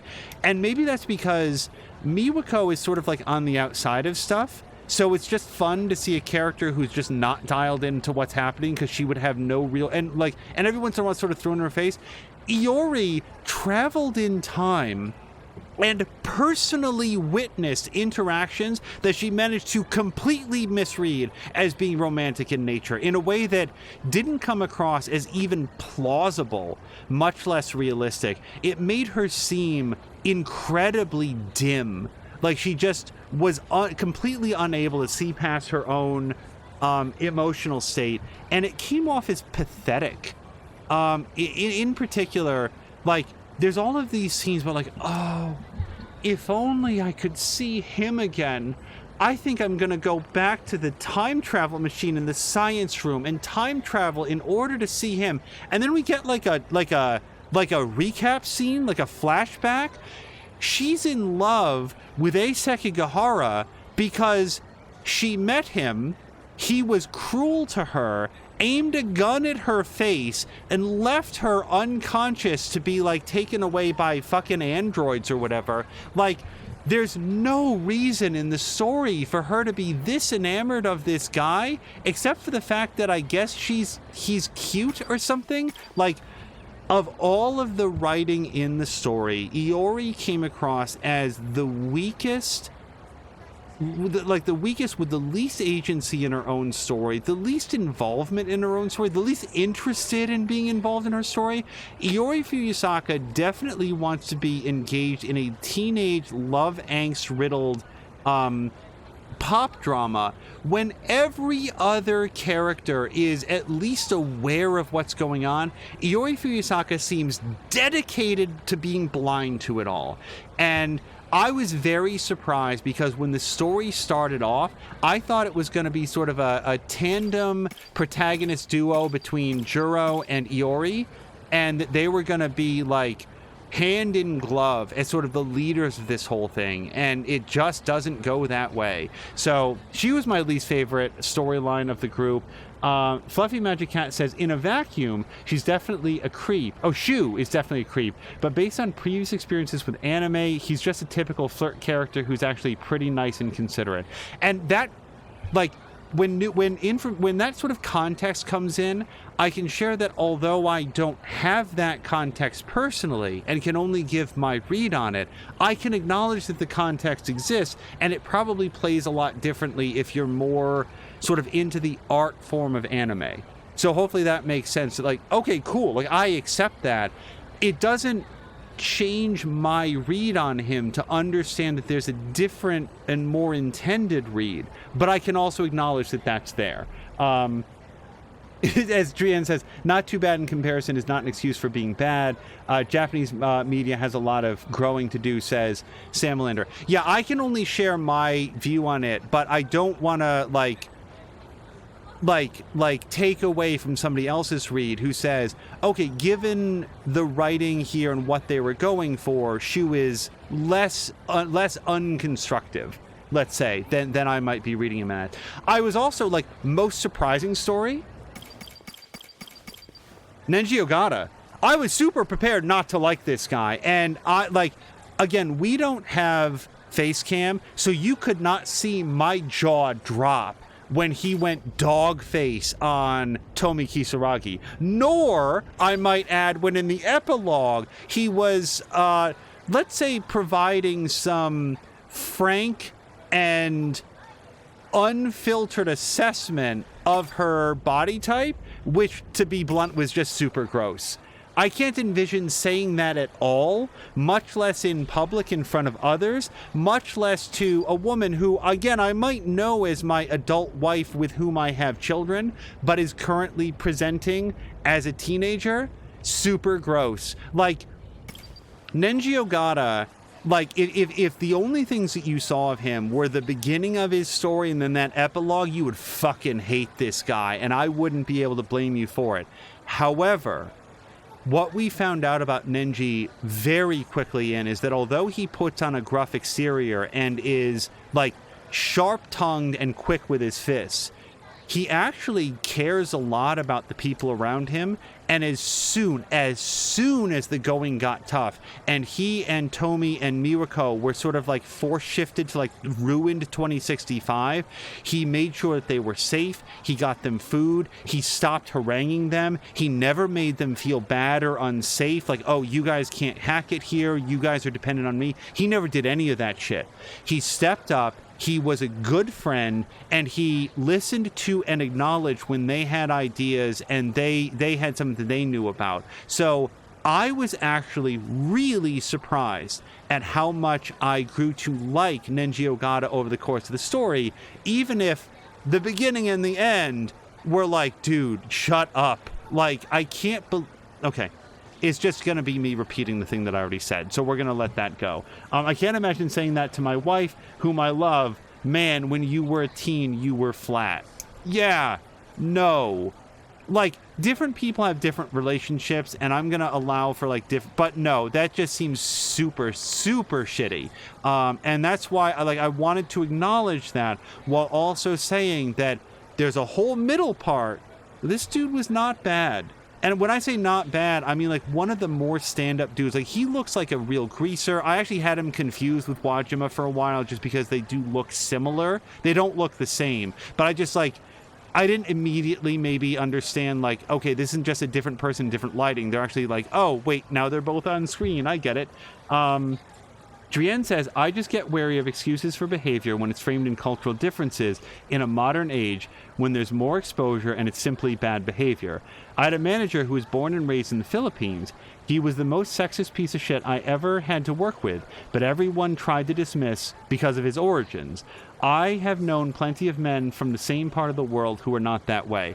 I can say this, if I were to travel to another country where open sexism or racism was more culturally acceptable, I would still want to live by my morals and not treat other people badly for any of those reasons. I don't know that as a visitor, I would have the societal standing to say, no, everybody here should change the way that they're living. And in fact, I would probably mostly not want to be around a culture where that was the standard. If I saw any capacity to fight back and change in a constructive way, I would absolutely want to do that. But if I'm like visiting another country, I don't know what power I would possibly have. It seems like I'd just be walking around shouting at everybody without having any impact. Like, I don't know the answer to that. I don't know what the solution is. What I can further say is that if somebody moved to the United States and started living here, wherever they came from is absolutely no excuse for racist or sexist, misogynistic behavior, anything like that. Because when you are living here, you want to reflect the values of society, or at least the best values of society. You want to fight for treating people well. And those, like, however you were raised, that is absolutely no excuse. All the women in his store ended up quitting at the same time because of how bad it was. Yeah, that sounds absolutely awful. And yeah, as you say, no matter where he came from, that doesn't excuse it. And Nenji Ogata's behavior is not excused by, like, whatever culture. Because, like, I can say that from the position that I'm in, no, his behavior super sucked. Nonetheless, he was the story that I was the most surprised to be like, wow, I don't hate being this guy the way that I really disliked being Shu Amaguchi during his scenes. Taylor says, that said, I don't think my wife would mind, so she's not concerned about her body in that way. It's not okay in the culture you're currently in. It's not okay no matter how you were raised, says Sam Melander. The story that I might have had, like, the fewest opinions on, maybe Hijiyama or Miura. And you would think that I would have connected a lot more with Miura. It's a very personal tale that he's like a high school student growing up in what he perceives to be World War II. His sister goes missing. He gets forcibly time traveled to 1985 where he doesn't know anybody. Then he finds out that his sister is there, but she doesn't remember him. And now she's pretending, or she is acting like she's Goto's younger sister. Like, all of that you would think would be super traumatic. But if anything, Miura's story meant more to me when viewed through other characters like Minami. Like, the fact that Miura from, I believe, some previous loop is the actual personality matrix of BJ, that meant more to me than Miura's actual story. And it's not that I didn't like Miura's story, it's just it didn't resonate with me for some reason. I'm not sure that I have a strong description of why. Hijiyama's story was very mysterious to me, just because I didn't, frankly, immediately remember that he was also from 1945, and he really had a thing for the yakisoba pan. There were a couple points in his story that I got the most stuck, like, where am I supposed to find the money? Like, how do I progress the storyline? And that's because, like, you had to go find the money from Shintaro, but I wasn't sure mechanically how to do that. And I never stopped enjoying the fact that he referred to Megumi as Yakisoba Pan Angel, and it takes a little bit of time for that to like pay off, like you understand why that is. The part of the story that I found the most confusing is, of all the couples to get together, he doesn't wind up with Okino. At least that's what it seemed like in the end. Like, it seemed like they were reconnected, like they were sort of like re-meeting up after a while. The fuck? Like, he is so in love with Okino, and it seems like Okino's super into him. What's the deal? Like, how could the two of them not? Is this, here's my question. He does. Okay, so Epinomenon is saying that he does wind up with Okino. Okay, because that was weird that every other apparent couple winds up finding happiness with one another, and some of the dialogue between them was like, it seemed like they were maybe reconnecting after a time apart, which felt different from the other characters who were like, oh yeah, we're definitely married, and like now we're just coming back to visit all of our old high school friends after 5 years have passed for us and like 3 hours have passed for them. Drian says, I still think we have to start dropping to one knee and forcing out an exclamation of appreciation anytime we eat something tasty from now on. Yep. Yeah, boy, this guy liked yakisoba pan. If nothing else, I will take from his story that I really want some yakisoba pan. The most confusing story with Goto's. Goto's story was simultaneously the most confusing and the most revealing, which is a weird place to be in. of all of the characters, one thing that I came to discover very quickly is that within the story of Minami, within the story of Sekigahara or Yakushiji or Fuyusaka, within those stories, the events are always told in a linear way. Like, for all the time travel, for all the, you know, for all whatever, they're always told from A to B to C to D within the character's own personal story until you get to Goto's, where honestly I'd have to go through the timeline to understand exactly where some of his scenes fit relative to other scenes, because his timeline, more than any other, is rife with flashbacks, flash forwards, flash sideways, memories that he has, and it was very difficult for me to understand the exact sequence of events. And yet at the end of it, we have a clearer picture of what the backstory is, who Chihiro Morimura was, who she used to be, who she's going to go on to be. Like, Renya Goto was maybe the one story that I would have liked to see. It's the one story that I might have passed back to the editor and say, clean this up a little bit, because it's a little bit too melange-y. It's a little bit too, like, somebody shuffled together all the story points and now they're being meted out a little bit randomly. It's not totally out of order. There is a through line that you can discern as you go, but it was very difficult for me to, like, of all the stories, I feel like I probably missed the most in Goto's story. So that's a thought there. Sekigahara's story was very interesting because he was being contacted by, like, this mysterious person on the radio who we later discover was Tetsuya Ida. It was, like, I like the fact that his story started after his memory had been reset. So he basically wakes up in an alleyway next to the body of a woman he doesn't know and a mysterious set of numbers written down. And at least from when we started, it was as mysterious to me as it was to him. Like, what the fuck? Morimura's dead? Who did that? Why? Like, it was very, very, very well told. I liked the forgetful assassin angle on him. This guy had sort of a not a Detective Columbo. It was more of a who was the detective in the Orient Express? What the hell's that guy's name? Agatha Christie character.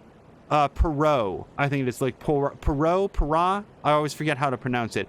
He had very much that, like, now everyone listen as I sum up for 45 minutes all the stuff that I know, and that's fine. Minami's character I really, really liked. I said at the time she was very short circuit. Like, Minami was the most wrong character of anybody in the entire piece because she was so wrong for so long about anything that was happening, but in a really charming way that she wasn't stupid. She just didn't have the information necessary to know what was going on. So she was piecing together the best conclusions that she could from basically having access to 3% of the overall story. And I really enjoyed her character and the way that she was very upbeat. She was very happy. She was very energetic. She was very Ali Sheedy, directly out of Short Circuit. So I like that. I also, like, Megumi kind of feels like a sucker. She kind of feels like she fell for a very transparent ruse from Fluffy the Magic Cat.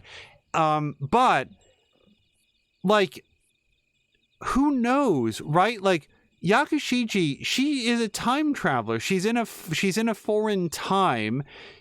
She doesn't seem to be much of the scientist. I don't know.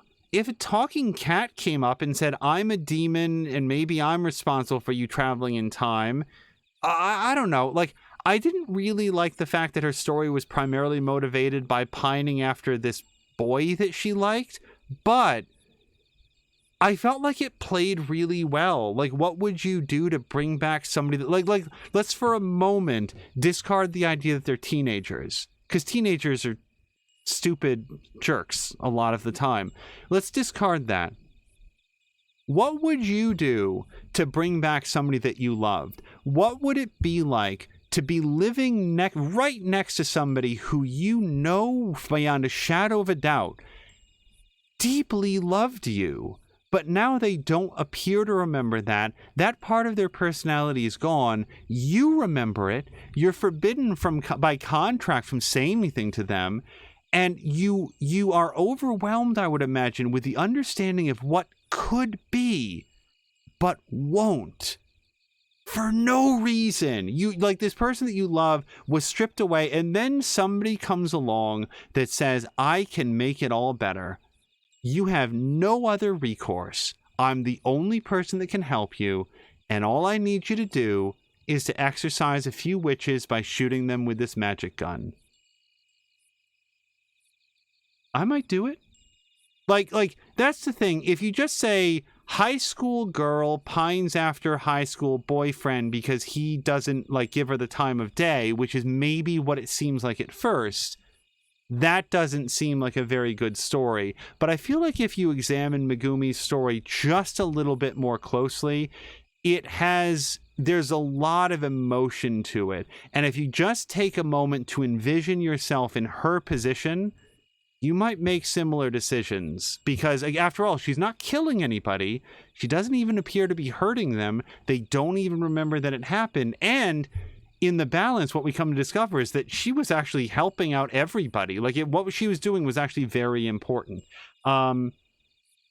Yeah, as Epinomenon says, the question of what would you do for love shows up in a lot of these stories. And again, post-game shout out to the story beat where it turns out that Juro was not avoiding Megumi because he didn't like her or was just like a super weird dude who didn't appreciate good cooking, like was very unappreciative, but rather the fact that he believed he was having invasive thoughts or memories, like dreams about murdering her, and was concerned for her safety. That, I said it before, you heard me say it probably a couple of times, on our way out, fuck, I really like that. I thought that was a great story beat because I was so mystified by that. Like, that's an example of where the writing really shined in this story. When you saw effect before you could understand the cause, and the cause was sort of backfilled in later. Character I'd most want to talk to, I talked about this, Ryoko. I don't know who she was after her memory was lost. Like, as I understand it, at the end of her story, she loses everything. So much of her story is steeped in the fact that her personality, her memory, her ability to concentrate and hold on to what she's doing is slipping away. Her character story is most reminiscent of the movie Memento. It's not a one for one, as none of them are, but that's sort of like how it felt, that these characters felt free to manipulate her to her face because they knew she wouldn't remember it afterwards. And so that made it a very interesting story. And at the end, she ultimately loses that battle and is sort of like just wiped clean, except it said at some point that like she remembers how to pilot a Sentinel, and she remembers Tetsuya Ida, and that the fact that she liked him or used to like him or does like him and that he was important to her. It's just, if there's any character from this entire cast that I could sit down with for 15 minutes and just like talk to, I would love to know who is she by the end of her story, because she's much more together and aware of what's going on as a Sentinel pilot than I would expect based on what appears to be the end of her story. Ryoko's story is the classical Greek tragedy, including the part where it turns out that she was the villain she was looking for the whole time. Yeah, I mean, that's... Again, I already brought it up, but very Memento. That, like, she herself is responsible for the things that she's investigating because she's forgotten about them, because she has, like, 426 code or decode or whatever it is in the balance that causes your nanomachines to malfunction, your personality to get wiped away. And it is, her story is one of watching somebody desperately cling to the last shreds of sanity and memory and personality and individuality that she has left, only to discover on her way out as that battle is lost that she is responsible for a lot of her own suffering and a lot of what she's looking for. And Yeah, that's it. That's like a Twilight Zone story. Like it's just very, very well done. I didn't mention Kisaragi. I really like Kisaragi. It's just that she didn't fit into any of the other things that I've talked about. I feel like like early on, I felt like she was very sarcastic, very sharp-tongued, and I wasn't prepared to like her very much. But I really thought her story was cool. Like, where did she come from? 2065, I think it was. So she travels back in time. Maybe it was 2025. Again, 6 to 1, half dozen of the other. It doesn't matter. She winds up traveling from her perspective back in time. She's going back to a school that seems very quaint. She is like. So somebody pointed out, I think it was Blah, pointed out that she was openly laughing at Ogata's hairstyle, and that's what caused the original fight and what sort of like caused up their relationship. I just found her very endearing. That like as much as Yuki just paid no mind to sort of romantic entanglements. It was so clear that she and Ogata liked each other, but like neither of them wanted to admit it, and also Tomi Kisaragi to a large extent was okay with that. Like, I don't know, I liked her character. It's just that I didn't like her as much as Yuki. I didn't find her story quite as interesting, I guess, memorable, resonant, whatever you want to say, as Megumi's. So that's it. I don't know. I guess that's my little mini review of the different characters. As you know, I didn't say a lot about Hijiyama's. Just, I don't know. He was fine. He was okay. And whoops, no, hold on. No, I pressed the wrong button. How do I get out of here? Stop it. A title screen. I didn't mean to start this over again. That's it. That is probably the longest single summation of any game we've ever played on stream, because it required maybe a technical examination of what I thought played well or worked well in the game itself, followed by like it had two distinct halves. It had the story beats, it had the combat encounters. I sort of like glossed by the combat encounters pretty quickly, but nonetheless I don't feel like I said anything more, or I failed to say anything. And then just deconstructing the story. This had, by a very, very significant margin, the most complicated story of anything that we've ever played. And to any extent that I have been wrong, I again, like it's not. Again, I am full on ready to be corrected. However, what I was hoping to do, and hopefully did, is provide the clearest perspective that I can from somebody who, hopefully, hopefully you've heard and been like, this guy's no idiot, right? He's no dummy. So if he missed stuff, it wasn't for lack of effort. Maybe on a first playthrough, you're only going to get a percentage of it. And on that note, as we wrap this up in our final moments, Sam Melander will be playing this game, hopefully start to finish.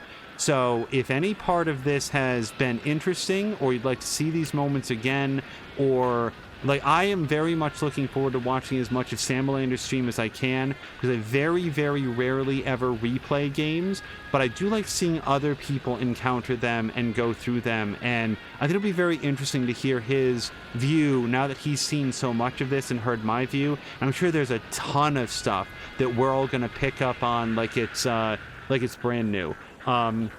As Epinomenon says, being wrong is part of playing the game. Nobody understands anything the first time around. Hopefully I picked up a percentage. Hopefully I got some of it.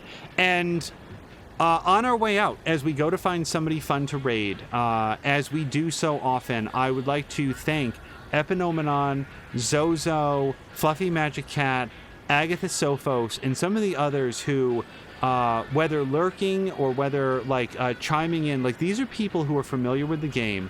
They were incredibly respectful and would, if I was genuinely confused about something that seemed in danger of oh no, they would sort of clue me in on that, but never gave away spoilers. That kind of participation is always extremely welcome. And it has always been the case in all of the streams that we've done that when we sort of wrap up a particular playthrough, sometimes we wind up saying goodbye to certain members of the community who were here for that particular game. It's always a little bit sad. It's come to be expected.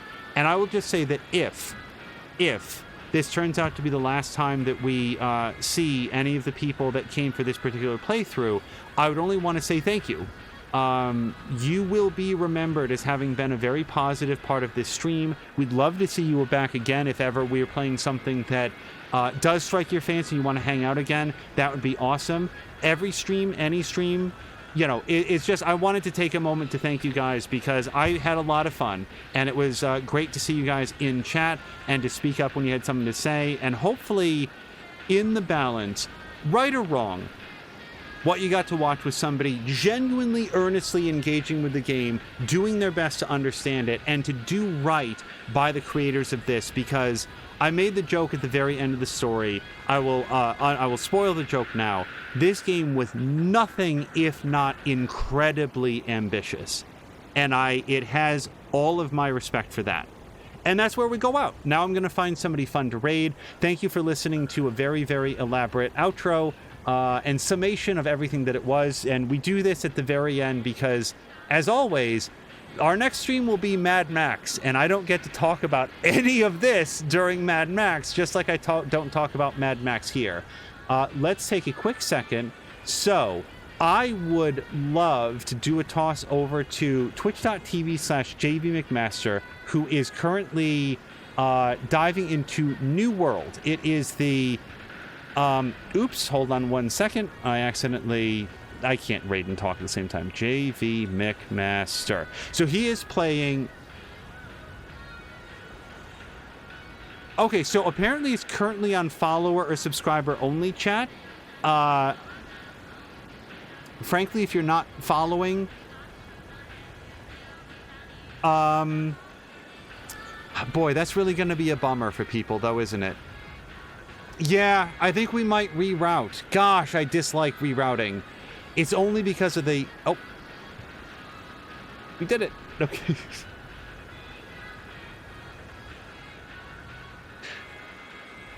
Okay, sorry. I need to finish my outro because I accidentally did the raid over early, and now we all went over to McMaster. So I'm just going to say very quick, hey to JV McMaster, if you're watching this in the future. That's it. That is the conclusion of our full playthrough of 13 Sentinels. A little bit of a surprise ending there. So from there, that's it. Thank you all so much for watching this.